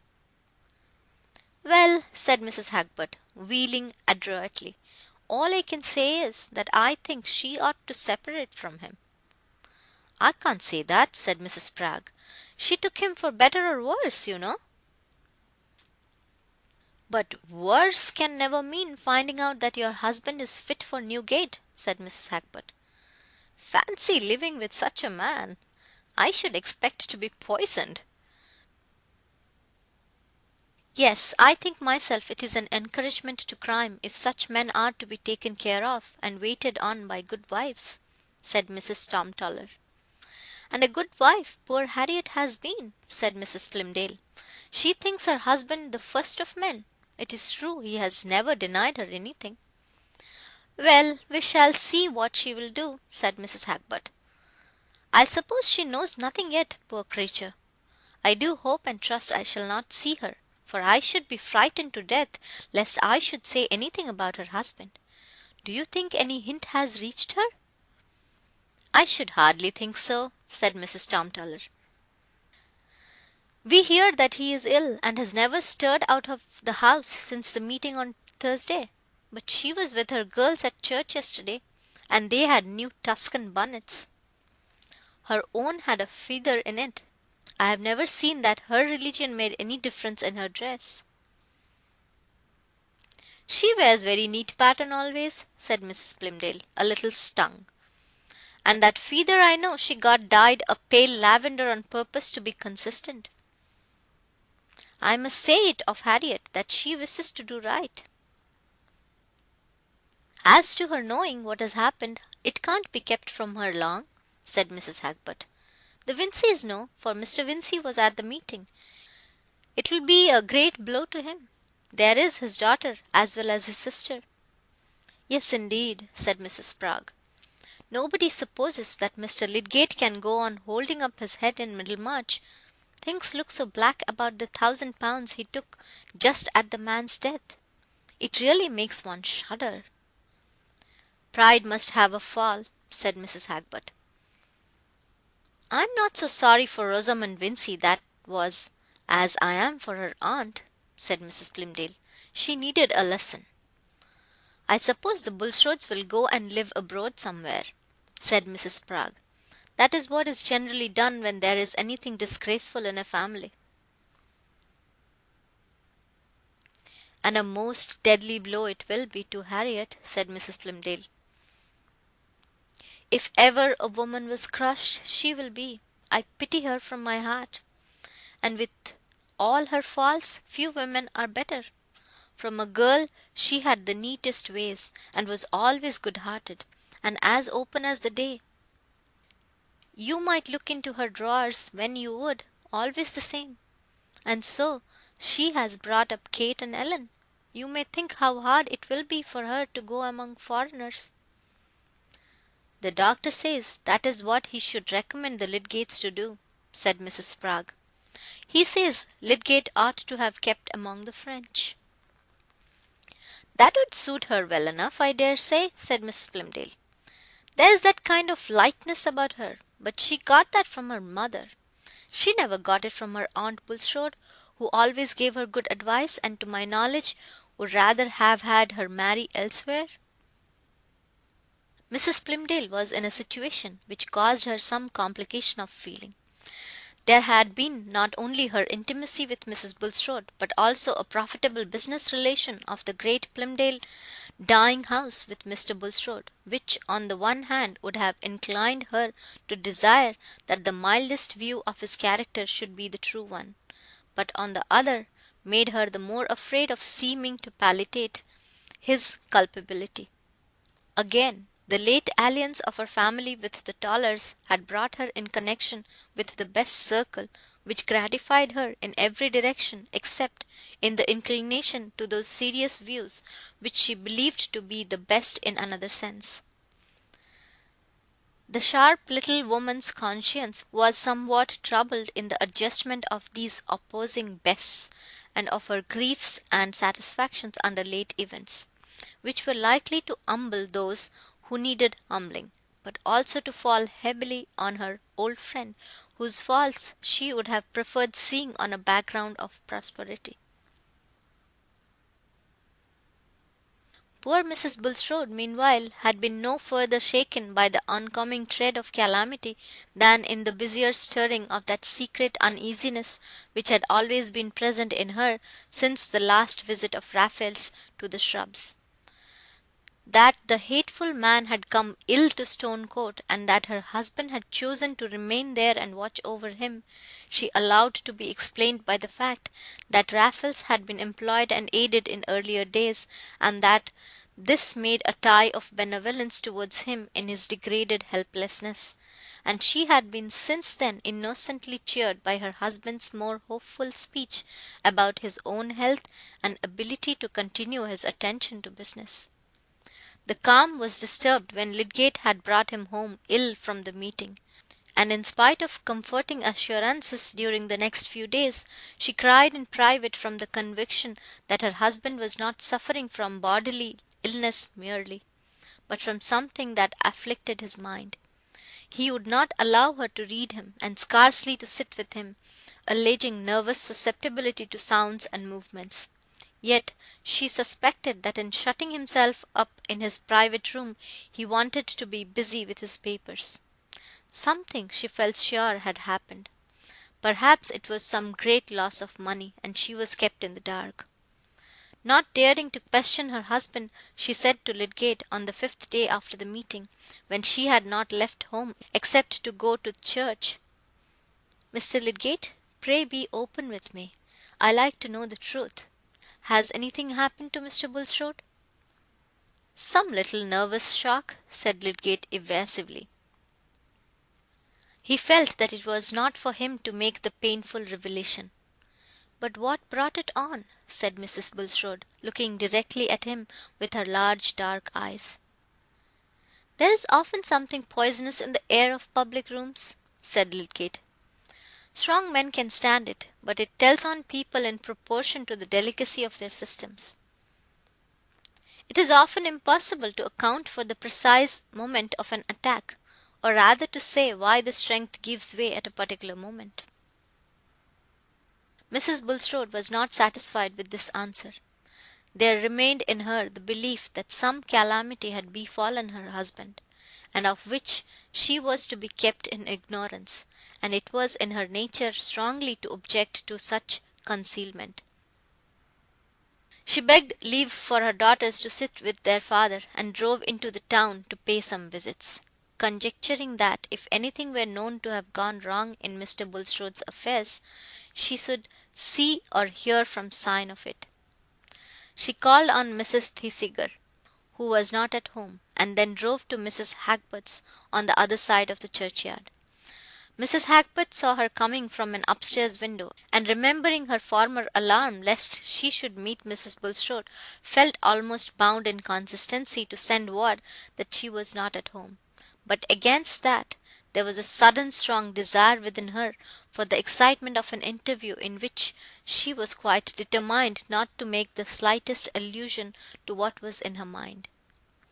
Hence Mrs. Bulstrode was shown into the drawing room, and Mrs. Hagberd went to her, with more tightness of lip and rubbing of her hands than was usually observable in her, these being precautions adopted against freedom of speech. She was resolved not to ask how Mr. Bulstrode was. "I have not been anywhere except to church for nearly a week," said Mrs. Bulstrode, after a few introductory remarks. "But Mr. Bulstrode was taken so ill at the meeting on Thursday that I have not liked to leave the house." Mrs. Hagberd rubbed the back of one hand with the palm of the other, held against her chest, and let her eyes ramble over the pattern on the rug. "Was Mr. Hagberd at the meeting?" persevered Mrs. Bulstrode.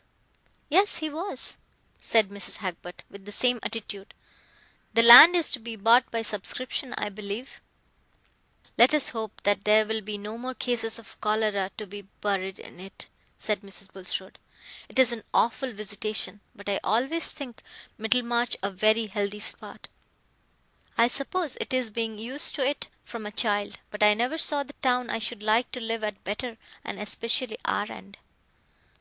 "I am sure I should be glad that you always should live at Middlemarch, Mrs. Bulstrode," said Mrs. Hagberd, with a slight sigh. "Still we must learn to resign ourselves wherever our lot may be cast, though I am sure there will always be people in this town who will wish you well." Mrs. Hagberd longed to say, "If you take my advice, you will part from your husband," but it seemed clear to her that the poor woman knew nothing of the thunder ready to bolt on her head, and she herself could do no more than prepare her a little. Mrs. Bulstrode felt suddenly rather chill and trembling.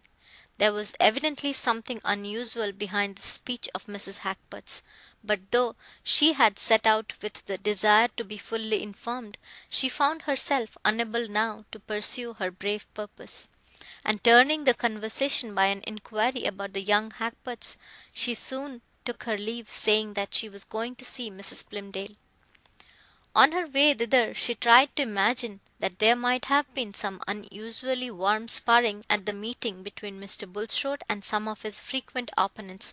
Perhaps Mr. Hackbutt might have been one of them. That would account for everything. But when she was in conversation with Mrs. Plymdale, that comforting explanation seemed no longer tenable. Selina received her with a pathetic affectionateness and a disposition to give edifying answers on the commonest topics, which could hardly have reference to any ordinary quarrel, of which the most important consequence was a perturbation of Mr. Bulstrode's health. Beforehand, Mrs. Bulstrode had thought that she would sooner question Mrs. Plymdale than any one else. But she found, to her surprise, that an old friend is not always the person whom it is easiest to make a confidant of. There was the barrier of remembered communication under other circumstances. There was the dislike of being pitied and informed by one who had been long wont to allow her the superiority.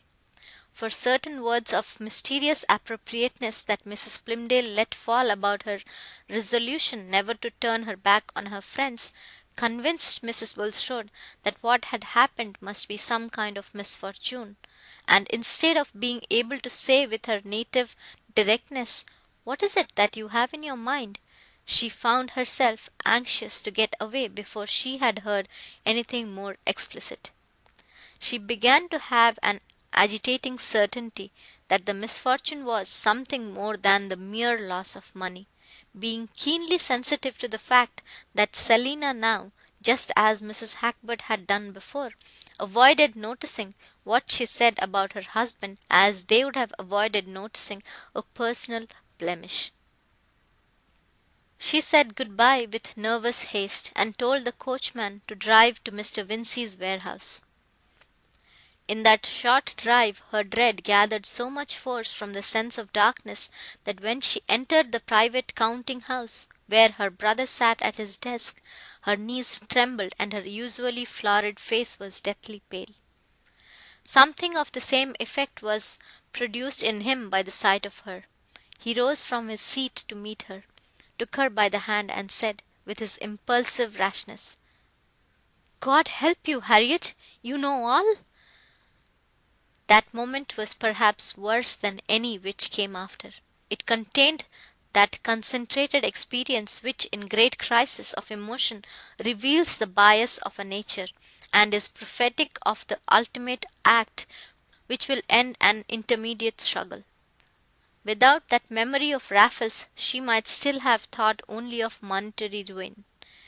But now, along with her brother's look and words, there darted into her mind the idea of some guilt in her husband. Then, under the working of terror, came the image of her husband exposed to disgrace. And then, after an instant of scorching shame in which she felt only the eyes of the world, with one leap of her heart she was at his side in mournful but unreproaching fellowship with shame and isolation. All this went on within her in a mere flash of time, while she sank into the chair and raised her eyes to her brother, who stood over her. "I know nothing, Walter. What is it?" she said faintly.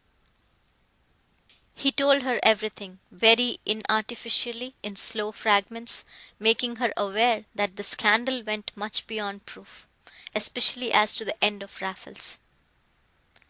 "People will talk," he said.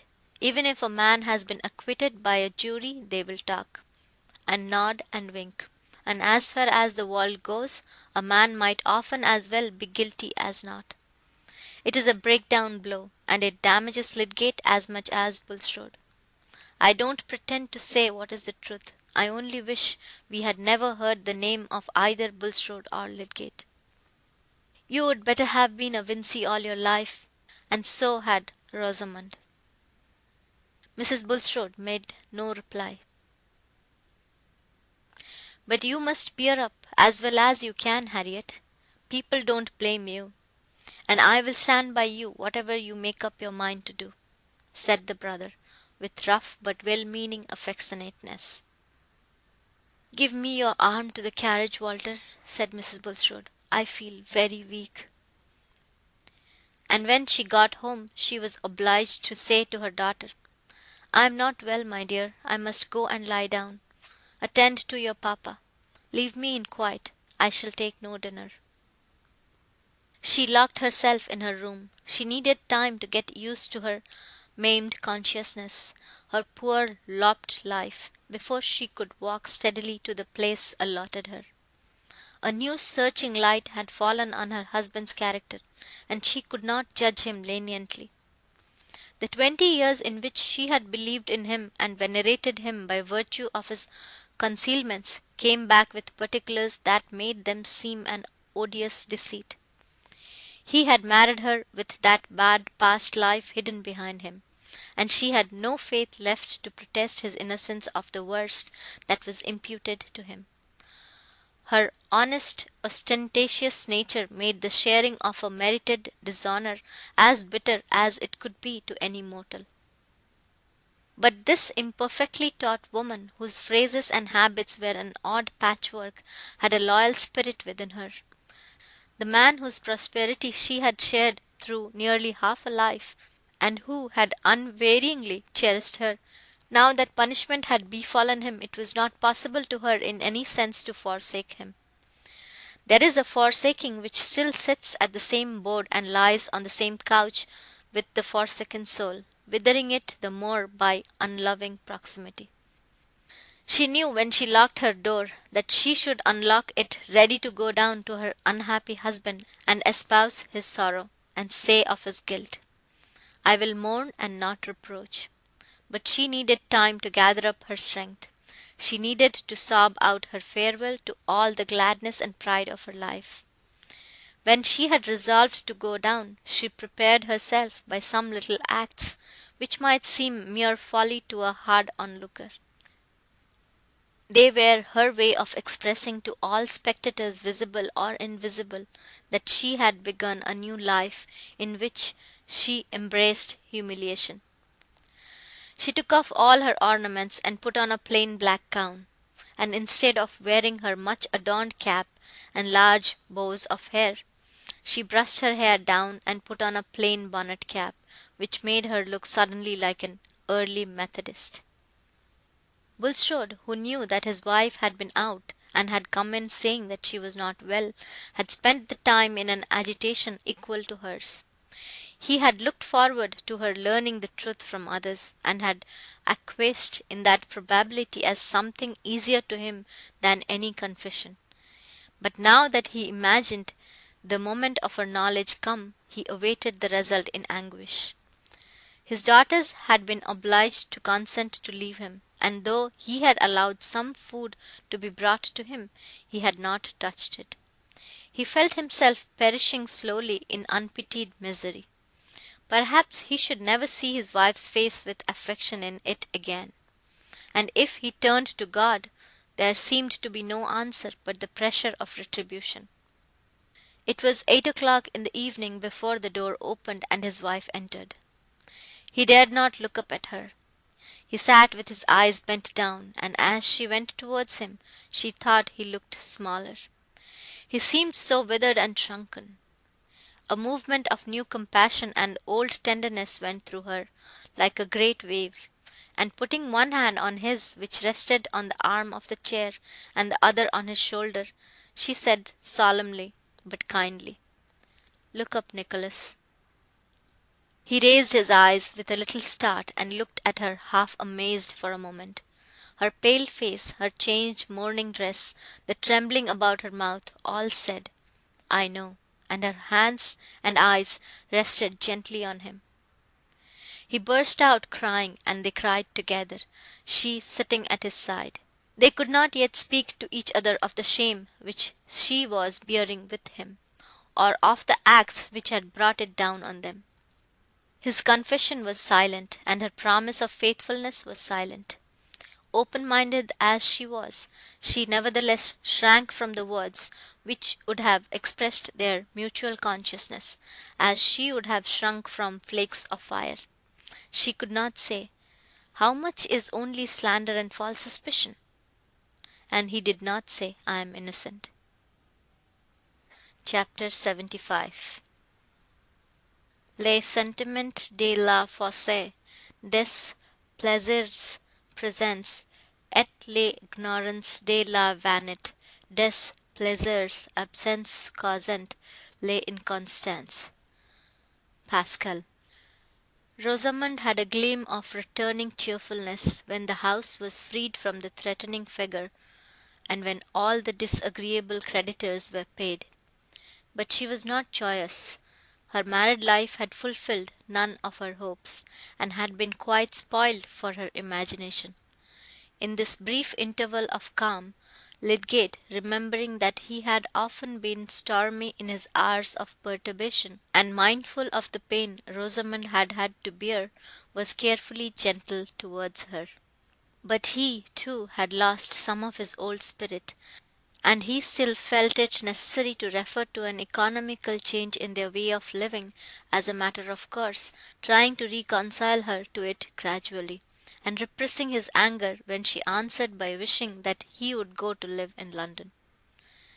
When she did not make this answer, she listened languidly, and wondered what she had that was worth living for. The hard and contemptuous words which had fallen from her husband in his anger had deeply offended that vanity which he had at first called into active enjoyment, and what she regarded as his perverse way of looking at things, kept up a secret repulsion, which made her receive all his tenderness as a poor substitute for the happiness he had failed to give her. They were at a disadvantage with their neighbours, and there was no longer any outlook towards Quallingham. There was no outlook anywhere except in an occasional letter from Will Ladislaw. She had felt stung and disappointed by Will's resolution to quit Middlemarch, for in spite of what she knew and guessed about his admiration for Dorothea, she secretly cherished the belief that he had, or would necessarily come to have, much more admiration for herself. Rosamond being one of those women who live much in the idea that each man they meet would have preferred them if the preference had not been hopeless. Mrs. Casaubon was all very well, but Will's interest in her dated before he knew Mrs. Lydgate. Rosamond took his way of talking to herself, which was a mixture of playful fault-finding and hyperbolical gallantry, as the disguise of a deeper feeling, and in his presence she felt that agreeable titillation of vanity and sense of romantic drama which Lydgate's presence had no longer the magic to create. She even fancied, what will not men and women fancy in these matters, that Will exaggerated his admiration for Mrs. Casaubon in order to pique herself. In this way poor Rosamond's brain had been busy before Will's departure. He would have made, she thought, a much more suitable husband for her than she had found in Lydgate. No notion could have been falser than this, for Rosamond's discontent in her marriage was due to the conditions of marriage itself, to its demand for self-suppression and tolerance, and not to the nature of her husband. But the easy conception of an unreal better had a sentimental charm which diverted her ennui. She constructed a little romance which was to vary the flatness of her life. Will Ladislaw was always to be a bachelor and live near her, always to be at her command, and have an understood though never fully expressed passion for her, which would be sending out lambent flames every now and then in interesting scenes. His departure had been a proportionate disappointment, and had sadly increased her weariness of Middlemarch. But at first she had the alternative dream of pleasures in store from her intercourse with the family at Quallingham. Since then the troubles of her married life had deepened, and the absence of other relief encouraged her regretful rumination over that thin romance which she had once fed on. Men and women make sad mistakes about their own symptoms, taking their vague uneasy longings sometimes for genius, sometimes for religion, and oftener still for a mighty love. Will Ladislaw had written chatty letters, half to her and half to Lydgate, and she had replied their separation. she felt was not likely to be final, and the change she now most longed for was that Lydgate should go to live in London. Everything would be agreeable in London, and she had set to work with quiet determination to win this result, when there came a sudden delightful promise which inspirited her. It came shortly before the memorable meeting at the town hall, and was nothing less than a letter from Will Ladislaw to Lydgate, which turned indeed chiefly on his new interest in plans of colonization, but mentioned incidentally that he might find it necessary to pay a visit to Middlemarch within the next few weeks. A very pleasant necessity, he said, almost as good as holidays to a schoolboy. He hoped there was his old place on the rug, and a great deal of music in store for him, but he was quite uncertain as to the time. While Lydgate was reading the letter to Rosamond, her face looked like a reviving flower. It grew prettier and more blooming. There was nothing unendurable now. The debts were paid, Mr. Ladislaw was coming, and Lydgate would be persuaded to leave Middlemarch and settle in London, which was so different from a provincial town. That was a bright bit of morning, but soon the sky became black over poor Rosamond. The presence of a new gloom in her husband, about which he was entirely reserved towards her, for he dreaded to expose his lacerated feeling to her neutrality and misconception, soon received a painfully strange explanation, alien to all her previous notions of what could affect her happiness.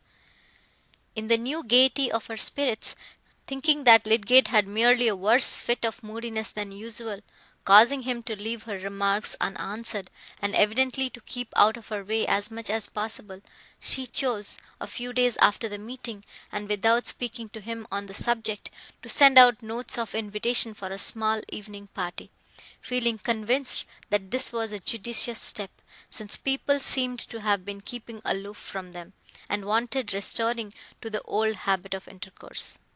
When the invitations had been accepted, she would tell Lydgate, and give him a wise admonition as to how a medical man should behave to his neighbours, for Rosamond had the gravest little airs possible about other people's duties. But all the invitations were declined, and the last answer came into Lydgate's hand. "This is Cheechley's scratch. What is he writing to you about?" said Lydgate, wonderingly, as he handed the note to her. She was obliged to let him see it, and looking at her severely, he said, "Why on earth have you been sending out invitations without telling me, Rosamond? I beg, I insist that you will not invite anyone to this house.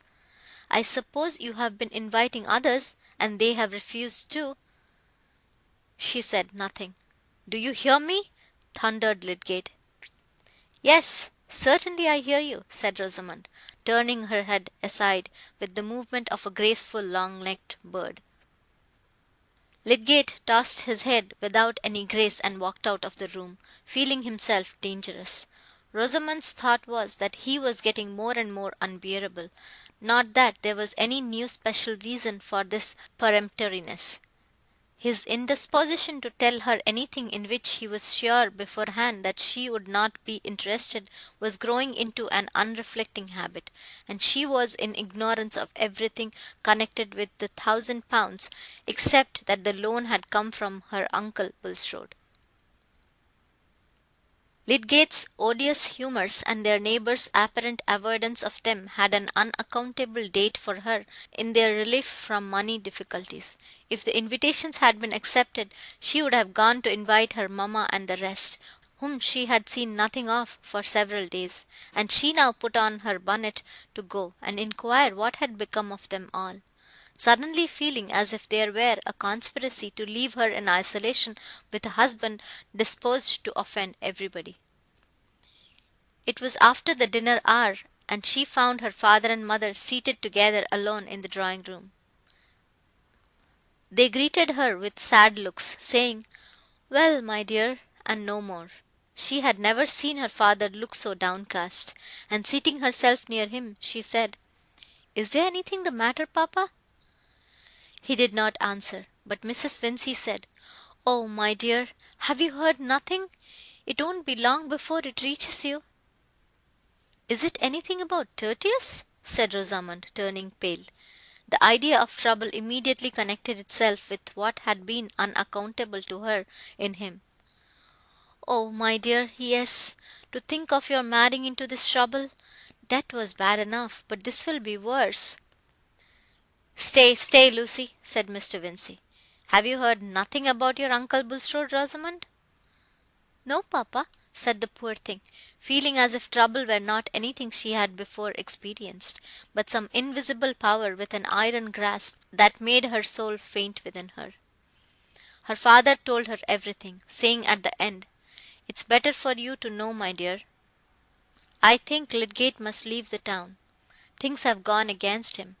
I dare say he couldn't help it." "I don't accuse him of any harm," said Mr. Vincey. "He had always before been disposed to find the utmost fault with Lydgate." The shock to Rosamond was terrible.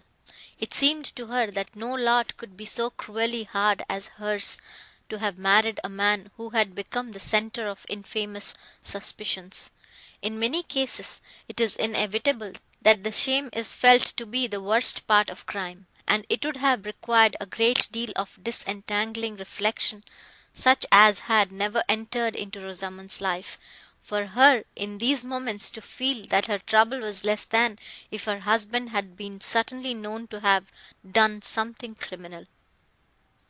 All the shame seemed to be there, and she had innocently married this man with the belief that he and his family were a glory to her. She showed her usual reticence to her parents, and only said that if Lydgate had done as she wished, he would have left Middlemarch long ago. "She bears it beyond anything," said her mother when she was gone. "Ah, thank God!" said Mr. Vincey, who was much broken now. But Rosamond went home with a sense of justified repugnance towards her husband. What had he really done? How had he really acted? She did not know.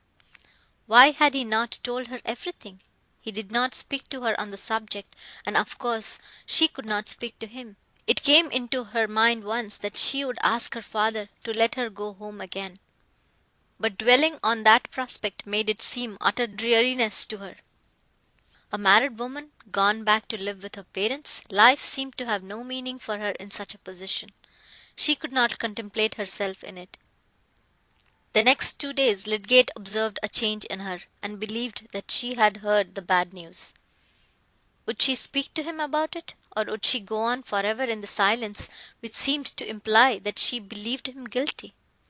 We must remember that he was in a morbid state of mind, in which almost all contact was pain. Certainly Rosamond in this case had equal reason to complain of reserve and want of confidence on his part, but in the bitterness of his soul he excused himself.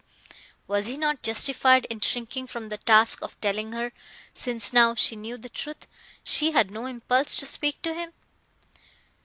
But a deeper lying consciousness that he was in fault made him restless, and the silence between them became intolerable to him.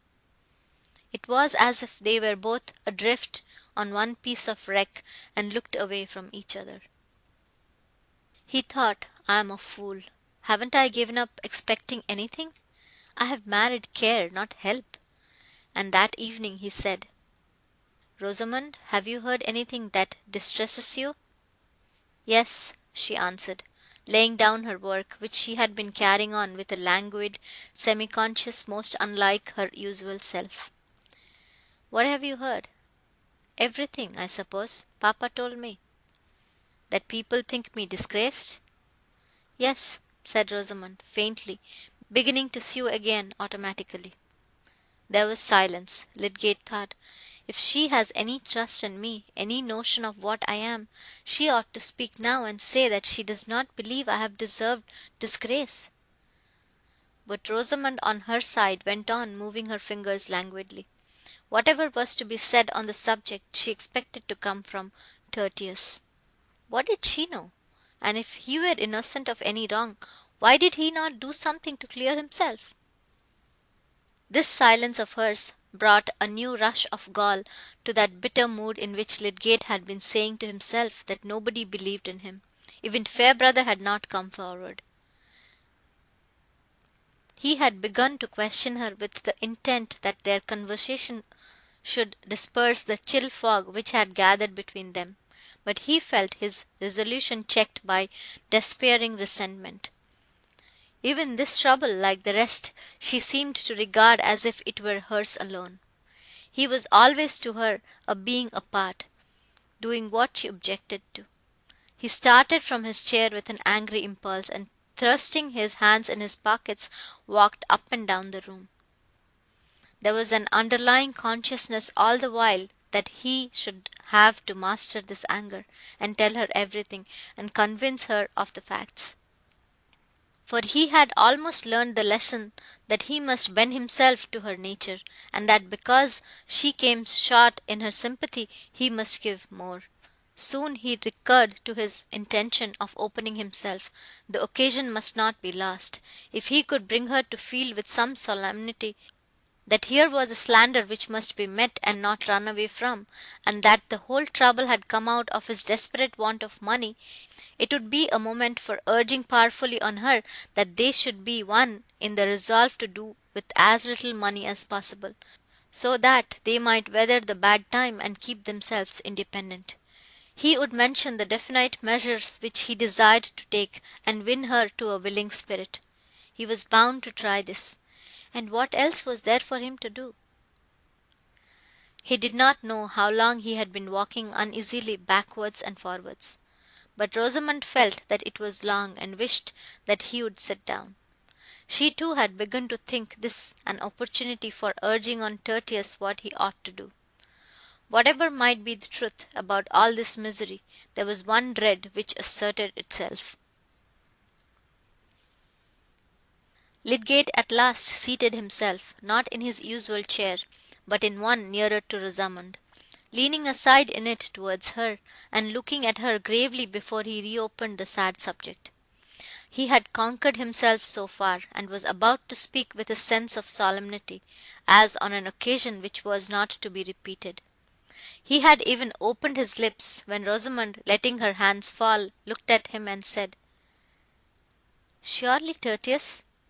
"Well?" "Surely now at last you have given up the idea of staying in Middlemarch?" "I cannot go on living here.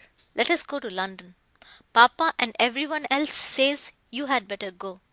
Whatever misery I have to put up with, it will be easier away from here." Lydgate felt miserably jarred.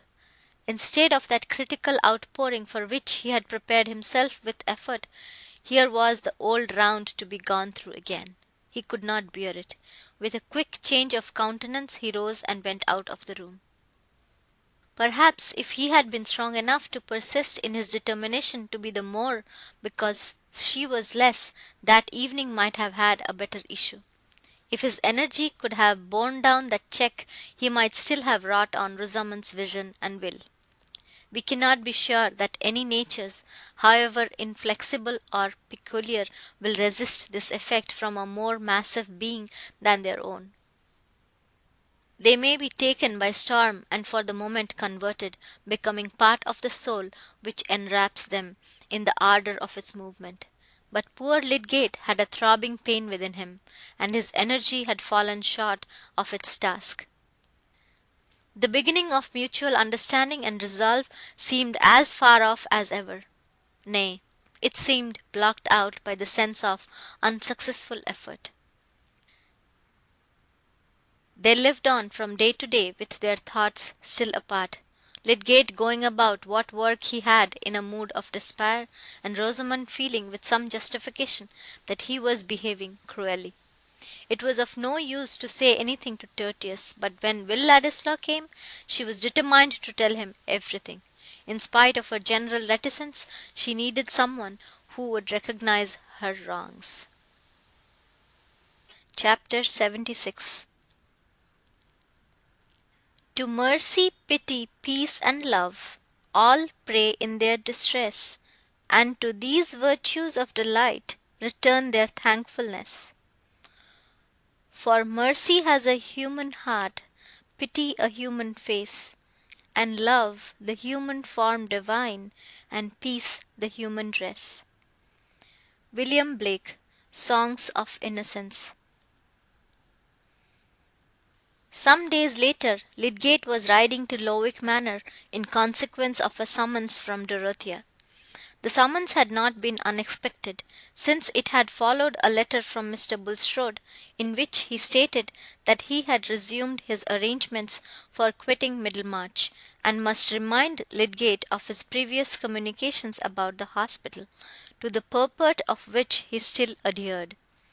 It had been his duty, before taking further steps, to reopen the subject with Mrs. Casaubon, who now wished, as before, to discuss the question with Lydgate.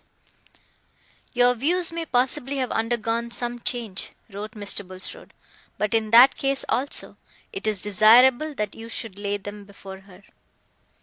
Dorothea awaited his arrival with eager interest. Though in deference to her masculine advisers, she had refrained from what Sir James had called interfering in this Bulstrode business. The hardship of Lydgate's position was continually in her mind, and when Bulstrode applied to her again about the hospital, she felt that the opportunity was come to her which she had been hindered from hastening. In her luxurious home, wandering under the boughs of her own great trees, her thought was going out over the lot of others, and her emotions were imprisoned.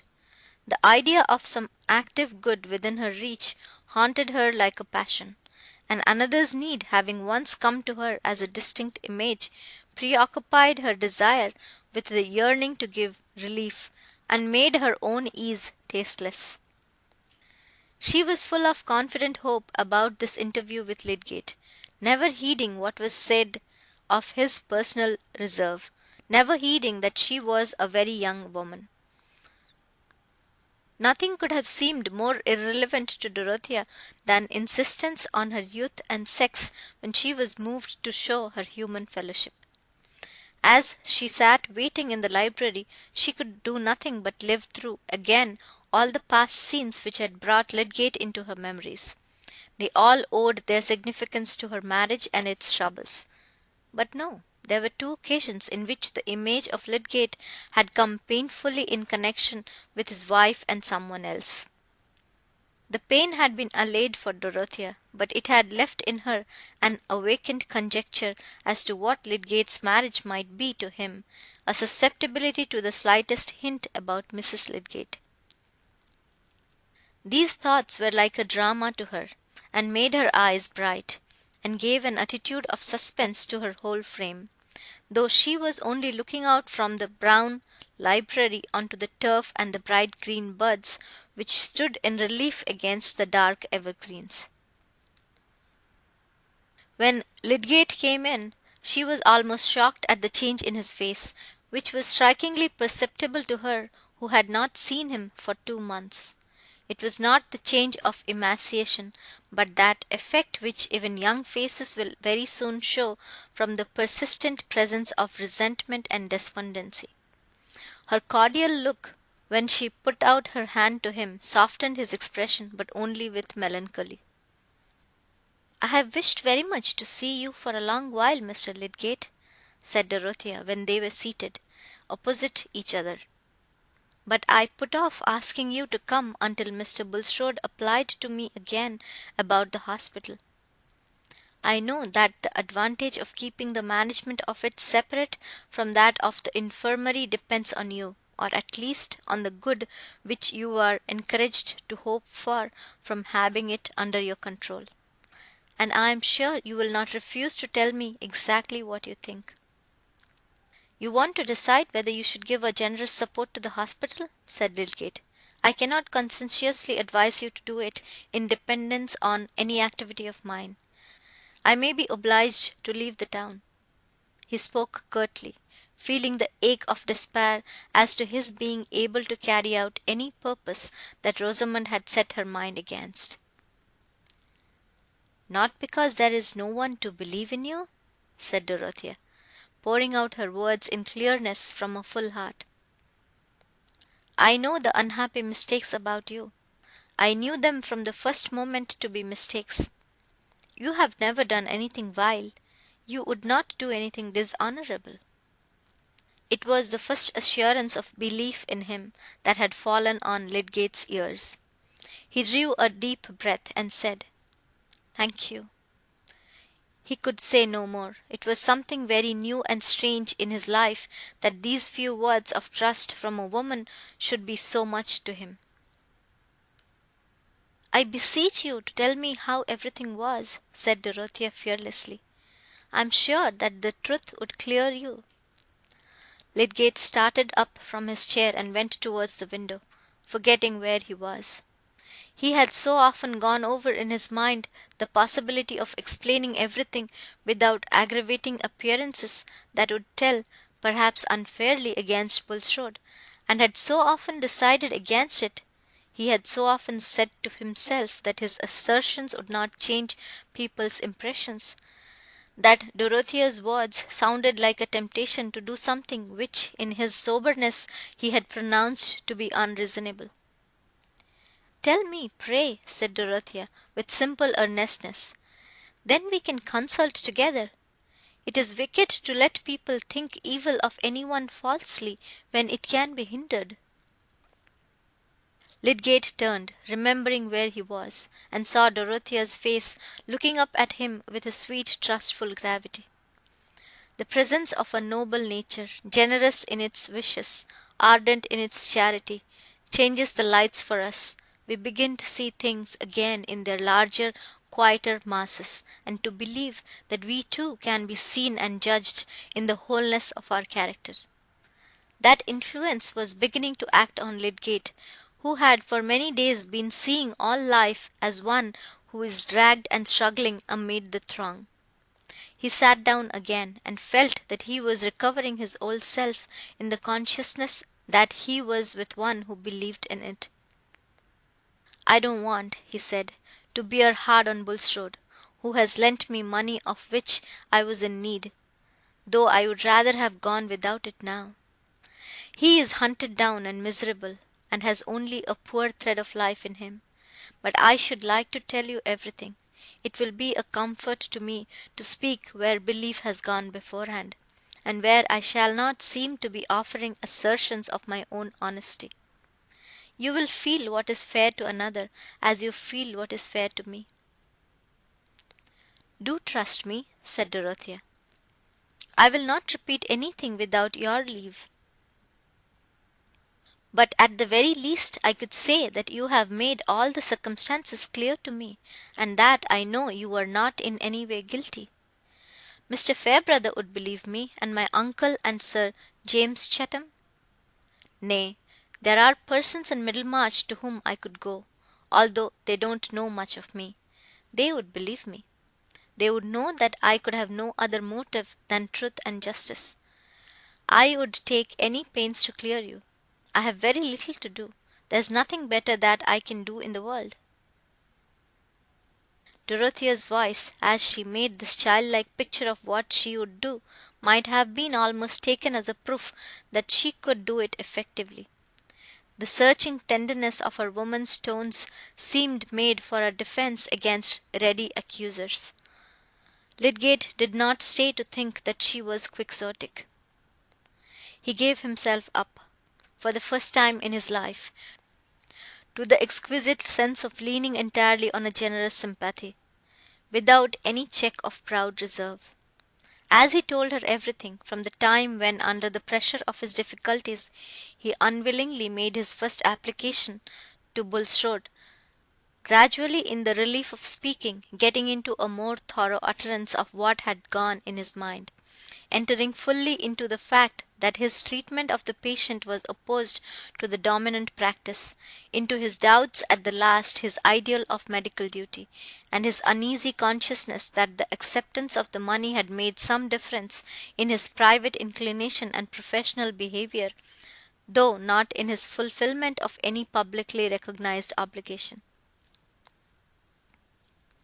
"It has come to my knowledge since," he added, "that Hawley sent some one to examine the housekeeper at Stonecourt, and she said that she gave the patient all the opium in the phial I left, as well as a good deal of brandy; but that would not have been opposed to ordinary prescriptions, even of the first-rate men. The suspicions against me had no hold there. They are grounded on the knowledge that I took money, that Bulstrode had strong motives for wishing the man to die, and that he gave me the money as a bribe to concur in some malpractices or other against the patient, that in any case I accepted a bribe to hold my tongue. They are just the suspicions that cling the most obstinately because they lie in people's inclination and can never be disproved. How my orders came to be disobeyed is a question to which I don't know the answer. It is still possible that Bulstrode was innocent of any criminal intention, even possible that he had nothing to do with the disobedience, and merely abstained from mentioning it. But all that has nothing to do with the public belief. It is one of those cases on which a man is condemned on the ground of his character. It is believed that he has committed a crime in some undefined way, because he had the motive for doing it. And Bulstrode's character has enveloped me, because I took his money. I am simply blighted, like a damaged ear of corn. The business is done, and can't be undone." "Oh, it is hard," said Dorothea. "I understand the difficulty there is in your vindicating yourself, and that all this should have come to you who had meant to lead a higher life than the common, and to find out better ways. I cannot bear to rest in this as unchangeable. I know you meant that. I remember what you said to me when you first spoke to me about the hospital. There is no sorrow I have thought more about than that, to love what is great, and to try to reach it, and yet to fail." "Yes," said Lydgate, feeling that here he had found room for the full meaning of his grief. "I had some ambition. I meant everything to be different with me. I thought I had more strength and mastery. But the most terrible obstacles are such as nobody can see except oneself." "Suppose," said Dorothea meditatively, "suppose we kept on the hospital according to the present plan, and you stayed here, though only with the friendship and support of a few. The evil feeling towards you would gradually die out. There would come opportunities in which people would be forced to acknowledge that they had been unjust to you, because they would see that your purpose were pure. You may still win a great fame like the Louis and Lenac I have heard you speak of, and we shall all be proud of you," she ended with a smile.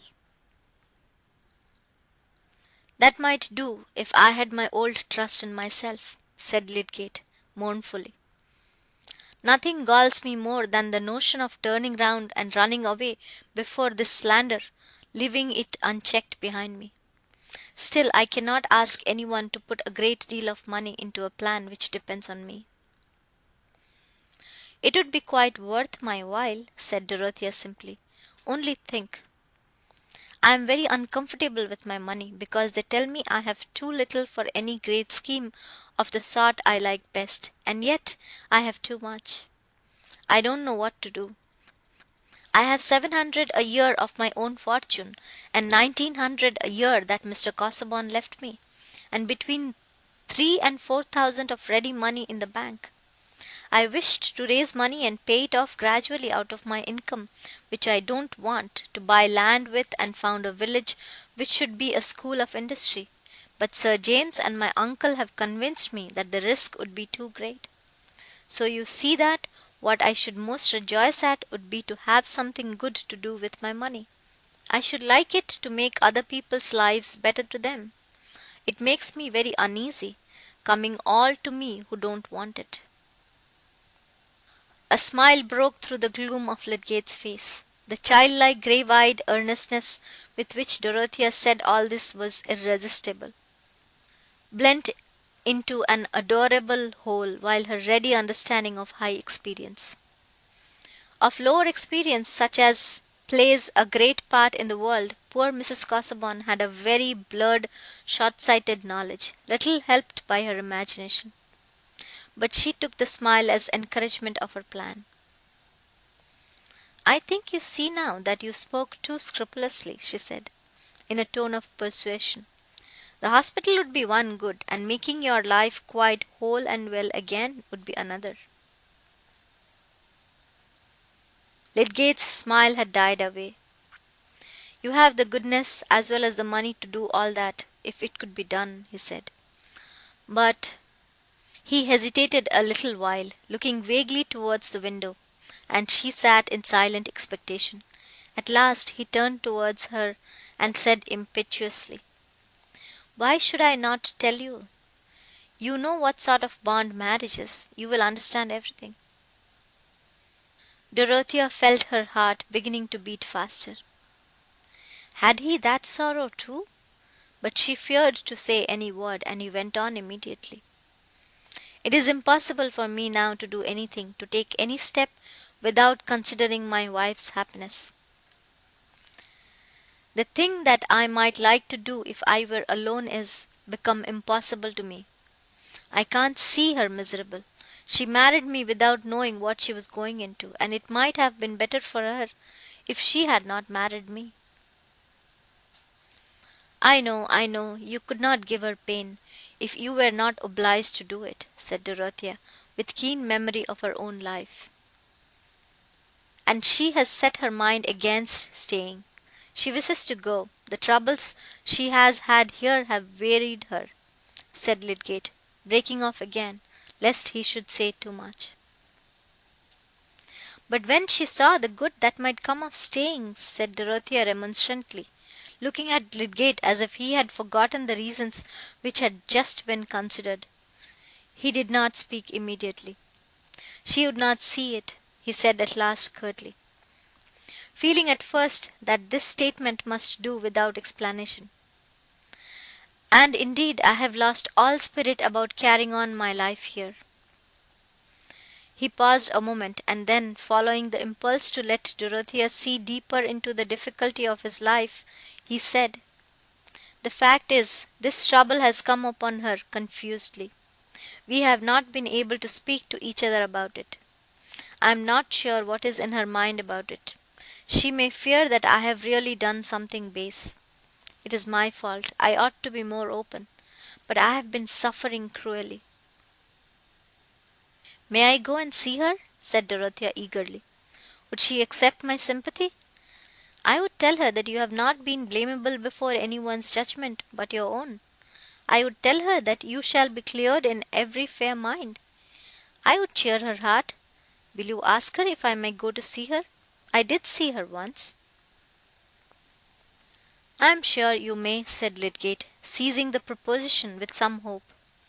"She would feel honoured, cheered, I think, by the proof that you at least have some respect for me. I will not speak to her about your coming, that she may not connect it with my wishes at all.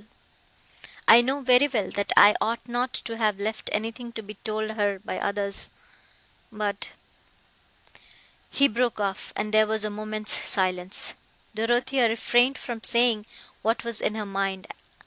How well she knew that there might be invisible barriers to speech between husband and wife. This was a point on which even sympathy might make a wound. She returned to the more outward aspect of Lydgate's position, saying cheerfully, "And if Mrs. Lydgate knew that there were friends who would believe in you and support you, she might then be glad that you should stay in your place and recover your hopes, and do what you meant to do. Perhaps then you would see that it was right to agree with what I proposed about your continuing at the hospital. Surely you would, if you still have faith in it as a means of making your knowledge useful?" Lydgate did not answer, and she saw that he was debating with himself. "You need not decide immediately," she said gently. "A few days hence it will be early enough for me to send my answer to Mr. Bulstrode." Lydgate still waited, but at last turned to speak in his most decisive tones. "No, I prefer that there should be no interval left for wavering. I am no longer sure enough of myself. I mean of what it would be possible for me to do under the changed circumstances of my life. It would be dishonourable to let others engage themselves to anything serious in dependence on me. I might be obliged to go away after all. I see little chance of anything else. The whole thing is too problematic. I cannot consent to be the cause of your goodness being wasted. No. Let the new hospital be joined with the old infirmary, and everything go on as it might have done if I had never come. I have kept a valuable register since I have been there. I shall send it to a man who will make use of it," he ended bitterly. "I can think of nothing for a long while but getting an income." "It hurts me very much to hear you speak so hopelessly," said Dorothea. "It would be a happiness to your friends who believe in your future, in your power to do great things, if you would let them save you from that.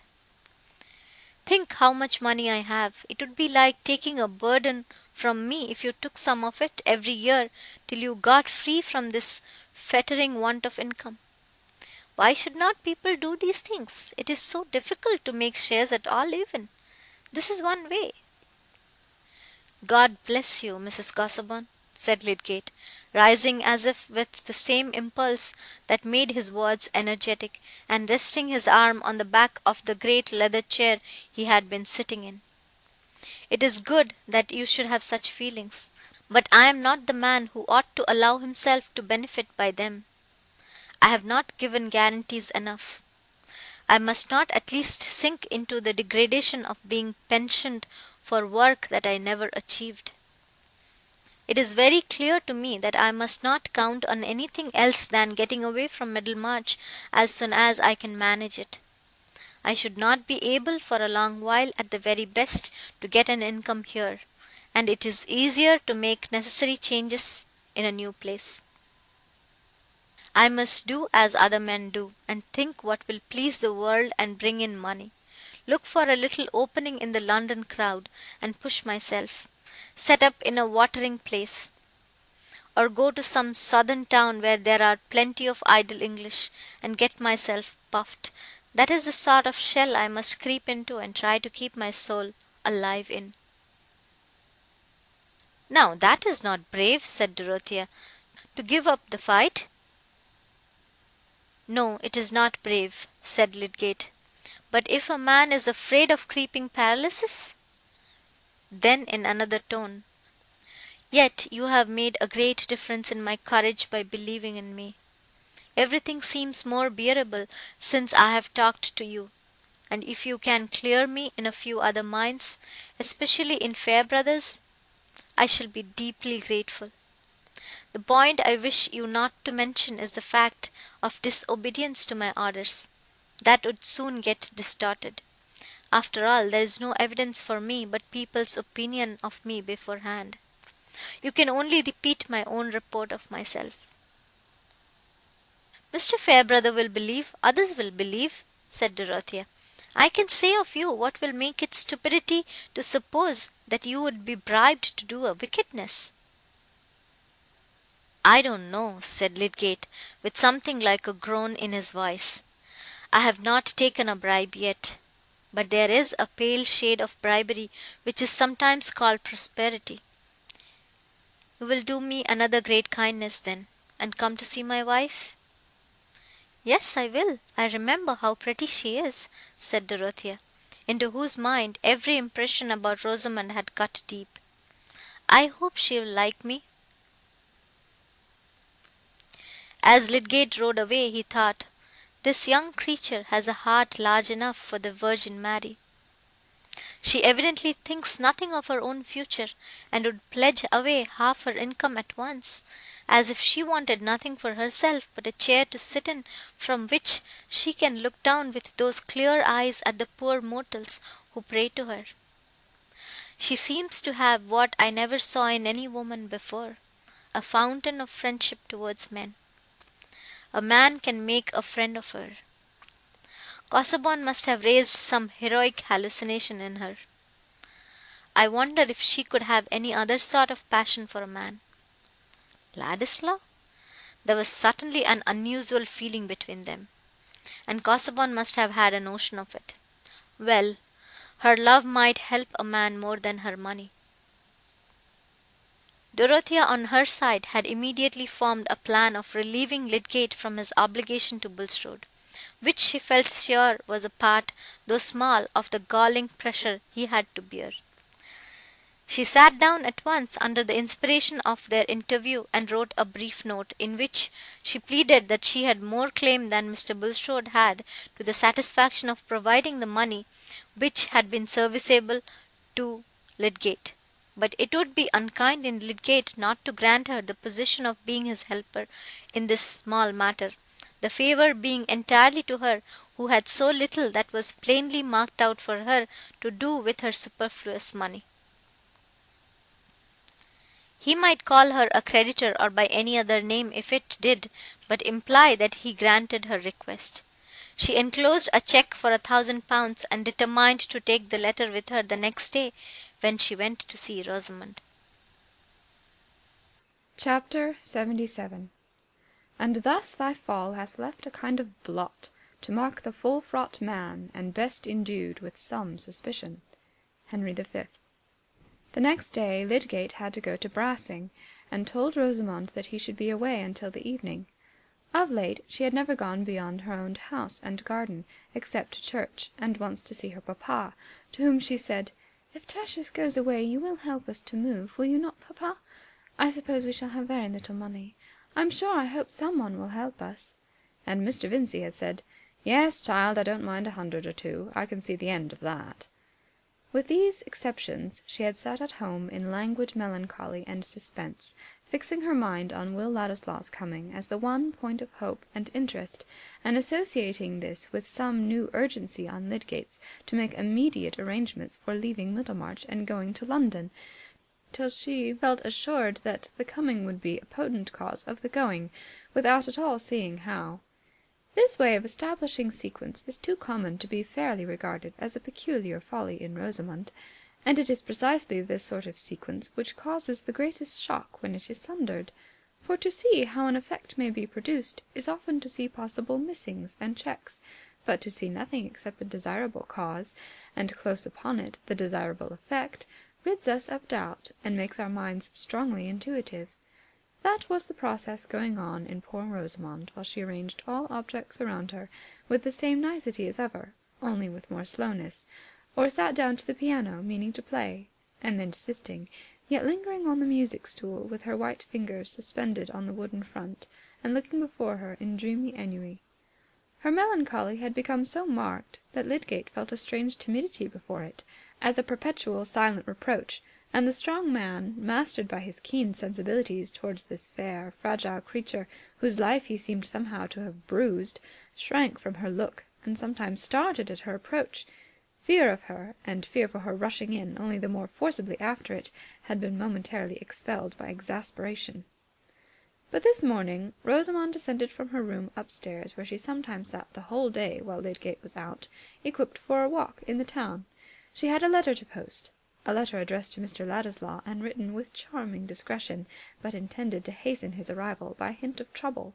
The servant-maid, their sole house-servant now, noticed her coming downstairs in her walking dress, and thought, "There never did anybody look so pretty in a bonnet, poor thing."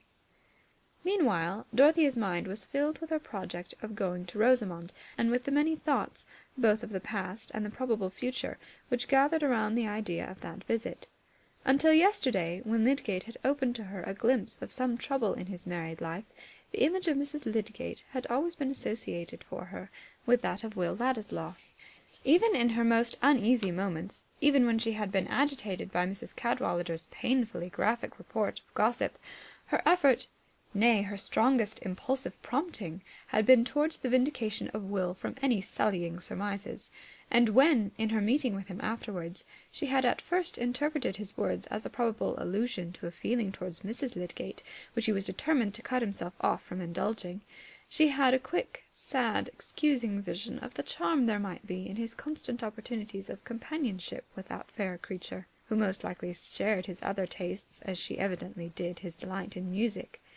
But there had followed his parting words, the few passionate words in which he had implied that she herself was the object of whom his love held him in dread, that it was his love for her only which he was resolved not to declare, but to carry away into banishment. From the time of that parting, Dorothea, believing in Will's love for her, believing with a proud delight in his delicate sense of honour and his determination that no one should impeach him justly, felt her heart quite at rest as to the regard he might have for Mrs. Lydgate. She was sure that the regard was blameless. There are natures in which, if they love us, we are conscious of having a sort of baptism and consecration.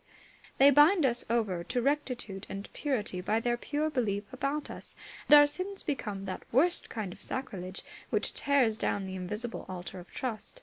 If you are not good, none is good. Those little words may give a terrific meaning to responsibility, may hold a vitriolic intensity for remorse. Dorothea's nature was of that kind. Her own passionate faults lay along the easily counted open channels of her ardent character, and while she was full of pity for the visible mistakes of others, she had not yet any material within her experience for subtle constructions and suspicions of hidden wrong. But that simplicity of hers, holding up an ideal for others in her believing conception of them, was one of the great powers of her womanhood, and it had from the first acted strongly on Will Ladislaw. He felt, when he parted from her, that the brief words by which he had tried to convey to her his feeling about herself, and the division which her fortune made between them, would only profit by their brevity when Dorothea had to interpret them. He felt that in her mind he had found his highest estimate. And he was right there.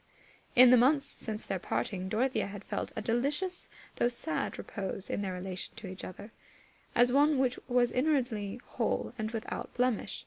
She had an active force of antagonism within her, when the antagonism turned on the defence either of plans or persons that she believed in, and the wrongs which she felt that Will had received from her husband, and the external conditions which to others were grounds for slighting him, only gave the more tenacity to her affection and admiring judgment.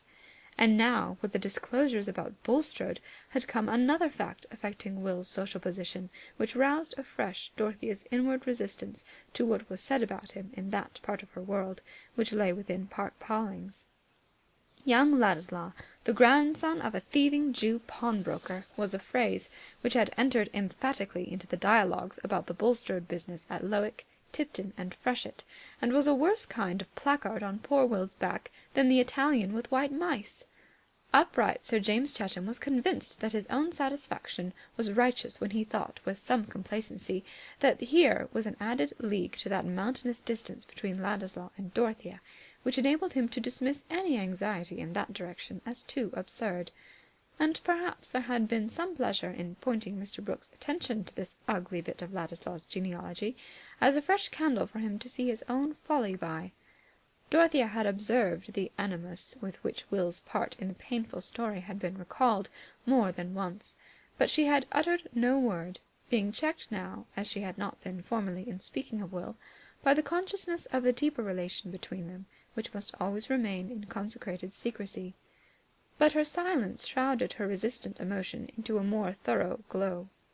And this misfortune in Will's lot, which, it seemed, others were wishing to fling at his back as an opprobrium, only gave something more of enthusiasm to her clinging thought. She entertained no visions of their ever coming into nearer union, and yet she had taken no posture of renunciation.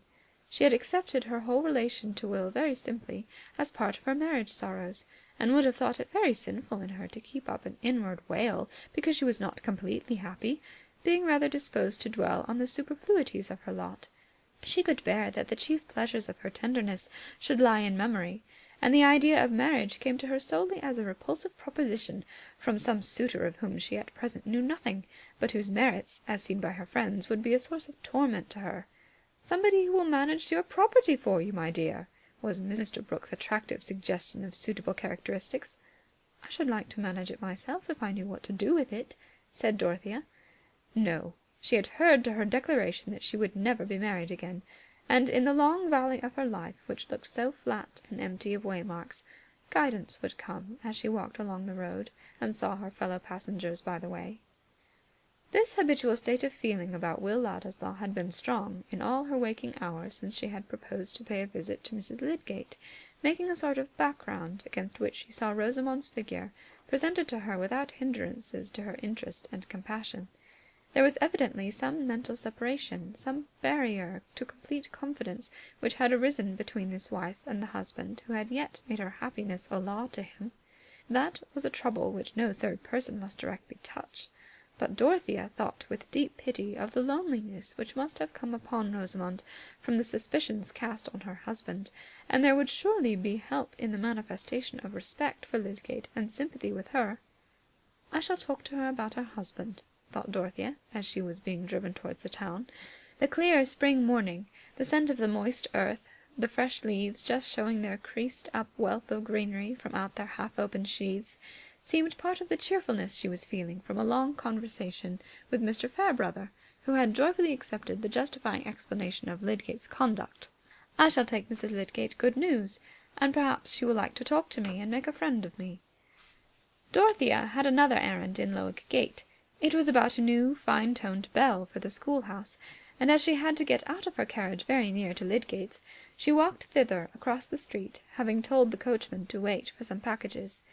The street door was open, and the servant was taking the opportunity of looking out at the carriage which was pausing within sight, when it became apparent to her that the lady who belonged to it was coming towards her.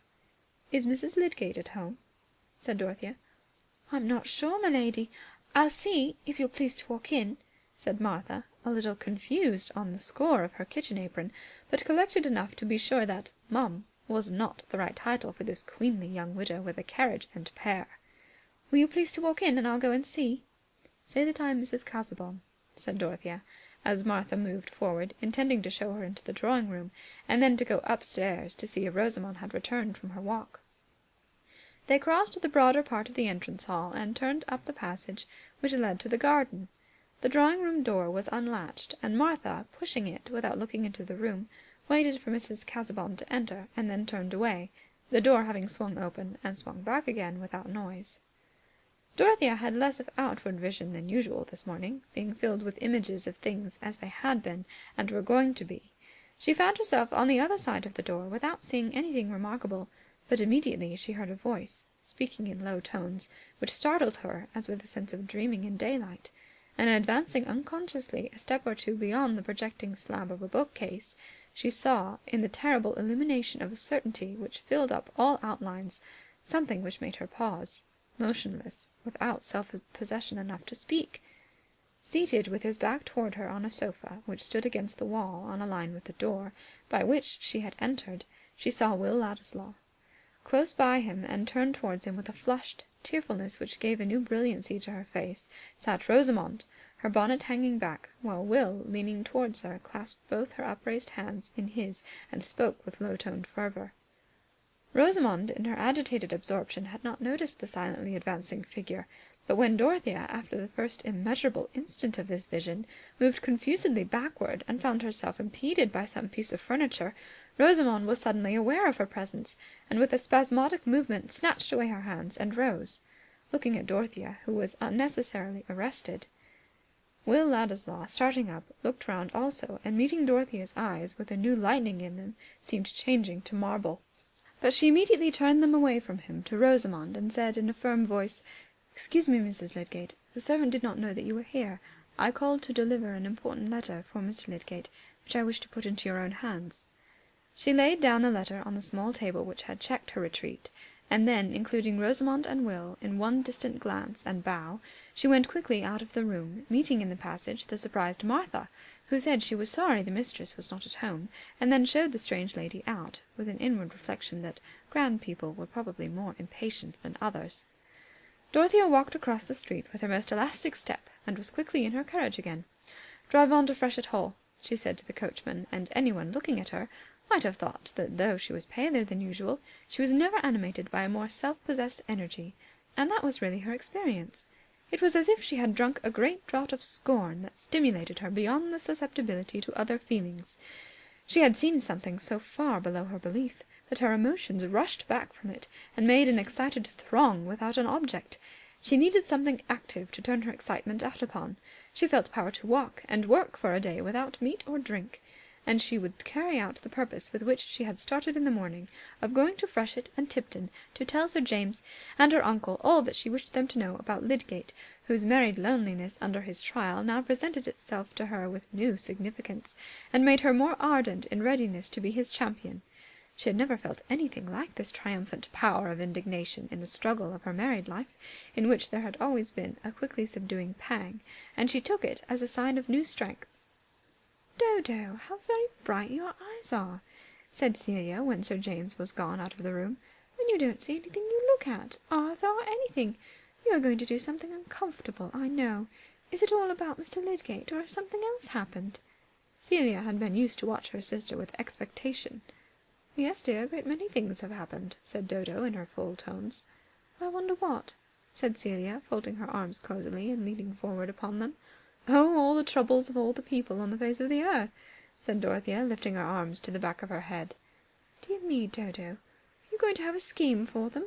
said Celia, a little uneasily at this Hamlet-like raving. But Sir James came in again, ready to accompany Dorothea to the Grange, and she finished her expedition well, not swerving in her resolution until she descended at her own door. Chapter 78. Would it were yesterday, and I in the grave with her sweet faith above for monument. Rosamond and Will stood motionless. They did not know how long. He looking towards the spot where Dorothea had stood, and she looking towards him with doubt. It seemed an endless time to Rosamond, in whose inmost soul there was hardly so much annoyance as gratification from what had just happened. Shallow natures dream of an easy sway over the emotions of others, trusting implicitly in their own petty magic to turn the deepest streams, and confident, by pretty gestures and remarks, of making the thing that is not as though it were. She knew that Will had received a severe blow, but she had been little used to imagining other people's states of mind except as a material cut into shape by her own wishes, and she believed in her own power to soothe or subdue. Even Tertius, that most perverse of men, was always subdued in the long run. Events had been obstinate, but still Rosamond would have said now, as she did before her marriage, that she never gave up what she had set her mind on. She put out her arm, and laid the tips of her fingers on Will's coat-sleeve. "Don't touch me," he said, with an utterance like the cut of a lash, darting from her, and changing from pink to white and back again as if his whole frame were tingling with the pain of the sting. He wheeled around to the other side of the room and stood opposite to her, with the tips of his fingers in his pockets, and his head thrown back, looking fiercely, not at Rosamond, but at a point a few inches away from her.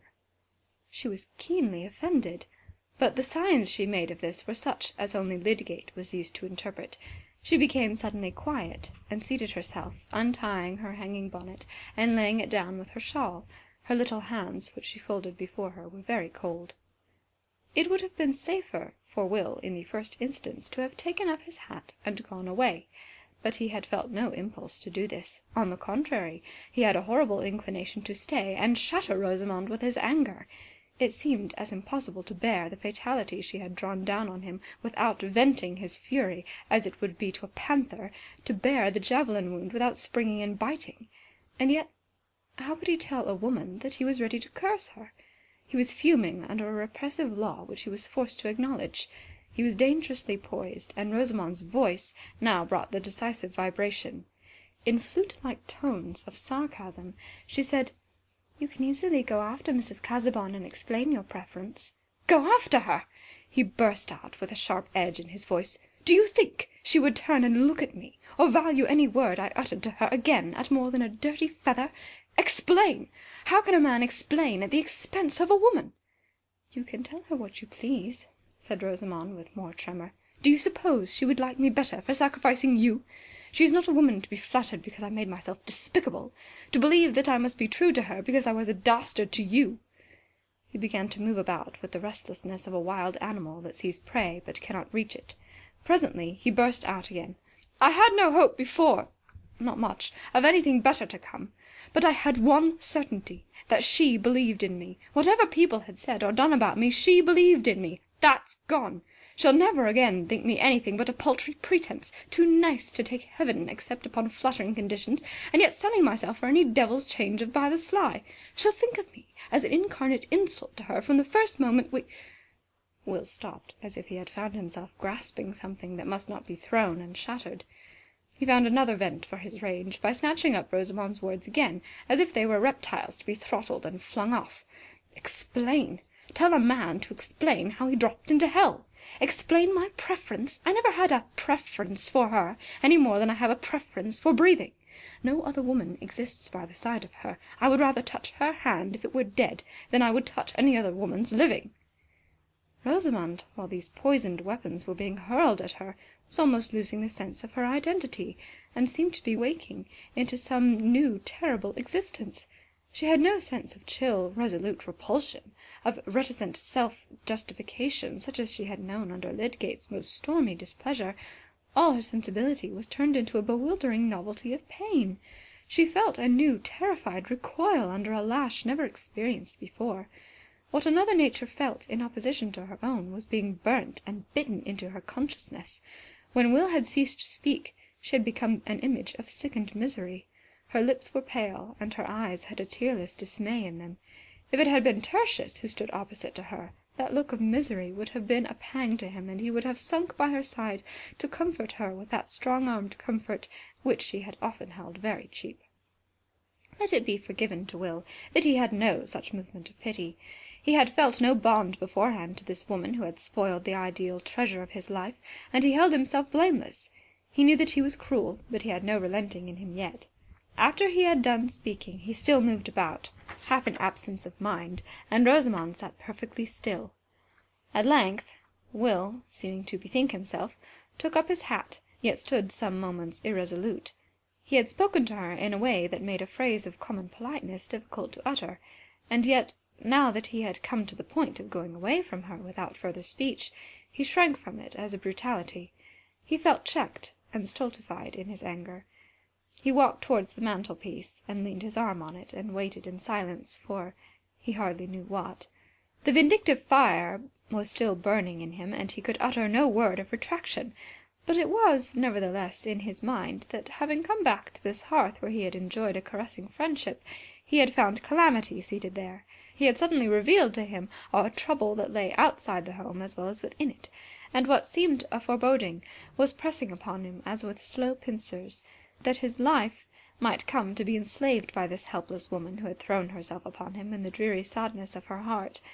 But he was in gloomy rebellion against the fact that his quick apprehensiveness foreshadowed to him, and when his eyes fell on Rosamond's blighted face, it seemed to him that he was the more pitiable of the two, for pain must enter into its glorified life of memory before it can turn into compassion. And so they remained for many minutes, opposite each other, far apart, in silence. Will's face still possessed by a mute rage, and Rosamond's by a mute misery. The poor thing had no force to fling out any passion in return. The terrible collapse of the illusion towards which all her hope had been strained was a stroke which had too thoroughly shaken her. Her little world was in ruins, and she felt herself tottering in the midst, as a lonely, bewildered consciousness. Will wished that she would speak, and bring some mitigating shadow across his own cruel speech, which seemed to stand staring at them, both in mockery of any attempt at revived fellowship. But she said nothing, and at last, with a desperate effort over himself, he asked, "Shall I come in and see Lydgate this evening?" "If you like," Rosamond answered just audibly. And then Will went out of the house, Martha never knowing that he had been in. After he was gone, Rosamond tried to get up from her seat, but fell back fainting. When she came to herself again, she felt too ill to make the exertion of rising to ring the bell, and she remained helpless until the girl, surprised at her long absence, thought for the first time of looking for her in all the downstairs rooms. Rosamond said that she had felt suddenly sick and faint, and wanted to be helped upstairs. When there, she threw herself on the bed, with her clothes on, and lay in apparent torpor, as she had done once before on a memorable day of grief. Lydgate came home earlier than he had expected, about 5:30, and found her there. The perception that she was ill threw every other thought into the background. When he felt her pulse, her eyes rested on him with more persistence than they had done for a long while, as if she felt some content that he was there. He perceived the difference in a moment, and seating himself by her, put his arm gently under her, and bending over her, said, "My poor Rosamond, has something agitated you?" Clinging to him, she fell into hysterical sobbings and cries, and for the next hour he did nothing but soothe and tend her. He imagined that Dorothea had been to see her, and that all this effect on her nervous system, which evidently involved some new turning towards himself, was due to the excitement of the new impressions which that visit had raised. Chapter 79. Now I saw in my dream that just as they had ended their talk, they drew nigh to a very miry slough that was in the midst of the plain, and they, being heedless, did both fall suddenly into the bog.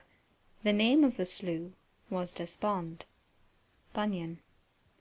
When Rosamond was quiet, and Lydgate had left her, hoping that she might soon sleep under the effect of an anodyne, he went into the drawing-room to fetch a book which he had left there, meaning to spend the evening in his work-room, and he saw on the table Dorothea's letter addressed to him. He had not ventured to ask Rosamond if Mrs. Casaubon had called, but the reading of this letter assured him of the fact, for Dorothea mentioned that it was to be carried by herself. When Will Ladislaw came in a little later, Lydgate met him with a surprise which made it clear that he had not been told of the earlier visit, and Will could not say, "Did not Mrs. Lydgate tell you that I came this morning?" "Poor Rosamond is ill," Lydgate added immediately on his greeting. "Not seriously, I hope?" said Will. "No, only a slight nervous shock, the effect of some agitation. She has been overwrought lately. The truth is, Ladislaw, that I am an unlucky devil. We have gone through several rounds of purgatory since you left, and I have lately got on to a worse ledge of it than ever. I suppose you are only just come down. You look rather battered. You have not been long enough in the town to hear anything?" "I travelled all night and got to the White Hart at 8 o'clock this morning. I have been shutting myself up and resting," said Will, feeling himself a sneak, but seeing no alternative to this evasion. And then he heard Lydgate's account of the troubles which Rosamond had already depicted to him in her way. She had not mentioned the fact of Will's name being connected with the public story, this detail not immediately affecting her, and he now heard it for the first time. "I thought it better to tell you that your name is mixed up with the disclosures," said Lydgate, who could understand better than most men how Ladislaw might be stung by the revelation. "You will be sure to hear it as soon as you turn out into the town. I suppose it is true that Raffles spoke to you?" "Yes," said Will sardonically. "I shall be fortunate if gossip does not make me the most disreputable person in the whole affair. I should think the latest version must be that I plotted with Raffles to murder Bulstrode and ran away from Middlemarch for the purpose." He was thinking, "Here is another new ring in the sound of my name to recommend it to her hearing. However, what does it signify now?" But he said nothing of Bulstrode's offer to him. Will was very open and careless about his personal affairs, but it was among the more exquisite touches in nature's modelling of him that he had a delicate generosity which warned him into reticence here. He shrank from saying that he had rejected Bulstrode's money in the moment when he was learning that it was Lydgate's misfortune to have accepted it. Lydgate, too, was reticent in the midst of his confidence. He made no allusion to Rosamond's feeling under their trouble, and of Dorothea he only said, "Mrs. Casaubon has been the one person to come forward and say she had no belief in any of the suspicions against me." Observing a change in Will's face, he avoided any further mention of her, feeling himself too ignorant of their relation to each other not to fear that his words might have some hidden painful bearing on it, and it occurred to him that Dorothea was the real cause of the present visit to Middlemarch. The two men were pitying each other, but it was only Will who guessed the extent of his companion's trouble. When Lydgate spoke with desperate resignation of going to settle in London, and said with a faint smile, "We shall have you again, old fellow," Will felt inexpressibly mournful, and said nothing. Rosamond had that morning entreated him to urge this step on Lydgate, and it seemed to him as if he were beholding in a magic panorama a future where he himself was sliding into that pleasureless yielding to the small solicitations of circumstance, which is a commoner history of perdition than any single momentous bargain. We are on a perilous margin when we begin to look passively at our future selves, and see our own figures led with dull consent into insipid misdoing and shabby achievement. Poor Lydgate was inwardly groaning on that margin, and Will was arriving at it. It seemed to him this evening as if the cruelty of his outburst to Rosamond had made an obligation for him, and he dreaded the obligation. He dreaded Lydgate's unsuspecting goodwill. He dreaded his own distaste for his spoiled life, which would leave him in motiveless levity. Chapter 80. Stern lawgiver, yet thou dost wear the Godhead's most benignant grace, nor know we anything so fair as is the smile upon thy face. Flowers laugh before thee on their beds, and fragrance in thy footing treads. Thou dost preserve the stars from wrong, and the most ancient heavens through thee are fresh and strong. Wordsworth, Ode to Duty. When Dorothea had seen Mr. Fairbrother in the morning, she had promised to go and dine at the parsonage on her return from Freshitt. There was a frequent interchange of visits between her and the Fairbrother family, which enabled her to say that she was not at all lonely at the Manor, and to resist for the present the severe prescription of a lady companion. When she reached home and remembered her engagement, she was glad of it, and finding that she had still an hour before she could dress for dinner, she walked straight to the schoolhouse and entered into a conversation with the master and mistress about the new bell, giving eager attention to their small details and repetitions, and getting up a dramatic sense that her life was very busy. She paused on her way back to talk to old Master Bunny, who was putting in some garden seeds, and discoursed wisely with that rural sage about the crops that would make the most return on a perch of ground, and the results of 60 years' experience as to soils, namely, that if your soil was pretty mellow it would do, but if there came wet to make it all of a mummy, why then. Finding that the social spirit had beguiled her into being rather late, she dressed hastily and went over to the parsonage rather earlier than was necessary. That house was never dull, Mr. Fairbrother, like another White of Selborne, having continually something new to tell of his inarticulate guests and protégés whom he was teaching the boys not to torment, and he had just set up a pair of beautiful goats to be pets of the village in general, and to walk at large as sacred animals. The evening went by cheerfully, till after tea, Dorothea talking more than usual, and dilating with Mr. Fairbrother on the possible histories of creatures that converse compendiously with their antennae, and for aught we know may hold reformed parliaments, when suddenly some inarticulate little sounds were heard which called everybody's attention. "Henrietta Noble," said Mrs. Fairbrother, seeing her small sister moving about the furniture legs distressfully, "what is the matter?" Oh, I have lost my tortoiseshell lozenge box. I fear the kitten has rolled it away," said the tiny old lady, involuntarily continuing her beaver-like notes. "Is it a great treasure, aunt?" said Mr. Fairbrother, putting up his glasses and looking at the carpet. "Mr. Ladislaw gave it to me," said Miss Noble. "A German box, very pretty, but if it falls it always spins away as far as it can." "Oh, if it is Ladislaw's present," said Mr. Fairbrother in a deep tone of comprehension, getting up and hunting. The box was found at last under a chiffonier, and Miss Noble grasped it with delight, saying, "It was under the fender last time." "That is an affair of the heart with my aunt," said Mr. Fairbrother, smiling at Dorothea as he reseated himself. "If Henrietta Noble forms an attachment to anyone, Mrs. Casaubon," said his mother emphatically, "she is like a dog. She would take their shoes for a pillow and sleep the better." "Mr. Ladislaw's shoes I would," said Henrietta Noble. Dorothea made an attempt at smiling in return. She was surprised and annoyed to find that her heart was palpitating violently, and that it was quite useless to try after a recovery of her former animation. Alarmed at herself, fearing some further betrayal of a change so marked in its occasion, she rose and said in a low voice, with undisguised anxiety, "I must go. I have overtired myself." Mr. Fairbrother, quick in perception, rose and said, "It is true, you must have half exhausted yourself in talking about Lydgate. That sort of work tells upon one after the excitement is over." He gave her his arm back to the Manor, but Dorothea did not attempt to speak, even when he said good night. The limit of resistance was reached, and she had sunk back helpless within the clutch of its inescapable anguish. Dismissing Tantripp with a few faint words, she locked her door, and turning away from it towards the vacant room, she pressed her hand hard on the top of her head, and moaned out, "Oh, I did love him!" Then came the hour in which the waves of suffering shook her too thoroughly to leave any power of thought. She could only cry in loud whispers between her sobs after her lost belief, which she had planted and kept alive from a very little seed since the days in Rome, after her lost joy of clinging with silent love and faith to one who, misprized by others, was worthy in her thought, after her lost woman's pride of reigning in his memory, after her sweet, dim perspective of hope, that along some pathway they should meet with unchanged recognition and take up the backward years as a yesterday. In that hour she repeated what the merciful eyes of solitude have looked on for ages in the spiritual struggles of man.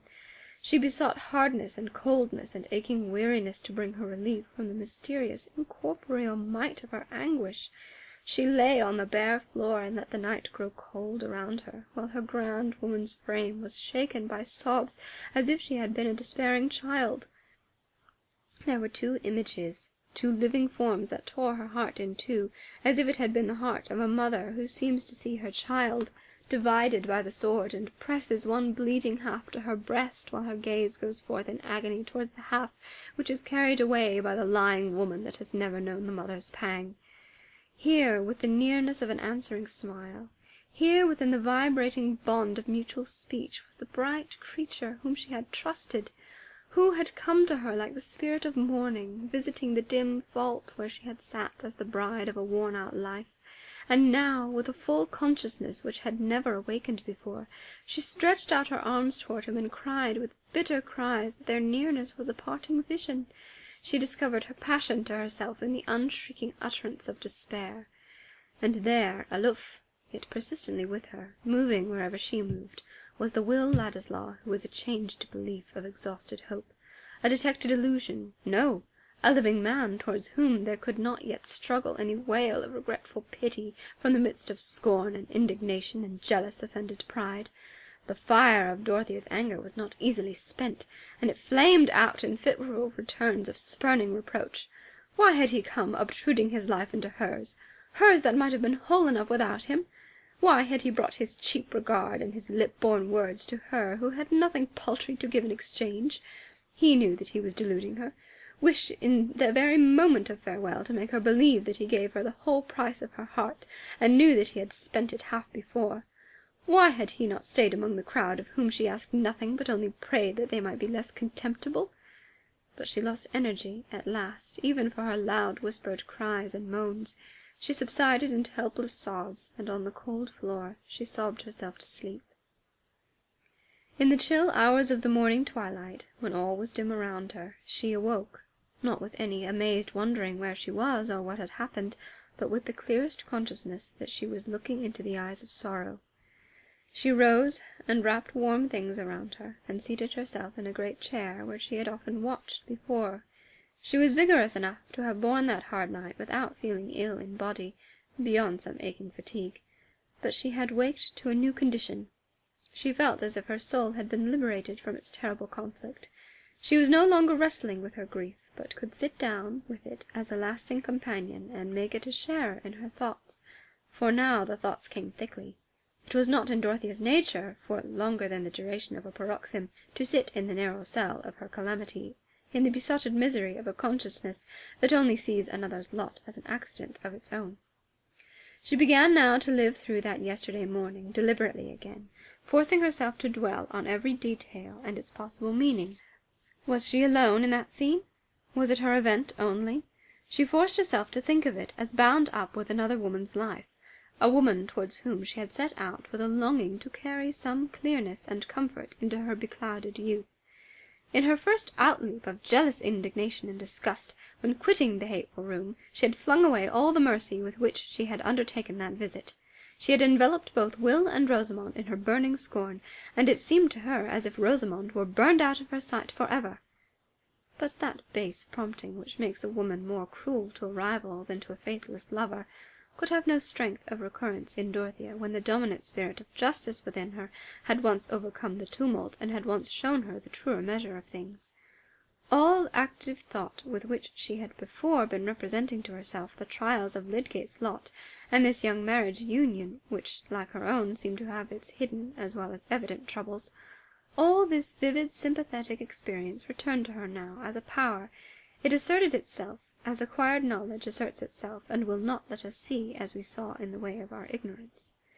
She said to her own irremediable grief that it should make her more helpful, instead of driving her back from effort. And what sort of crisis might not this be in three lives whose contact with hers laid an obligation on her as if they had been suppliants bearing the sacred branch? The objects of her rescue were not to be sought out by her fancy, they were chosen for her. She yearned towards the perfect right, that it might make a throne within her and rule her errant will. What should I do, how should I act now, this very day, if I could clutch my own pain, and compel it to silence, and think of those three? It had taken long for her to come to that question, and there was light piercing into the room. She opened her curtains, and looked out towards the bit of road that lay in view, with fields beyond, outside the entrance gates. On the road there was a man with a bundle on his back, and a woman carrying her baby. In the field she could see figures moving, perhaps the shepherd with his dog. Far off in the bending sky was the pearly light, and she felt the largeness of the world and the manifold wakings of men to labour and endurance. She was a part of that involuntary, palpitating life, and could neither look out on it from her luxurious shelter as a mere spectator, nor hide her eyes in selfish complaining. What she would resolve to do that day did not yet seem quite clear, but something that she could achieve stirred her as with an approaching murmur which would soon gather distinctness. She took off the clothes which seemed to have some of the weariness of a hard watching in them, and began to make her toilet. Presently she rang for Tantripp, who came in her dressing-gown. "Why, madam, you've never been in bed this blessed night!" burst out Tantripp, looking first at the bed and then at Dorothea's face, which in spite of bathing had the pale cheeks and pink eyelids of a Mater Dolorosa. "You'll kill yourself, you will! Anybody might think you had a right to give yourself a little comfort." "Don't be alarmed, Tantripp," said Dorothea, smiling. "I have slept. I am not ill. I shall be glad of a cup of coffee as soon as possible, and I want you to bring me my new dress, and most likely I shall want my new bonnet today." "They've lain there a month and more ready for you, madam, and most thankful I shall be to see with a couple of pounds worth less of crape," said Tantripp, stooping to light the fire. "There's a reason in mourning, as I've always said, and 3 folds at the bottom of your skirt and a plain quillin on your bonnet, and if anybody looked like an angel it's you in a net quillin, is what's consistent for a second year. At least that's my thinking," ended Tantripp, looking anxiously at the fire. "And if anybody was to marry me, flattering himself I should wear those hideous weepers 2 years for him, he'd be deceived by his own vanity, that's all." "The fire will do, my good Tam," Thea, speaking as she used to do in the old Lausanne days, only with a very low voice. "Get me the coffee." She folded herself in the large chair and leaned her head against it in fatigued quiescence, while Tantripp went away, wondering at this strange contrariness in her young mistress, that just the morning when she had more of a widow's face than ever, she should have asked for her lighter mourning, which she had waived before. Tantripp would never have found the clue to this mystery. Dorothea wished to acknowledge that she had not the less an active life before her because she had buried a private joy, and the tradition that fresh garments belonged to all initiation haunting her mind made her grasp after even that slight outward help towards calm resolve, for the resolve was not easy. Nevertheless, at 11 o'clock she was walking towards Middlemarch, having made up her mind that she would make as quietly and unnoticeably as possible her second attempt to see and save Rosamond. Chapter 81.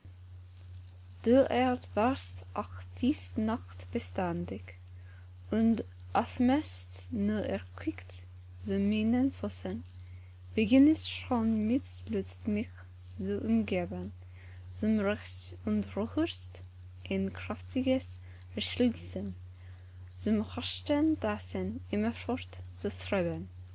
Faust. 12. When Dorothea was again at Lydgate's door, speaking to Martha, he was in the room close by, with the door ajar, preparing to go out. He heard her voice, and immediately came to her.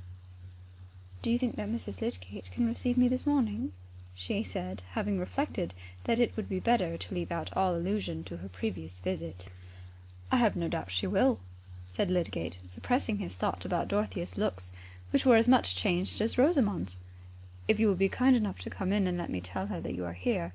She has not been very well since you were here yesterday, but she is better this morning, and I think it is very likely that she will be cheered by seeing you again."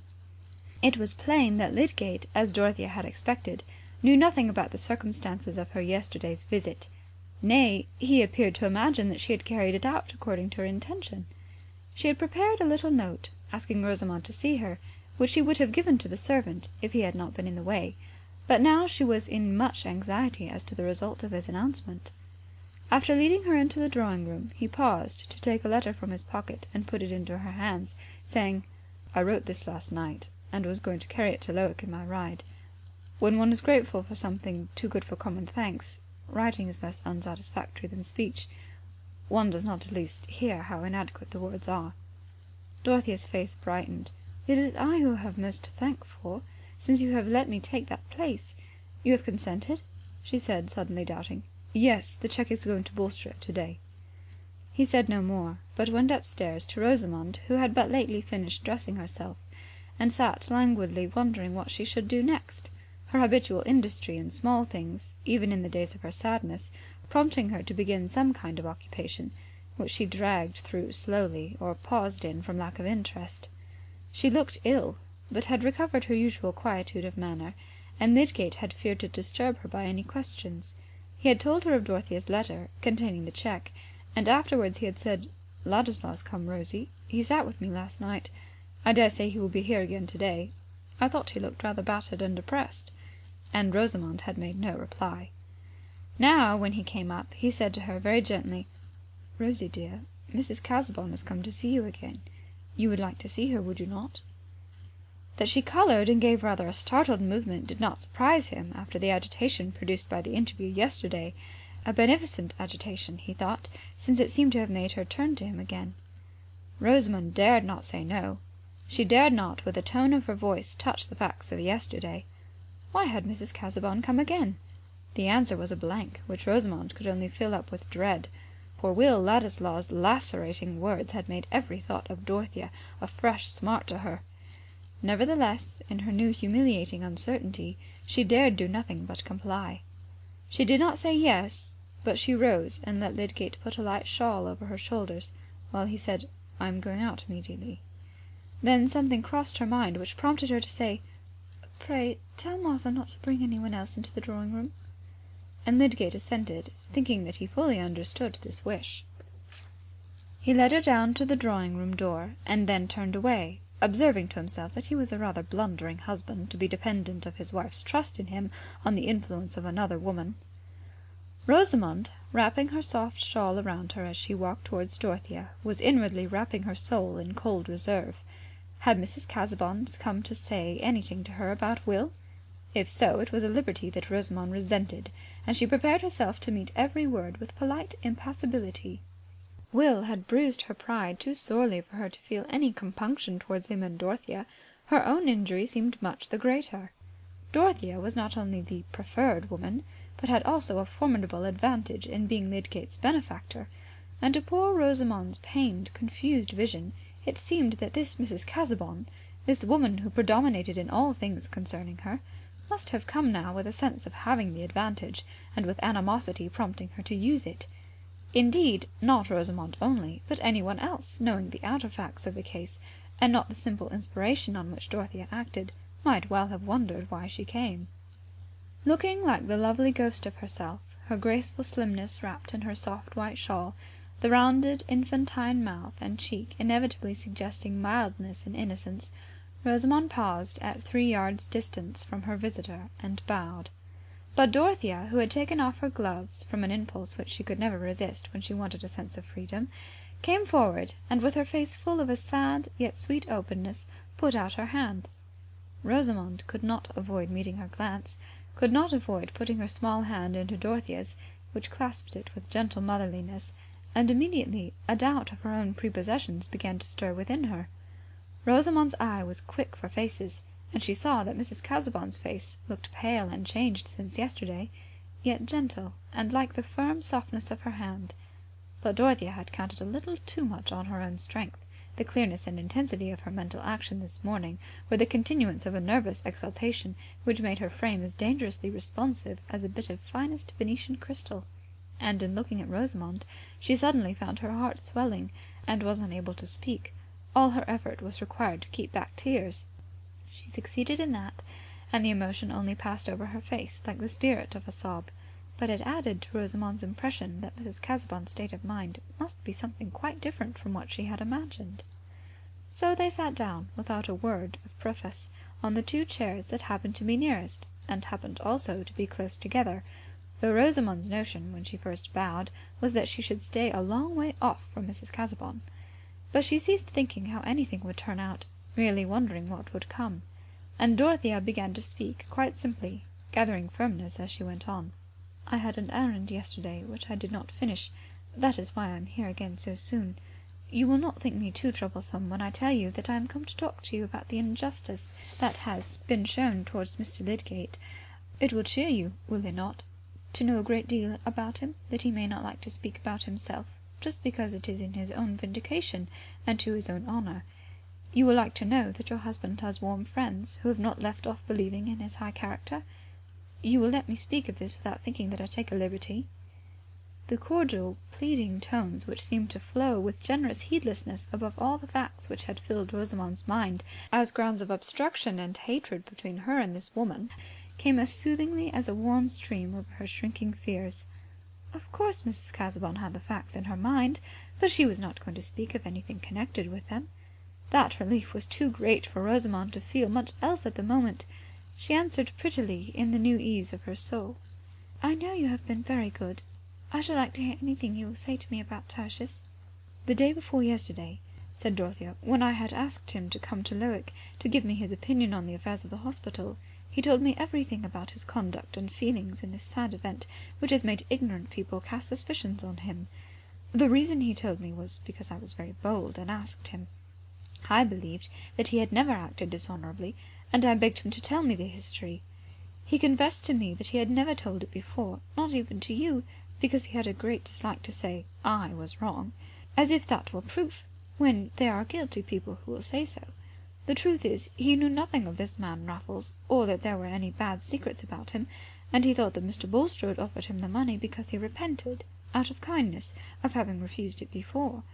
All his anxiety about his patient was to treat him rightly, and he was a little uncomfortable that the case did not end as he expected, but he thought then, and still thinks, that there may have been no wrong in it on any one's part.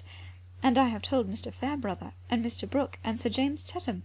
They all believe in your husband. That will cheer you, will it not? That will give you courage?" Dorothea's face had become animated, and as it beamed on Rosamond, very close to her, she felt something like bashful timidity before a superior, in the presence of this self-forgetful ardour. She said, with blushing embarrassment, "Thank you. You are very kind." And he felt that he had been so wrong not to pour out everything about this to you. But you will forgive him. It was because he feels so much more about your happiness than anything else. He feels his life bound into one with yours, and it hurts him more than anything that his misfortunes must hurt you. He could speak to me because I am an indifferent person. And then I asked him if I might come to see you, because I felt so much for his trouble and yours. That is why I came yesterday, and why I am come today. Trouble is so hard to bear, is it not? How can we live and think that anyone has trouble, piercing trouble, and we could help them and never try?" Dorothea, completely swayed by the feeling that she was uttering, forgot everything but that she was speaking from out the heart of her own trial to Rosamond's. The emotion had wrought itself more and more into her utterance, till the tones might have gone to one's very marrow, like a low cry from some suffering creature in the darkness, and she had unconsciously laid her hand again on the little hand that she had pressed before. Rosamond, with an overmastering pang, as if a wound within her had been probed, burst into hysterical crying as she had done the day before when she clung to her husband. Poor Dorothea was feeling a great wave of her own sorrow returning over her. Her thought being drawn to the possible share that Will Ladislaw might have in Rosamond's mental tumult, she was beginning to fear that she should not be able to suppress herself enough to the end of this meeting, and while her hand was still resting on Rosamond's lap, though the hand underneath it was withdrawn, she was struggling against her own rising sobs. She tried to master herself with the thought that this might be a turning point in 3 lives, not in her own. No, there the irrevocable had happened, but in those 3 lives which were touching hers with the solemn neighbourhood of danger and distress. The fragile creature who was crying close to her, there might still be time to rescue her from the misery of false, incompatible bonds, and this moment was unlike any other. She and Rosamond could never be together again with the same thrilling consciousness of yesterday within them both. She felt the relation between them to be peculiar enough to give her a peculiar influence, though she had no conception that the way in which her own feelings were involved was fully known to Mrs. Lydgate. It was a newer crisis in Rosamond's experience than even Dorothea could imagine. She was under the first great shock that had shattered her dream world, in which she had been easily confident of herself and critical of others, and this strange, unexpected manifestation of feeling in a woman whom she had approached with shrinking aversion and dread, was one who must necessarily have a jealous hatred towards her, made her soul totter all the more with a sense that she had been walking in an unknown world which had just broken in upon her. When Rosamond's convulsed throat was subsiding into calm, she withdrew the handkerchief with which she had been hiding her face. Her eyes met Dorothea's as helplessly as if they had been blue flowers. What was the use of thinking about behaviour after this crying? And Dorothea looked almost as childish, with a neglected trace of a silent tear. Pride was broken down between these two. "We were talking of your husband," Dorothea said, with some timidity. "I thought his looks were sadly changed with the suffering the other day. I had not seen him for many weeks before. He said he had been feeling very lonely in his trial, but I think he would have borne it all the better if he had been able to be quite open with you." "Tertius is so angry and impatient with me if I say anything," said Rosamond, imagining that he had been complaining of her to Dorothea. "He ought not to wonder that I object to speaking to him on painful subjects." "It was himself he blamed for not speaking," said Dorothea. "What he said of you was that he could not be happy in doing anything which made you unhappy, that his marriage was of course a bond which must affect his choice about everything, and for that reason he refused my proposal that he should keep his position at the hospital, because that would bind him to stay in Middlemarch, and he would not undertake to do anything which would be painful to you. He could say that to me, because he knows that I had much trial in my marriage from my husband's illness, which hindered his plans and saddened him. And he knows that I have felt how hard it is to walk always in fear of hurting another who is tied to us." Dorothea waited a little. She had discerned a faint pleasure stealing over Rosamond's face, but there was no answer, and she went on with gathering tremor. "Marriage is so unlike everything else. There is something even awful in the nearness it brings. Even if we loved someone else better than those we were married to, it would be no use." Poor Dorothea, in her palpitating anxiety, could only seize her language brokenly. "I mean, marriage drinks up all our power of giving or getting any blessedness in that sort of love. I know it may be very dear, but it murders our marriage, and then the marriage stays with us like a murder, and everything else is gone. And then our husband, if he loved and trusted us, and we have not helped him, but made a curse in his life." Her voice had sunk very low. There was a dread upon her of presuming too far, and of speaking as if she herself were perfection addressing error. She was too much preoccupied with her own anxiety to be aware that Rosamond was trembling too, and filled with the need to express pitying fellowship rather than rebuke, she put her hands on Rosamond's, and said, with more agitated rapidity, I know that the feeling may be very dear. It has taken hold of us unawares. It is so hard. It may seem like death to part with it, and we are weak. I am weak." The waves of her own sorrow, from out of which she was struggling to save another, rushed over Dorothea with conquering force. She stopped in speechless agitation, not crying, but feeling as if she were being inwardly grappled. Her face had become of a deathlier paleness. Her lips trembled, and she pressed her hands helplessly on the hands that lay under them. Rosamond, taken hold of by an emotion stronger than her own, hurried along in a new movement which gave all things some new, awful, undefined aspect, could find no words, but involuntarily she put her lips to Dorothea's forehead, which was very near her, and then for a minute the two women clasped each other as if they had been in shipwreck.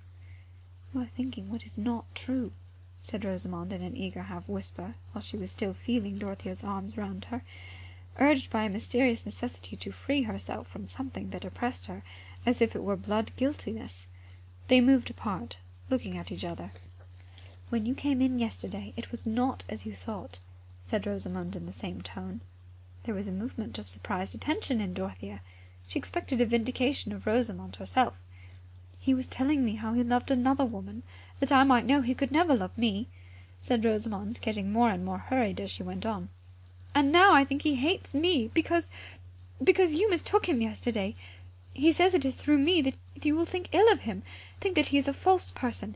But it shall not be through me. He has never had any love for me. I know he has not. He has always thought slightly of me. He said yesterday that no other woman existed for him besides you. The blame of what happened is entirely mine. He said he could never explain to you, because of me. He said you could never think well of him again. But now I have told you, and he cannot reproach me any more." Rosamond had delivered her soul under impulses which she had not known before. She had begun her confession under the subduing influence of Dorothea's emotion, and as she went on she had gathered the sense that she was repelling Will's reproaches, which were still like a knife wound within her. The revulsion of feeling in Dorothea was too strong to be called joy. It was a tumult in which the terrible strain of the night and morning made a resistant pain. she could only perceive that this would be joy when she had recovered her power of feeling it. Her immediate consciousness was one of immense sympathy, without cheek. She cared for Rosamond without struggle now, and responded earnestly to her last words. "No, he cannot reproach you any more." With her usual tendency to overestimate the good in others, she felt a great outgoing of her heart towards Rosamond for the generous effort which had redeemed her from suffering, not counting that the effort was a reflex of her own energy. After they had been silent a little, she said, "You are not sorry that I came this morning?" "No. You have been very good to me," said Rosamond. "I did not think that you would be so good. I was very unhappy. I am not happy now. Everything is so sad. But better days will come. Your husband will be rightly valued, and he depends on you for comfort. He loves you best. The worst loss would be to lose that, and you have not lost it," said Dorothea. She tried to thrust away the too overpowering thought of her own relief, lest she should fail to win some sign that Rosamond's affection was yearning back towards her husband. "Tertius did not find fault with me, then?" said Rosamond, understanding now that Lydgate might have said anything to Mrs. Casaubon, and that she certainly was different from other women. Perhaps there was a faint taste of jealousy in that question. A smile began to play over Dorothea's face as she said, "No, indeed. How can you imagine it?" But here the door opened, and Lydgate entered. "I am come back in my quality of a doctor," he said. "After I went away I was haunted by two pale faces. Mrs. Casaubon looked as much in need of care as you, Rosie, and I thought that I had not done my duty in leaving you together. So when I had been to Coleman's I came home again. I noticed that you were walking, Mrs. Casaubon, and the sky has changed. I think we may have rain. May I send one to order your carriage to come for you?" "Oh, no, I am strong. I need the walk," said Dorothea, rising with animation in her face. "Mrs. Lydgate and I have chatted a great deal, and it is time for me to go. I have always been accused of being immoderate and saying too much." She put out her hand to Rosamond, and they said an earnest, quiet good-bye, without kiss or other show of effusion. There had been between them too much serious emotion for them to use the signs of it superficially. As Lydgate took her to the door, she said nothing of Rosamond, but told him of Mr. Fairbrother and the other two friends who had listened with belief to his story. When he came back to Rosamond, she had already thrown herself on the sofa in resigned fatigue. "Well, Rosie," said he, standing over her and touching her hair, "what do you think of Mrs. Casaubon, now you have seen so much of her?" "I think she must be better than anyone," said Rosamond, "and she is very beautiful. If you go to talk to her so often you will be more discontented with me than ever." Lydgate laughed at these "so often." "But has she made you any less discontented with me?" "I think she has," said Rosamond, looking up in his face. "How heavy your eyes are, Tertius. And do push your hair back." He lifted up his large white hand to obey her, and felt thankful for this little mark of interest in him. Poor Rosamond's vagrant fancy had come back terribly scourged, meek enough to nestle under the old despised shelter, and the shelter was still there. Lydgate had accepted his narrowed lot with sad resignation. He had chosen this fragile creature, and had taken the burden of her life upon his arms. He must walk as he could, carrying that burden pitifully. Chapter 82. My grief lies onward, and my joy behind. Shakespeare, Sonnets. Exiles notoriously feed much on hopes, and are unlikely to stay in banishment unless they are obliged.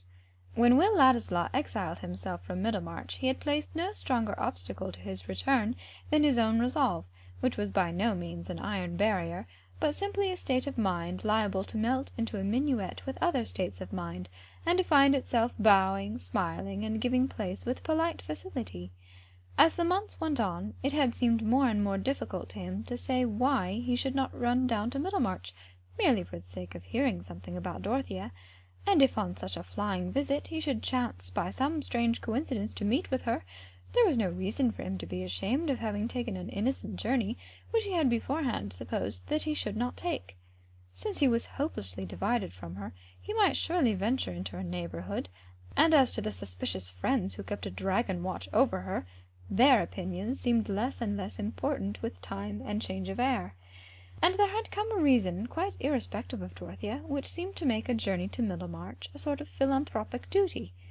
Will had given a disinterested attention to an intended settlement on a new plan in the far west, and the need for funds in order to carry out a good design had set him on debating with himself whether it would not be a laudable use to make of his claim of Bulstrode, to urge the application of that money which had been offered to himself as a means of carrying out a scheme likely to be largely beneficial. The question seemed a very dubious one to Will, and his repugnance to again entering into any relation with the banker might have made him dismiss it quickly, if there had not arisen in his imagination the probability that his judgment might be more safely determined by a visit to Middlemarch. That was the object which Will stated to himself as a reason for coming down. He had meant to confide in Lydgate and discuss the money question with him, and he had meant to amuse himself for the few evenings of his stay by having a great deal of music and badinage with the fair Rosamond, without neglecting his friends at Lowick Parsonage. If the parsonage was close to the manor, that was no fault of his. He had neglected the Fairbrothers before his departure, from a proud resistance to the possible accusation of indirectly seeking interviews with Dorothea. But hunger tames us, and Will had become very hungry for the vision of a certain form and the sound of a certain voice. Nothing had done instead, not the opera, or the converse of zealous politicians, or the flattering reception, in dim corners, of his new hand in leading articles. Thus he had come down, foreseeing with confidence how almost everything would be in his familiar little world, fearing, indeed, that there would be no surprises in his visit. But he had found that humdrum world in a terribly dynamic condition, in which even a badinage and lyricism had turned explosive, and the first day of his visit had become the most fatal epoch of his life. The next morning he felt so harassed with the nightmare of consequences, he dreaded so much the immediate issues before him, that seeing, while he breakfasted, the arrival of the Riverston coach, he went out hurriedly and took his place on it, that he might be relieved, at least for a day, from the necessity of doing or saying anything in Middlemarch. Will Ladislaw was in one of those tangled crises which are commoner in experience than one might imagine, from the shallow absoluteness of men's judgments. He had found Lydgate, for whom he had the sincerest respect, under circumstances which claimed his thorough and frankly declared sympathy, and the reason why, in spite of that claim, it would have been better for Will to have avoided all further intimacy, or even contact with Lydgate, was precisely of the kind to make such a course appear impossible. To a creature of Will's susceptible temperament, without any neutral region of indifference in his nature, ready to turn everything that befell him into the collisions of a passionate drama, the revelation that Rosamond had made her happiness in any way dependent on him was a difficulty which his outburst of rage towards her had immeasurably increased for him. He hated his own cruelty, and yet he dreaded to show the fullness of his relenting. He must go to her again. The friendship could not be put to a sudden end, and her unhappiness was a power which he dreaded. And all the while there was no more foretaste of enjoyment in the life before him than if his limbs had been lopped off, and he was making his fresh start on crutches. In the night he had debated whether he should not get on the coach, not for Riverston, but for London, leaving a note to Lydgate, which would give a makeshift reason for his retreat. But there were strong cords pulling him back from that abrupt departure. The blight on his happiness in thinking of Dorothea, the crushing of that chief hope which had remained in spite of the acknowledged necessity for renunciation, was too fresh a misery for him to resign himself to it, and go straight away into a distance which was also despair. Thus he did nothing more decided than taking the Riverston coach. He came back again by it while it was still daylight, having made up his mind that he must go to Lydgate's that evening. The Rubicon, we know, was a very insignificant stream to look at.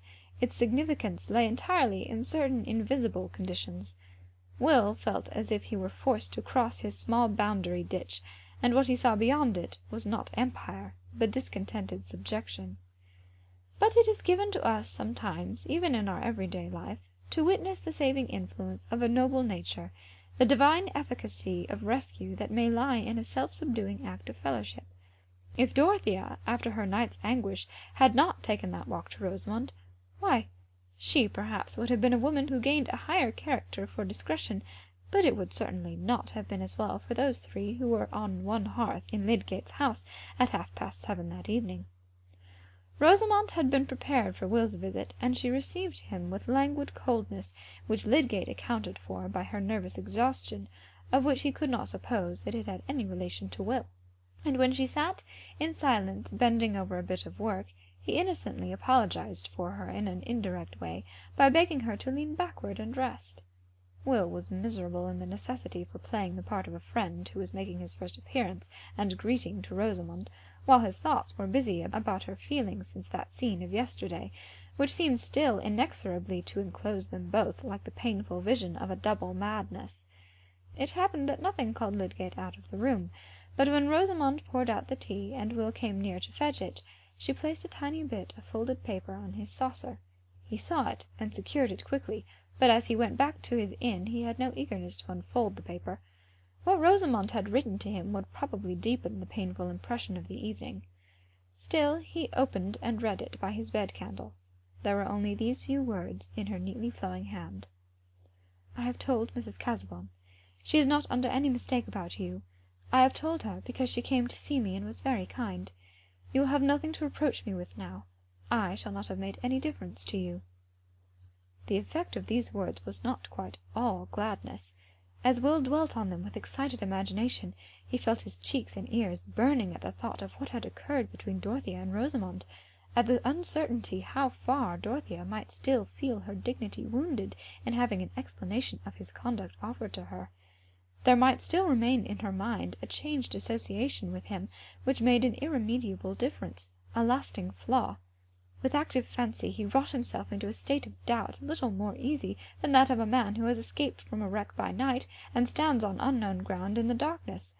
Until that wretched yesterday, except the moment of vexation long ago, in the very same room and in the very same presence, all their vision, all their thought of each other, had been as in a world apart, where the sunshine fell on tall white lilies, where no evil lurked, and no other soul entered.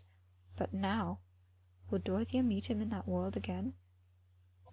Chapter 83. And now good morrow to our waking souls, which watch not one another out of fear, for love all love of other sights controls, and makes one little room and everywhere. Dr. Donne. On the second morning after Dorothea's visit to Rosamond, she had had 2 nights of sound sleep, and had not only lost all traces of fatigue, but felt as if she had a great deal of superfluous strength. That is to say, more strength than she could manage to concentrate on any occupation.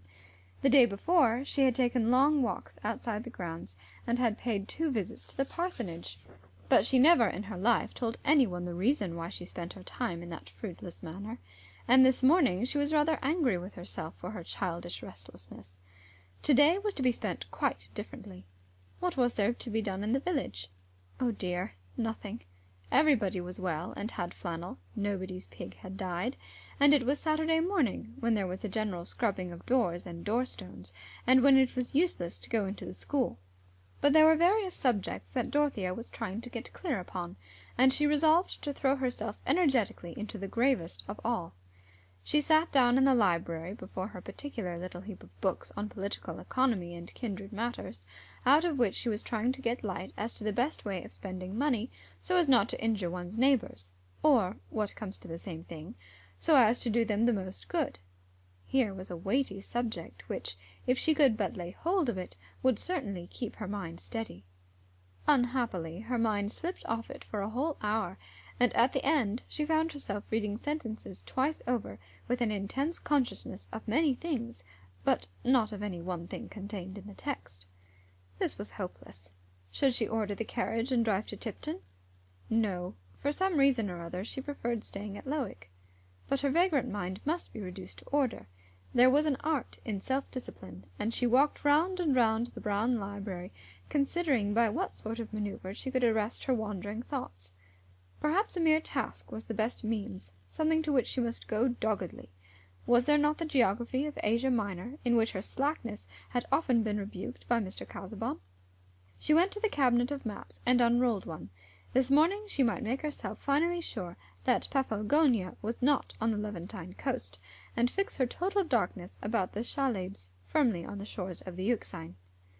A map was a fine thing to study when you were disposed to think of something else, being made up of names that would turn into a chime if you went back upon them. Dorothea set earnestly to work, bending close to her map, and uttering the names in an audible, subdued tone, which often got into a chime. She looked amusingly girlish after all her deep experience, nodding her head and marking the names off on her fingers with a little pursing of her lip, and now and then breaking off to put her hands on each side of her face and say, "Oh dear, oh dear!" There was no reason why this should end any more than a merry-go-round, but it was at last interrupted by the opening of the door and the announcement of Miss Noble. The little old lady, whose bonnet hardly reached Dorothea's shoulder, was warmly welcomed, but while her hand was being pressed, she made many of her beaver-like noises, as if she had something difficult to say. "Do sit down," said Dorothea, rolling a chair forward. "Am I wanted for anything? I shall be so glad if I can do anything." I will not stay," said Miss Noble, putting her hand into her small basket, and holding some article inside it nervously. I have left a friend in the churchyard. Oh, oh."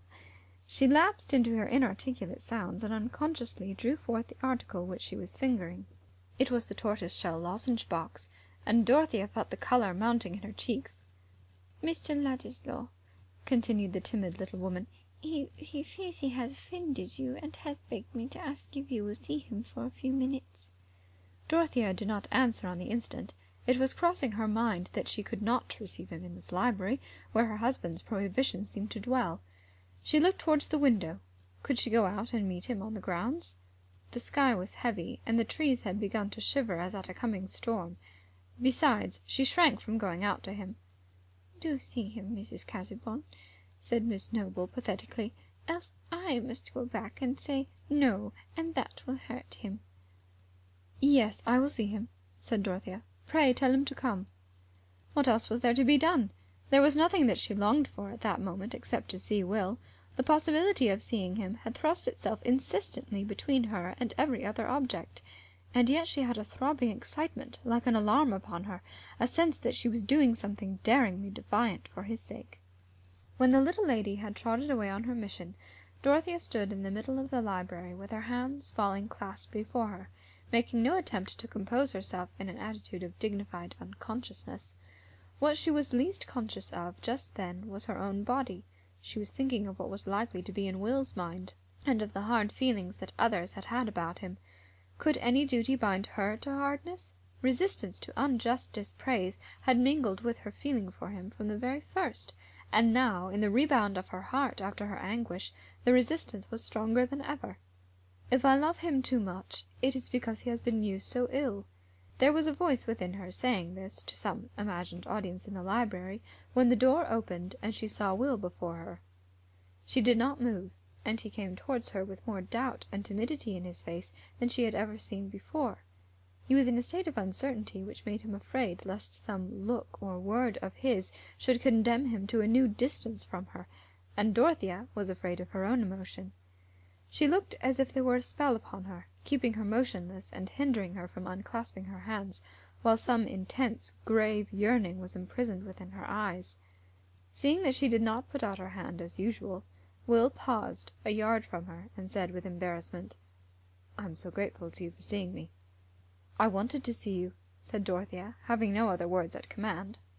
It did not occur to her to sit down, and Will did not give a cheerful interpretation to this queenly way of receiving him, but he went on to say what he had made up his mind to say. "I fear you think me foolish, and perhaps wrong, for coming back so soon. I have been punished for my impatience. You know, everyone knows now, a painful story about my parentage. I knew of it before I went away, and I always meant to tell you of it if we ever met again." There was a slight movement in Dorothea, and she unclasped her hands, but immediately folded them over each other. "But the affair is a matter of gossip now," Will continued. "I wished you to know that something connected with it, something which happened before I went away, helped to bring me down here again. At least, I thought it excused my coming. It was the idea of getting Bulstrode to apply some money to a public purpose, some money which he had thought of giving me. Perhaps it is rather to Bulstrode's credit that he privately offered me compensation for an old injury. He offered to give me a good income to make amends. But I suppose you know the disagreeable story."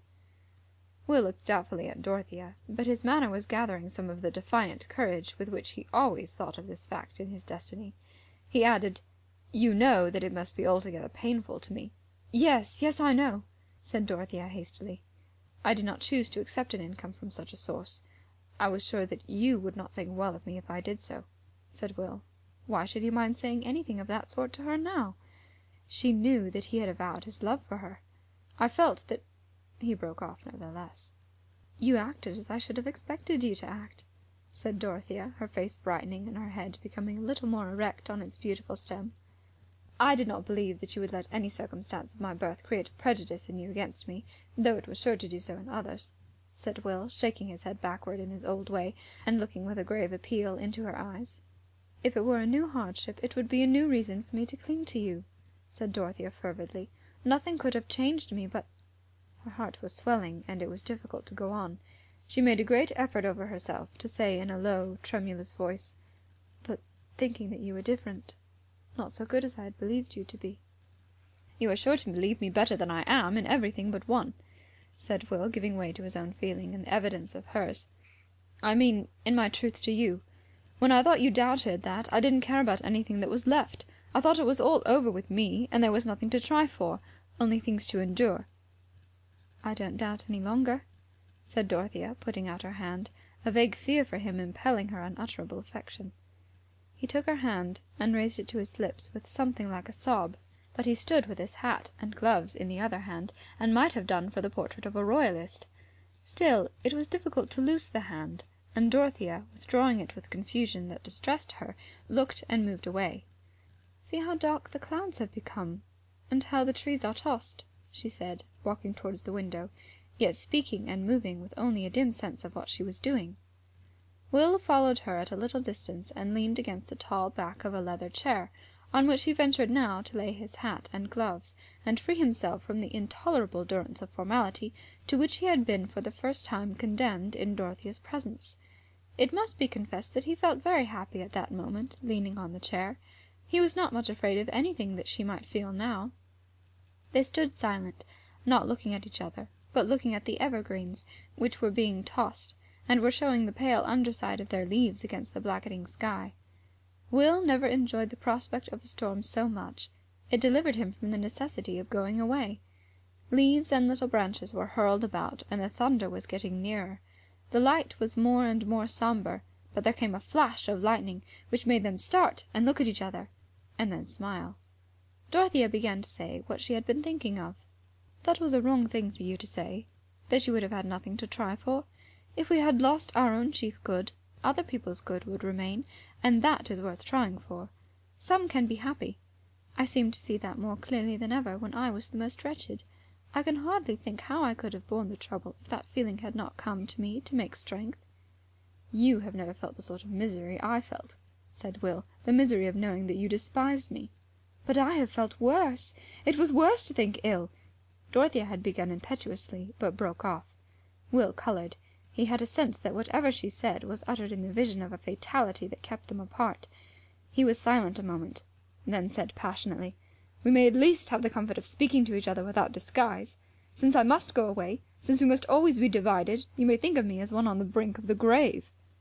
While he was speaking there came a vivid flash of lightning which lit each of them up for the other, and the light seemed to be the terror of a hopeless love. Dorothea darted instantaneously from the window. Will followed her, seizing her hand with a spasmodic movement, and so they stood, with their hands clasped, like two children, looking out on the storm, while the thunder gave a tremendous crack and roll above them, and the rain began to pour down. Then they turned their faces toward each other, with the memory of his last words in them, and they did not loose each other's hands. "There is no hope for me," said Will. "Even if you loved me as well as I love you, even if I were everything to you, I shall most likely always be very poor. On a sombre calculation one can count on nothing but a creeping lot. It is impossible for us ever to belong to each other. It is perhaps base of me to have asked for a word from you. I meant to go away into silence, but I have not been able to do what I meant." "Don't be sorry," said Dorothea in her clear, tender tones. "I would rather share all the trouble of our parting." Her lips trembled, and so did his. It was never known which lips were the first to move towards the other lips, but they kissed, tremblingly, and then they moved apart. The rain was dashing against the window panes as if an angry spirit were within it, and behind it was the great swoop of the wind. It was one of those moments in which both the busy and the idle pause with a certain awe. Dorothea sat down on the seat nearest to her, a long, low ottoman in the middle of the room, and with her hands folded over each other on her lap, looked at the drear outer world. Will stood still an instant, looking at her, then seated himself beside her and laid his hand on hers, which turned itself upward to be clasped. They sat in that way, without looking at each other, until the rain abated and began to fall in stillness. Each had been full of thoughts, which neither of them could begin to utter. But when the rain was quiet, Dorothea turned to look at Will. With a passionate exclamation, as if some torturous crew were threatening him, he started up and said, "It is impossible!" He went and leaned on the back of the chair again, and seemed to be battling with his own anger, while she looked towards him sadly. "It is as fatal as a murder or any other horror that divides people," he burst out again. "It is more intolerable to have our life maimed by petty accidents." "No, don't say that. Your life need not be maimed," said Dorothea gently. "Yes, it must," said Will angrily. "It is cruel of you to speak in that way, as if that were any comfort. You may see beyond the misery of it, but I don't. It is unkind. It is throwing back my love for you as if it were a trifle, to speak in that way, in the face of the fact. We can never be married." "Sometime we might," said Dorothea in a trembling voice. "When?" said Will bitterly. "What is the use of counting on any success of mine? It is a mere toss-up whether I shall ever do more than keep myself decently, unless I choose to sell myself as a mere pen and mouthpiece. I can see that clearly enough. I could not offer myself to any woman, even if she had no luxuries to renounce." There was silence. Dorothea's heart was full of something that she wanted to say, and yet the words were too difficult. She was wholly possessed by them. At that moment debate was mute within her. And it was very hard that she could not say what she wanted to say. Will was looking out of the window angrily. If he would have looked at her and not gone away from her side, she thought everything would have been easier. At last he turned, still resting against the chair, and stretching his hand automatically towards his hat, said with a sort of exasperation, "Good-bye." "Oh, I cannot bear it! My heart will break!" said Dorothea, starting from her seat, the flood of her young passion bearing down all the obstructions which had kept her silent, the great tears rising and falling in an instant. "I don't mind about poverty. I hate my wealth."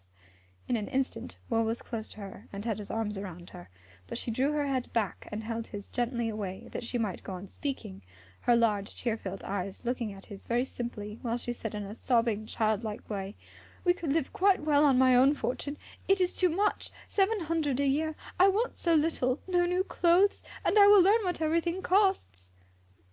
Chapter 84.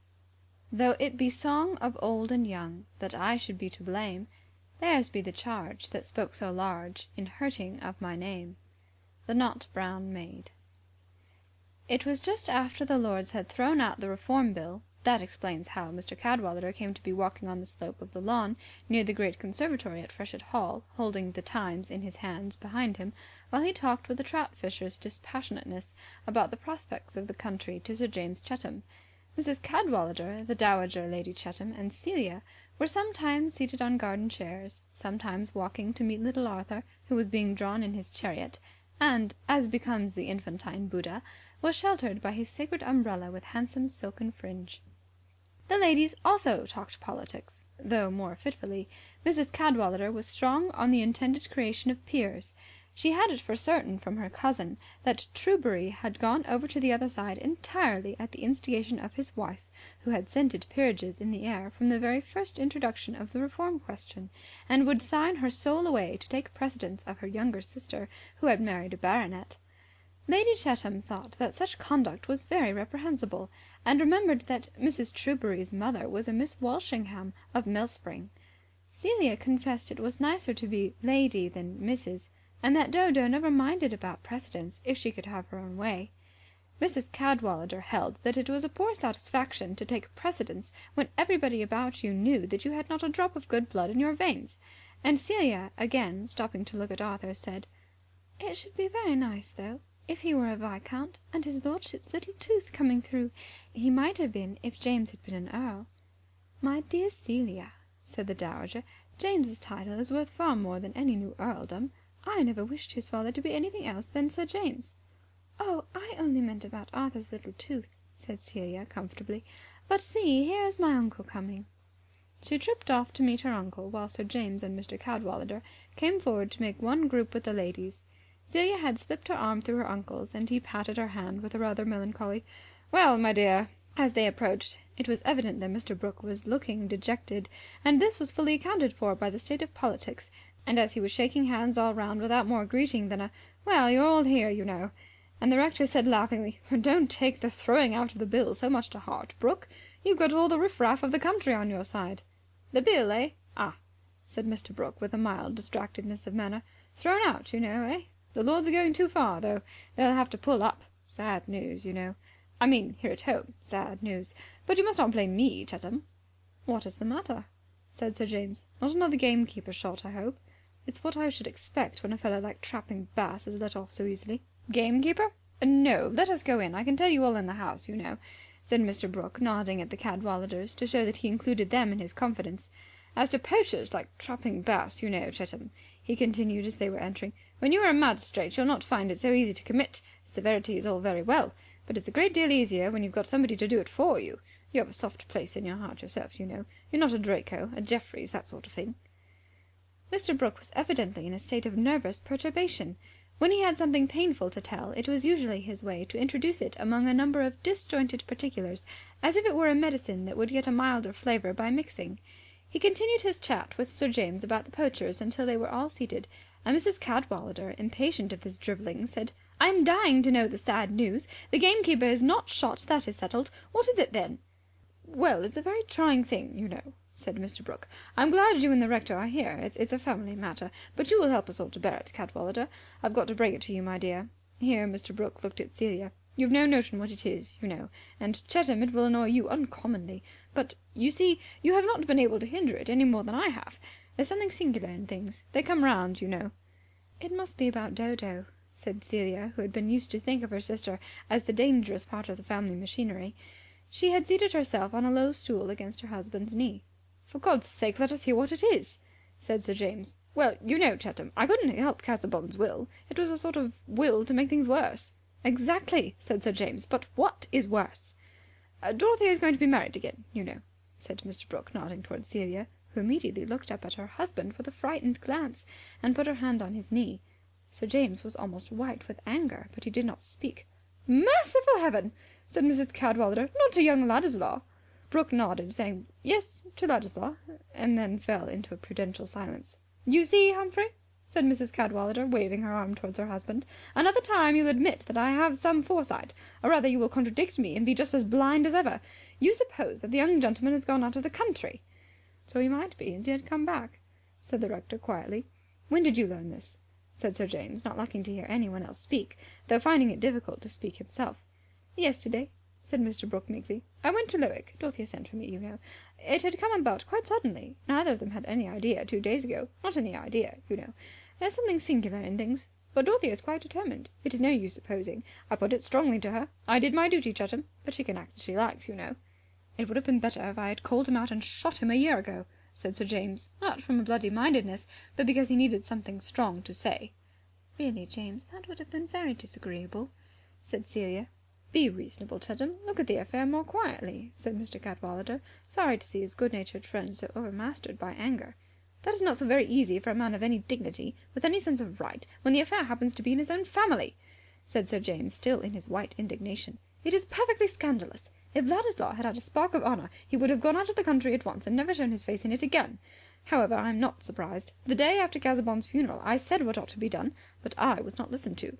"You wanted what was impossible, you know, Chatham," said Mr. Brooke. "You wanted him shipped off. I told you Ladislaw was not to be done as we liked with. He has his ideas. He was a remarkable fellow. I always said he was a remarkable fellow." "Yes," said Sir James, unable to repress a retort. "It is rather a pity you formed that high opinion of him. We are indebted to that for his being lodged in this neighbourhood. We are indebted to that for seeing a woman like Dorothea degrading herself by marrying him." Sir James made a little stoppage between his clauses, the words not coming easily. "A man so marked by her husband's will that delicacy ought to have forbidden her from seeing him again. Who takes her out of a proper rank into poverty, has the madness to accept such a sacrifice, has always had the objectionable position, a bad origin, and, I believe, is a man of little principle and light character. That is my opinion," Sir James ended emphatically, turning aside and crossing his leg. "I pointed everything out to her," said Mr. Brooke apologetically. "I mean the poverty in abandoning her position. I said, 'My dear, you don't know what it is to live on 700 a year and have no carriage and that kind of thing, and go amongst people who don't know who you are.' I put it strongly to her. But I advise you to talk to Dorothea yourself. The fact is, she has a dislike to Casaubon's property. You will hear what she says, you know." "No, excuse me, I shall not," said Sir James with more coolness. "I cannot bear to see her again. It is too painful. It hurts me too much that a woman like Dorothea should have done what is wrong." "Be just, Chatham," said the easy, large-lipped rector, who objected to all this unnecessary discomfort. "Mrs. Casaubon may be acting imprudently. She is giving up a fortune for the sake of a man, and we men have so poor an opinion of each other that we can hardly call a woman wise who does that. But I think you should not condemn it as a wrong action in the strict sense of the word." "Yes, I do," answered Sir James. "I think that Dorothea commits a wrong action in marrying Ladislaw." "My dear fellow, we are rather apt to consider an act wrong because it is unpleasant to us," said the rector quietly. Like many men who take life easily, he had the knack of saying a home truth occasionally to those who felt themselves virtuously out of temper. Sir James took out his handkerchief and began to bite the corner. "It is very dreadful of Dodo, though," said Celia, wishing to justify her husband. "She said she never would marry again. Not anybody at all." "I heard her say the same thing myself," said Lady Chetham majestically, as if this were royal evidence. "Oh, there is usually a silent exception in such cases," said Mrs. Cadwallader. "The only wonder to me is that any of you are surprised. You did nothing to hinder it. If you would have had Lord Chiltern down here to woo her with his philanthropy, he might have carried her off before the year was over. There was no safety in anything else. Mr. Casaubon had prepared all this as beautifully as possible. He made himself disagreeable, or it pleased God to make him so, and then he dared her to contradict him. It's the way to make any trumpery tempting, to ticket it at a high price in that way." "I don't know what you mean by wrong, Cadwallader," said Sir James, still feeling a little stung, and turning round in his chair towards the rector. "He's not a man we can take into the family. At least, I must speak for myself," he continued, carefully keeping his eyes off Mr. Brooke. "I suppose others will find his society too pleasant to care about the propriety of the thing." "Well, you know, Chetham," said Mr. Brooke good-humouredly, nursing his leg, "I can't turn my back on Dorothea. I must be a father to her up to a certain point. I said, 'My dear, I won't refuse to give you away.' I had spoken strongly before, but I can cut off the entail, you know. It will cost money and be troublesome, but I can do it, you know." Mr. Brooke nodded at Sir James, and felt that he was both showing his own force of resolution and propitiating what was just in the baronet's vexation. He had hit on a more ingenious mode of parrying than he was aware of. He had touched a motive of which Sir James was ashamed. The mass of his feeling about Dorothea's marriage to Ladislaw was due partly to excusable prejudice, or even justifiable opinion, partly to a jealous repugnance hardly less in Ladislaw's case than in Casaubon's. He was convinced that the marriage was a fatal one for Dorothea, but amid that mass ran a vein of which he was too good and honourable a man to like the avowal even to himself. It was undeniable that the union of the two estates, Tipton and Freshitt, lying charmingly within a ring fence, was a prospect that flattered him for his son and heir. Hence, when Mr. Brooke noddingly appealed to that motive, Sir James felt a sudden embarrassment. There was a stoppage in his throat. He even blushed. He had found more words than usual in the first jet of his anger, but Mr. Brooke's propitiation was more clogging to his tongue than Mr. Cadwallader's caustic hint. But Celia was glad to have room for speech after her uncle's suggestion of the marriage ceremony, and she said, though with a little eagerness of manner, as if the question had turned on an invitation to dinner, "Do you mean that Dodo is going to be married directly, uncle?" "In 3 weeks, you know," said Mr. Brooke helplessly. "I can do nothing to hinder it, Cadwallader," he added, turning for a little countenance towards the rector, who said, "I should not make any fuss about it. If she likes to be poor, that is her affair. Nobody would have said anything if she had married the young fellow because he was rich. Plenty of beneficed clergy are poorer than they will be. Here is Eleanor," continued the provoking husband. "She vexed her friends by me. I had hardly 1,000 a year. I was a lout. Nobody could see anything in me. My shoes were not the right cut. All the men wondered how a woman would like me. Upon my word, I must take Ladislaw's part until I hear more harm of him." "Humphrey, that is all sophistry, and you know it," said his wife. "Everything is all one, that is, the beginning and the end, with you. As if you had not been a Cadwallader. Does anyone suppose that I would have taken such a monster as you by any other name?" "And a clergyman, too," observed Lady Chetham with approbation. "Eleanor cannot be said to have descended below her rank. It is difficult to say what Mr. Ladislaw is, eh, James?" Sir James gave a small grunt, which was less respectful than his usual mode of answering his mother. Celia looked up at him like a thoughtful kitten. "It must be admitted that his blood is a frightful mixture," said Mrs. Cadwallader. "The Casaubon cuttlefish to begin with, and then a rebellious Polish fiddler or dancing master. What was it? And then an old Nonsense, Eleanor," said the rector, rising. "It is time for us to go." "After all, he's a pretty sprig," said Mrs. Cadwallader, rising too and wishing to make amends. He's like the fine old Crickley portraits before the idiots came in." "I'll go with you," said Mr. Brooke, starting up with alacrity. "You must all come and dine with me tomorrow, you know, eh, Celia, my dear?" "You will, James, won't you?" said Celia, taking her husband's hand. "Oh, of course, if you like," said Sir James, pulling down his waistcoat, but unable yet to adjust his face good-humouredly. "That is to say, if it is not to meet anybody else."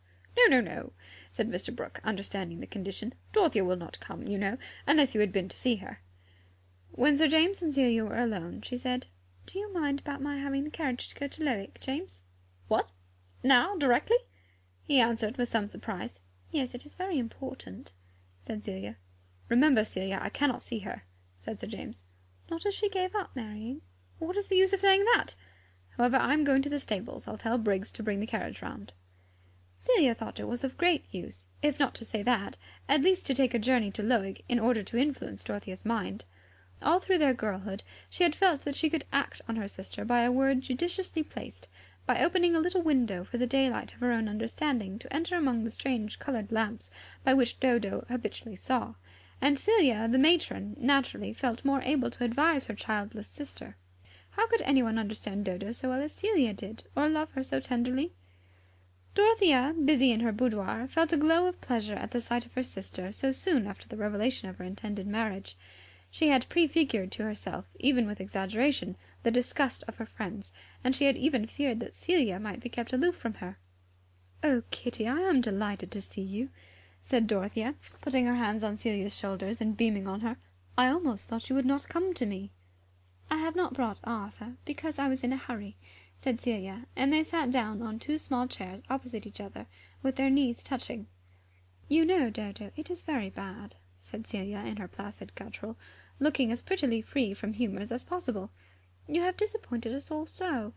And I can't think that it ever will be. You never can go and live in that way. And then there are all your plans. You never can have thought of that. James would have taken any trouble for you, and you might have gone all your life doing what you liked." "On the contrary, dear," said Dorothea, "I never could do anything that I liked. I've never carried out any plan yet." "Because you always wanted things that wouldn't do. But other plans would have come. And how can you marry Mr. Ladderslough, that we none of us ever thought you could marry? It shocks James so dreadfully. And then it is all so different from what you have always been. You would have Mr. Casaubon, because he had such a great soul, and was so dismal and learned. And now to think of marrying Mr. Ladderslough, who has got no estate or anything. I suppose it is because you must be making yourself uncomfortable in some way or other." Dorothea laughed. "Well, it is very serious, Dodo," said Celia, becoming more impressive. "How will you live? And you will go away among queer people, and I shall never see you, and you won't mind about little Arthur. And I always thought you would—" Celia's rare tears had got into her eyes, and the corners of her mouth were agitated. "Dear Celia," said Dorothea with tender gravity, "if you don't ever see me, it will not be my fault." "Yes, it will," said Celia with the same touching distortion of her small features. "How can I come to you or have you with me when James can't bear it? That is because he thinks it is not right. He thinks you are so wrong, Dodo. But you always were wrong, only I can't help loving you, and nobody can think where you will live. Where can you go?" "I am going to London," said Dorothea. "And how can you always live in a street? And you will be so poor. I could give you half my things, only how can I when I never see you?" "Bless you, Kitty," said Dorothea with gentle warmth. "Take comfort. Perhaps James will forgive me some time." "But it would be much better if you would not be married," said Celia, drying her eyes and returning to her argument. "Then there would be nothing uncomfortable, and you would not do what nobody thought you could do. James always said you ought to be a queen, but this is not at all being like a queen. You know what mistakes you have always been making, Dodo, and this is another. Nobody thinks Mr. Ladderslough a proper husband for you, and you said you would never be married again." "It is quite true that I might be a wiser person, Celia," said Dorothea, "and I said I might have done something better if I had been better. But this is what I am going to do. I have promised to marry Mr. Ladderslough, and I am going to marry him." The tone in which Dorothea said this was a note that Celia had long learned to recognize. She was silent a few moments, and then said, as if she had dismissed all contest, "Is he very fond of you, Dodo?" "I hope so. I am very fond of him." "Well, that is nice," said Celia comfortably. "Only I rather you had such a sort of husband as James is, with a place very near that I could drive to." Dorothea smiled, and Celia looked rather meditative. Presently she said, "I cannot think how it all came about." Celia thought it would be pleasant to hear the story. "I dare say not," said Dorothea, pinching her sister's chin. "If you knew how it came about, it would not seem wonderful to you." "Can't you tell me?" said Celia, settling her arms cosily. "No, dear. You would have to feel with me, else you would never know." Chapter 85. Then went the jury out, whose names were Mr. Blindman, Mr. No-good, Mr. Malice, Mr. Love-lust, Mr. Live-loose, Mr. Heady, Mr. High-mind, Mr. Enmity, Mr. Liar, Mr. Cruelty, Mr. Hate-light, Mr. Implacable, who every one gave in his private verdict against him among themselves, and afterwards unanimously concluded to bring him in guilty before the judge. And first among themselves, Mr. Blindman, the foreman, said, "I see clearly that this man is a heretic." Then said Mr. No-good, "Away with such a fellow from the earth." "Ay," said Mr. Malice, "for I hate the very look of him." Then said Mr. Love-lust, "I could never endure him." "Nor I," said Mr. Live-loose, "for he would be always condemning my way." "Hang him! Hang him!" said Mr. Heady. "A sorry scrub!" said Mr. High-mind. "My heart riseth against him," said Mr. Enmity. "He is a rogue," said Mr. Liar. "Hanging is too good for him," said Mr. Cruelty. "Let us dispatch him out of the way," said Mr. Hate-light. Then said Mr. Implacable, "Might I have all the world given me, I could not be reconciled to him. Therefore let us forthwith bring him in guilty of death." Pilgrim's Progress. When immortal Bunyan makes his picture of the persecuting passions bringing in their verdict of guilty, who pities Faithful? That is a rare and blessed lot which some greatest men have not attained. To know ourselves guiltless before a condemning crowd. To be sure that what we are denounced for is solely the good in us. The pitiable lot is that of the man who could not call himself a martyr, even though he were to persuade himself that the men who stoned him were but ugly passions incarnate, who knows that he is stoned, not for professing to be right, but for not being the man he professed to be. This was the consciousness that Bulstrode was withering under while he made his preparations for departing from Middlemarch, and going to end his stricken life in that sad refuge, the indifference of new faces. The duteous, merciful constancy of his wife had delivered him from one dread, but it could not hinder her presence from being still a tribunal before which he shrank from confession and desired advocacy. His equivocations with himself about the death of Raffles had sustained the conception of an omniscience whom he prayed to, yet he had a terror upon him which would not let him expose them to judgment by a full confession to his wife, the acts which he had washed and diluted with inward argument and motive, and for which it seemed comparatively easy to win invisible pardon. What name would she call them by? That she should ever silently call his acts murder was what he could not bear. He felt shrouded by her doubt. He got strength to face her from the sense that she could not yet feel warranted in pronouncing that worst condemnation on him. Some time, perhaps, when he was dying, he would tell her all. In the deep shadow of that time, when she held his hand in the gathering darkness, she might listen without recoiling from his touch. Perhaps. But concealment had been the habit of his life, and the impulse to confession had no power against the dread of a deeper humiliation. He was full of timid care for his wife, not only because he deprecated any harshness of judgment from her, but because he felt a deep distress at the sight of her suffering. She had sent her daughters away to board at a school on the coast, that this crisis might be hidden from them as far as possible. Set free by their absence from the intolerable necessity of accounting for her grief, or of beholding their frightened wonder, she could live unconstrainedly in the sorrow that was every day streaking her hair with whiteness and making her eyelids languid. "Tell me anything that you would like to have me do, Harriet," Bulstrode had said to her. "I mean with regard to arrangements of property. It is my intention not to sell the land I possess in this neighbourhood, but to leave it to you as a safe provision. If you have any wish on such subjects, do not conceal it from me." A few days afterwards, when she had returned from a visit to her brothers, she began to speak to her husband on a subject which had for some time been in her mind. "I should like to do something for my brother's family, Nicholas, and I think we are bound to make some amends to Rosamond and her husband. Walter says Mr. Lydgate must leave the town, and his practice is almost good for nothing, and they have very little left to settle anywhere with. I would rather do without something for ourselves, to make some amends to my poor brother's family." Mrs. Bulstrode did not wish to go nearer to the facts than in the phrase "make some amends," knowing that her husband must understand her. He had a particular reason, which she was not aware of, for wincing under her suggestion. He hesitated before he said, "It is not possible to carry out your wish in the way you propose, my dear. Mr. Lydgate has virtually rejected any further service from me. He has returned the £1,000 I lent him. Mrs. Casaubon advanced him the sum for that purpose. Here is his letter." The letter seemed to cut Mrs. Bulstrode severely. The mention of Mrs. Casaubon's loan seemed a reflection of that public feeling which held it a matter of course that everyone would avoid a connection with her husband. She was silent for some time, and the tears fell one after the other, her chin trembling as she wiped them away. Bulstrode, sitting opposite to her, ached at the sight of that grief-worn face, which 2 months before had been bright and blooming. It had aged to keep sad company with his own withered features. Urged into some effort at comforting her, he said, "There is another means, Harriet, by which I might do a service to your brother's family, if you like to act on it. And it would, I think, be beneficial to you. It would be an advantageous way of managing the land which I mean to be yours." She looked attentive. "Garth once thought of undertaking the management of Stone Court, in order to place your nephew Fred there. The stock was to remain as it is, and they were to pay a certain share of the profits, instead of an ordinary rent. That would be a desirable beginning for the young man, in conjunction with his employment under Garth. Would it be a satisfaction to you?" "Yes, it would," said Mrs. Bulstrode, with some return of energy. "Poor Walter is so cast down. I would try anything in my power to do him good before I go away. We have always been brother and sister."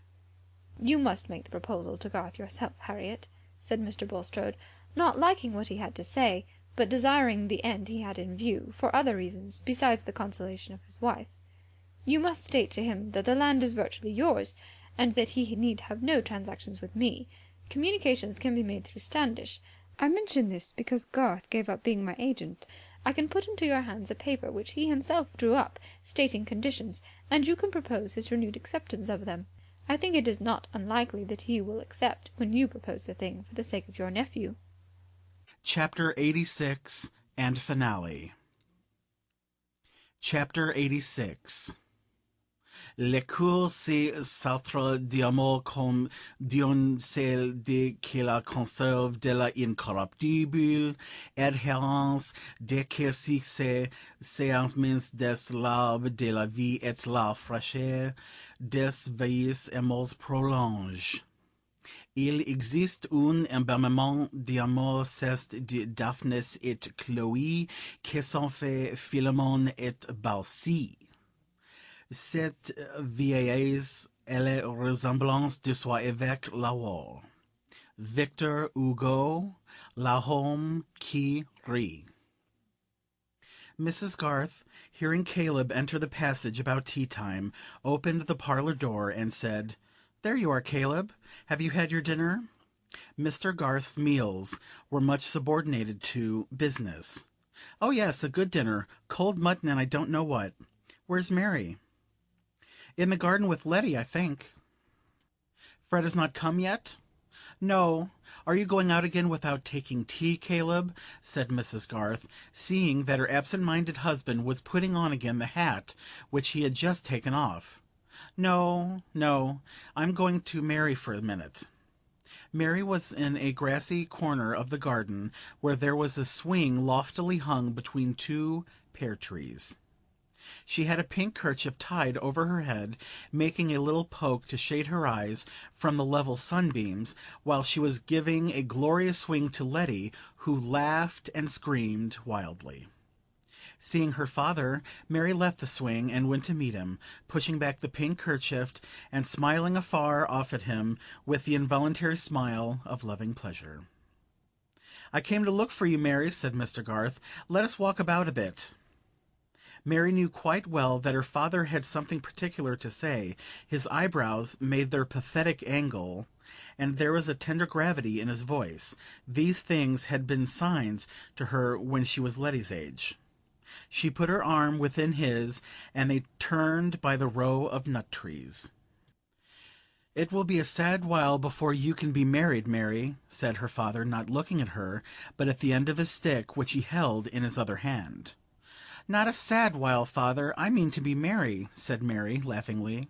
"I have been single and merry for 24 years and more. I suppose it will not be quite as long again as that."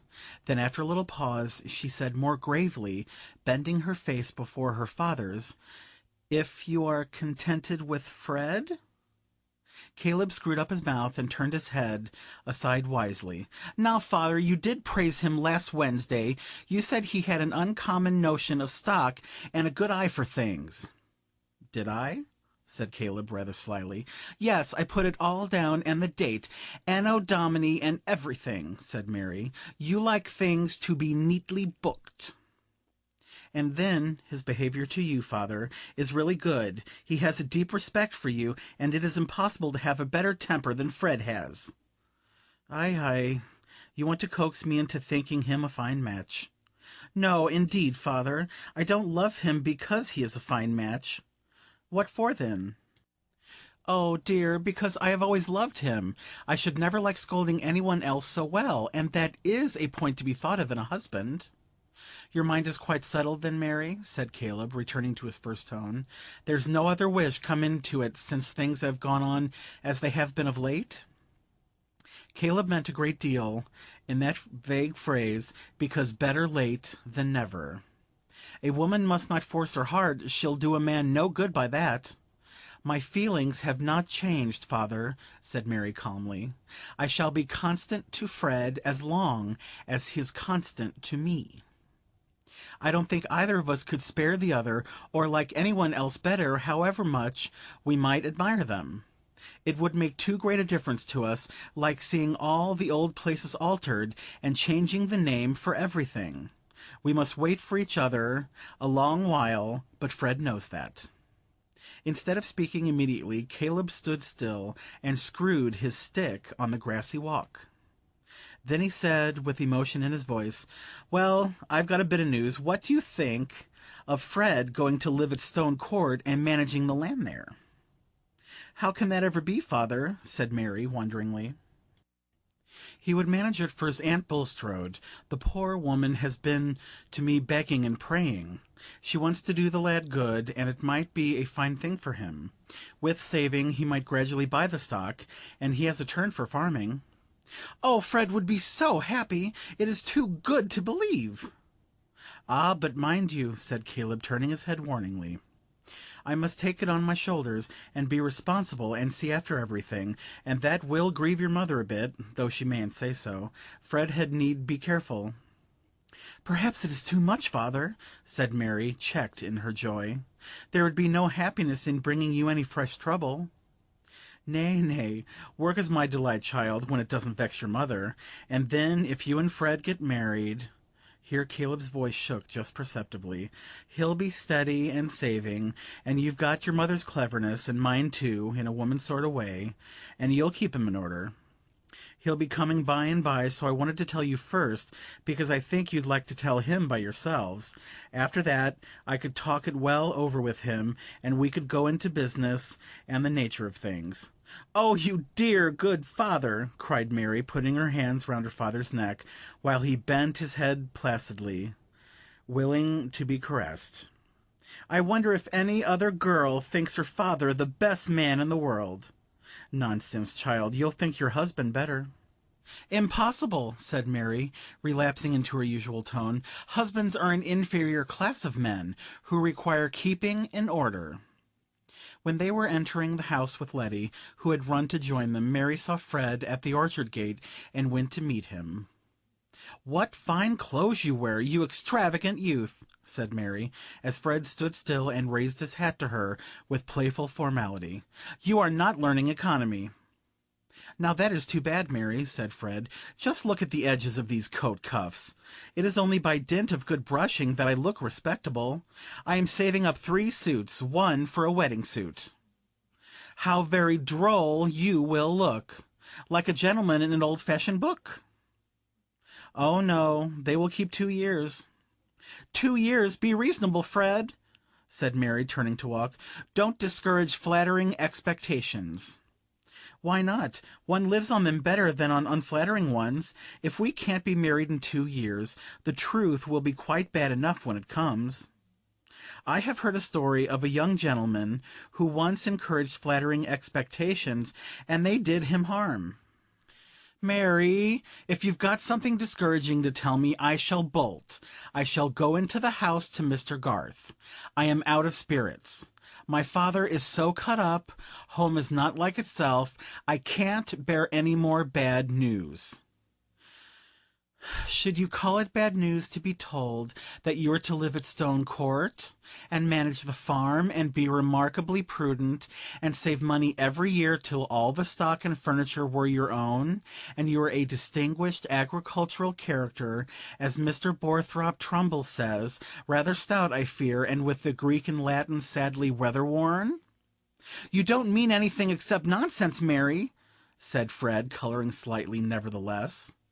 "That is what my father has just told me of as what may happen, and he never talks nonsense," said Mary, looking up at Fred now, while he grasped her hand as they walked, till it rather hurt her, but she would not complain. "Oh, I could be a tremendously good fellow then, Mary, and we could be married directly." "Not so fast, sir. How do you know that I would not rather defer our marriage for some years? That would leave you time to misbehave, and then if I liked someone else better, I should have an excuse for jilting you." "Pray don't joke, Mary," said Fred, with strong feeling. "Tell me seriously that all this is true, and that you are happy because of it, because you love me best." "It is all true, Fred, and I am happy because of it, because I love you best," said Mary, in a tone of obedient recitation. They lingered on the doorstep, under the steep roofed porch, and Fred, almost in a whisper, said, "When we were first engaged, with the umbrella ring, Mary, you used to—" The spirit of joy began to laugh more decidedly in Mary's eyes, but the fatal Ben came running to the door with Brownie yapping behind him, and bouncing against them said, "Fred and Mary, are you coming in, or may I eat your cake?" Finale. Every limit is a beginning as well as an ending. Who can quit young lives after being long in company with them, and not desire to know what befell them in their after years? For the fragment of a life, however typical, it is not the sample of an even web. Promises may not be kept, and an ardent outset may be followed by declension. Latent powers may find their long-waited opportunity. A past error may urge a grand retrieval. Marriage, which has been the bourne of so many narratives, is still a great beginning, as it was to Adam and Eve, who kept their honeymoon in Eden, but had their first little one among the thorns and thistles of the wilderness. It is still the beginning of the home epic, the gradual conquest or irremediable loss of that complete union which makes the advancing years a climax, and age the harvest of sweet memories in common. Some set out, like crusaders of old, with a glorious equipment of hope and enthusiasm, and get broken by the way, wanting patience with each other and the world. All who have cared for Fred Vincey and Mary Garth will like to know that these two made no such failure, but achieved a solid mutual happiness. Fred surprised his neighbors in various ways. He became rather distinguished in his side of the county as a theoretic and practical farmer, and produced a work on the cultivation of green crops and the economy of cattle feeding, which won him high congratulations at agricultural meetings. In Middlemarch admiration was more reserved.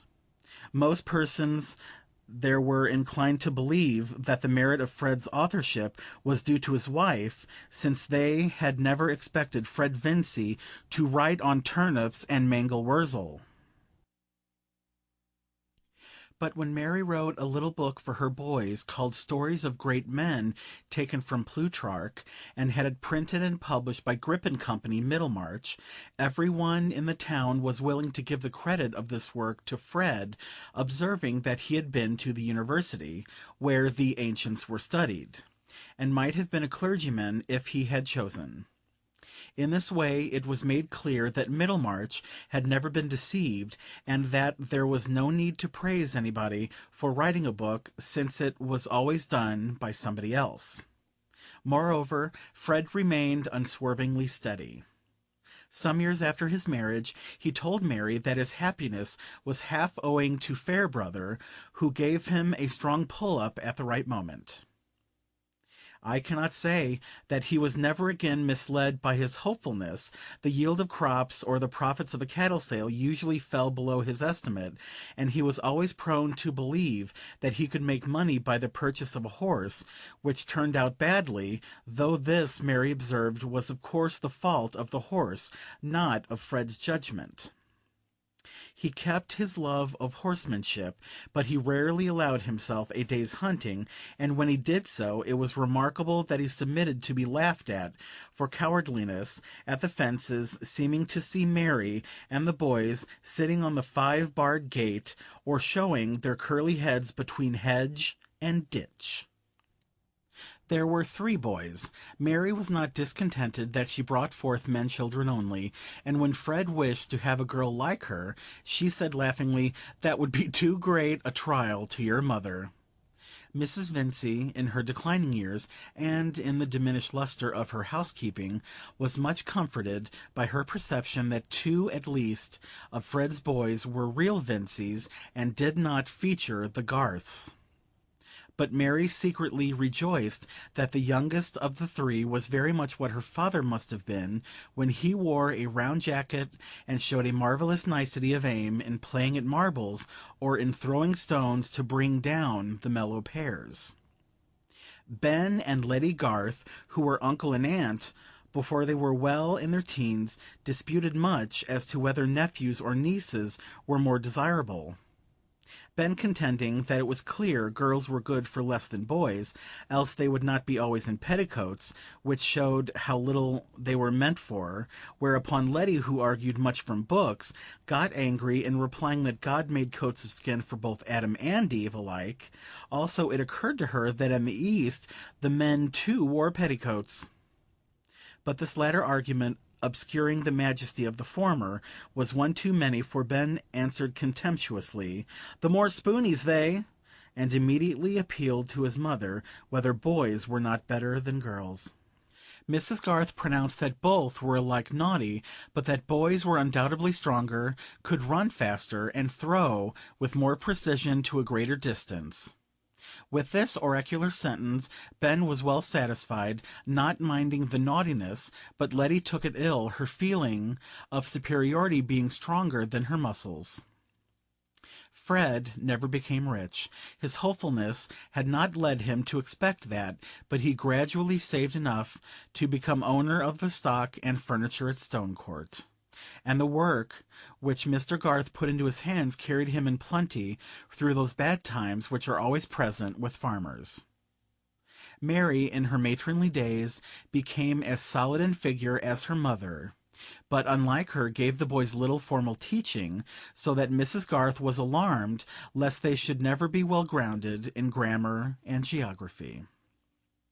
Nevertheless, they were found quite forward enough when they went to school, perhaps because they had liked nothing so well as being with their mother.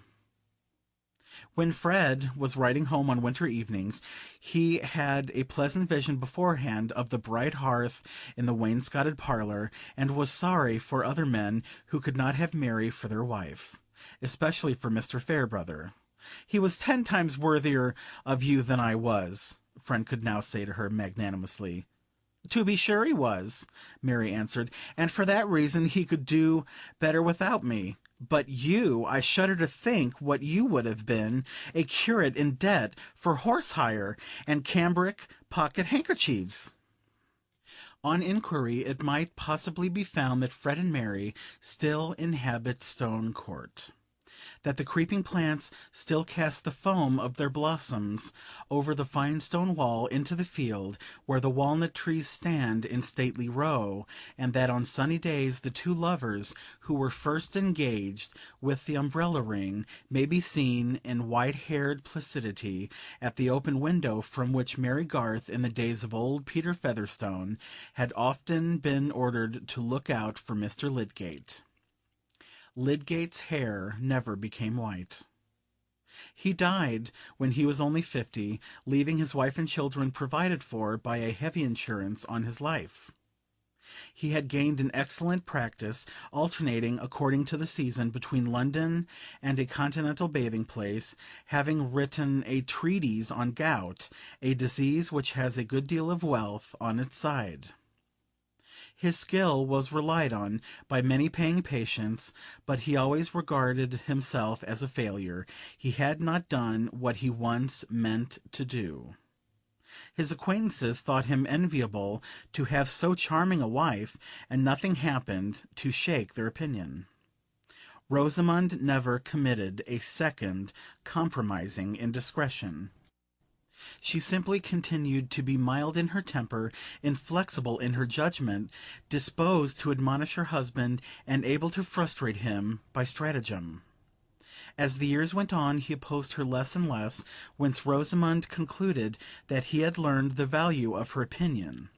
On the other hand, she had a more thorough conviction of his talents now that he had gained a good income, and instead of the threatened cage in Bride Street provided one all flowers and gilding, fit for the bird of paradise that she resembled. In brief, Lydgate was what is called a successful man. But he died prematurely of diphtheria, and Rosamond afterwards married an elderly and wealthy physician who took kindly to her 4 children. She made a very pretty show, with her daughters, driving out in her carriage, and often spoke of her happiness as a reward, she did not say for what, but probably she meant that it was a reward for her patience with Tertius, whose temper never became faultless, and to the last occasionally let slip a bitter speech, which was more memorable than the signs he made of his repentance. He once called her his basil plant, and when she asked for an explanation, said that basil was a plant which had flourished wonderfully on a murdered man's brains. Rosamond had a placid but strong answer to such speeches. Why then had he chosen her? It was a pity he had not had Mrs. Ladislaw, whom he was always praising and placing above her. And thus the conversation ended with the advantage on Rosamond's side. But it would be unjust not to tell that she never uttered a word in depreciation of Dorothea, keeping in religious remembrance the generosity which had come to her aid in the sharpest crisis of her life.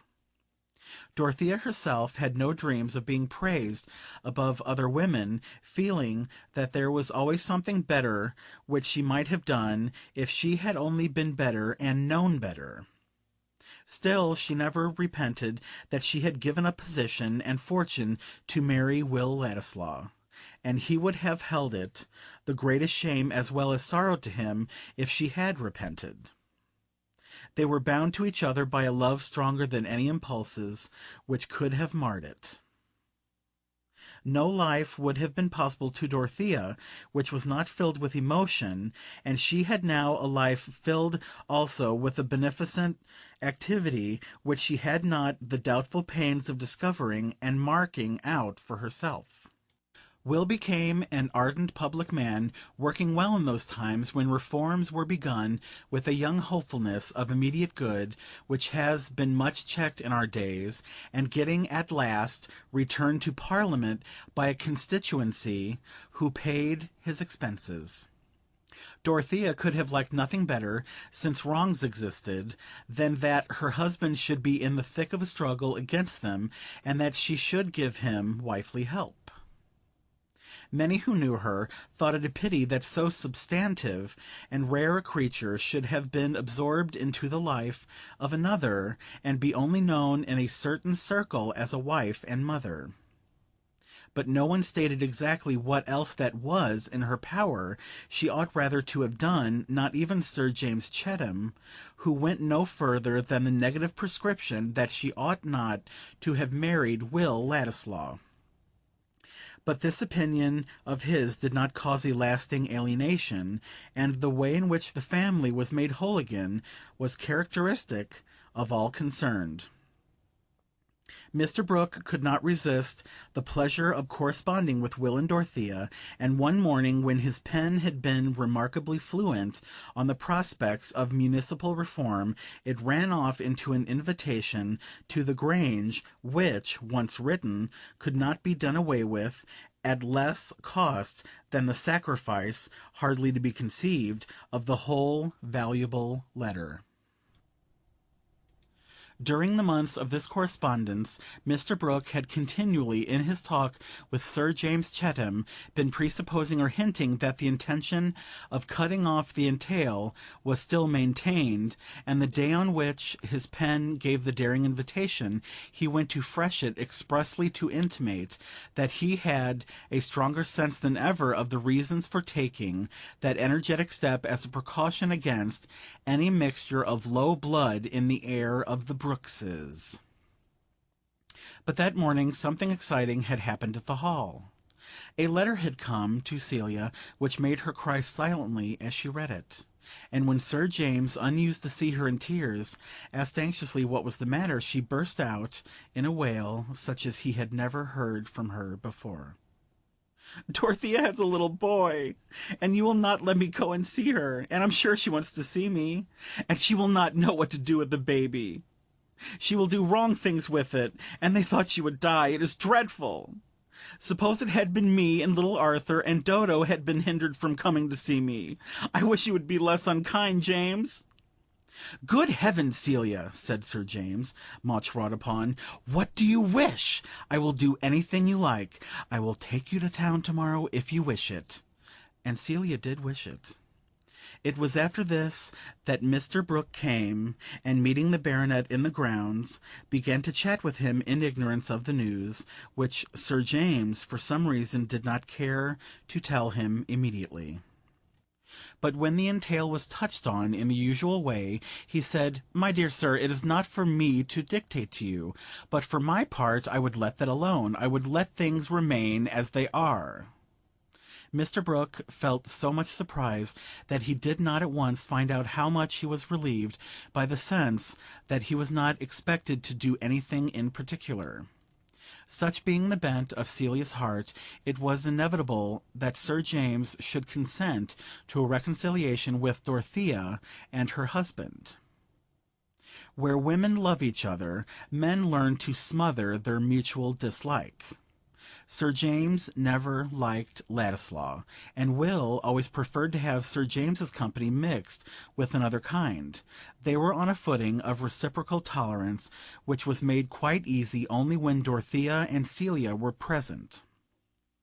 It became an understood thing that Mr. and Mrs. Ladislaw should pay at least 2 visits during the year to the Grange, and there came gradually a small row of cousins at Freshitt, who enjoyed playing with the 2 cousins, visiting Tipton as much as if the blood of these cousins had been less dubiously mixed. Mr. Brooke lived to a good old age, and his estate was inherited by Dorothea's son, who might have represented Middlemarch, but declined, thinking that his opinions had less chance of being stifled if he remained out of doors. Sir James never ceased to regard Dorothea's second marriage as a mistake, and indeed this remained the tradition concerning it in Middlemarch, where she was spoken of to a younger generation as a fine girl who married a sickly clergyman old enough to be her father, and in little more than a year after his death gave up her estate to marry his cousin, young enough to have been his son, with no property and not well born. Those who had not seen anything of Dorothea usually observed that she could not have been a nice woman, else she would not have married either the one or the other. Certainly those determining acts of her life were not ideally beautiful. They were the mixed result of young and noble impulse struggling amidst the conditions of an imperfect social state, in which great feelings will often take the aspect of error, and great faith the aspect of illusion. For there is no creature whose inward being is so strong that it is not greatly determined by what lies outside it. A new Teresa will hardly have the opportunity of reforming a conventional life, any more than a new Antigone will spend her heroic piety in daring all for the sake of a brother's burial. The medium in which their ardent deeds took shape is forever gone.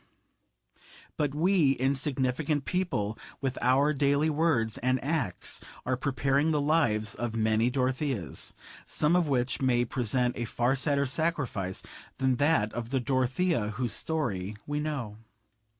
Her finely touched spirit had still its fine issues, though they were not widely visible. Her full nature, like that river of which Cyrus broke the strength, spent itself in channels which had no great name on the earth.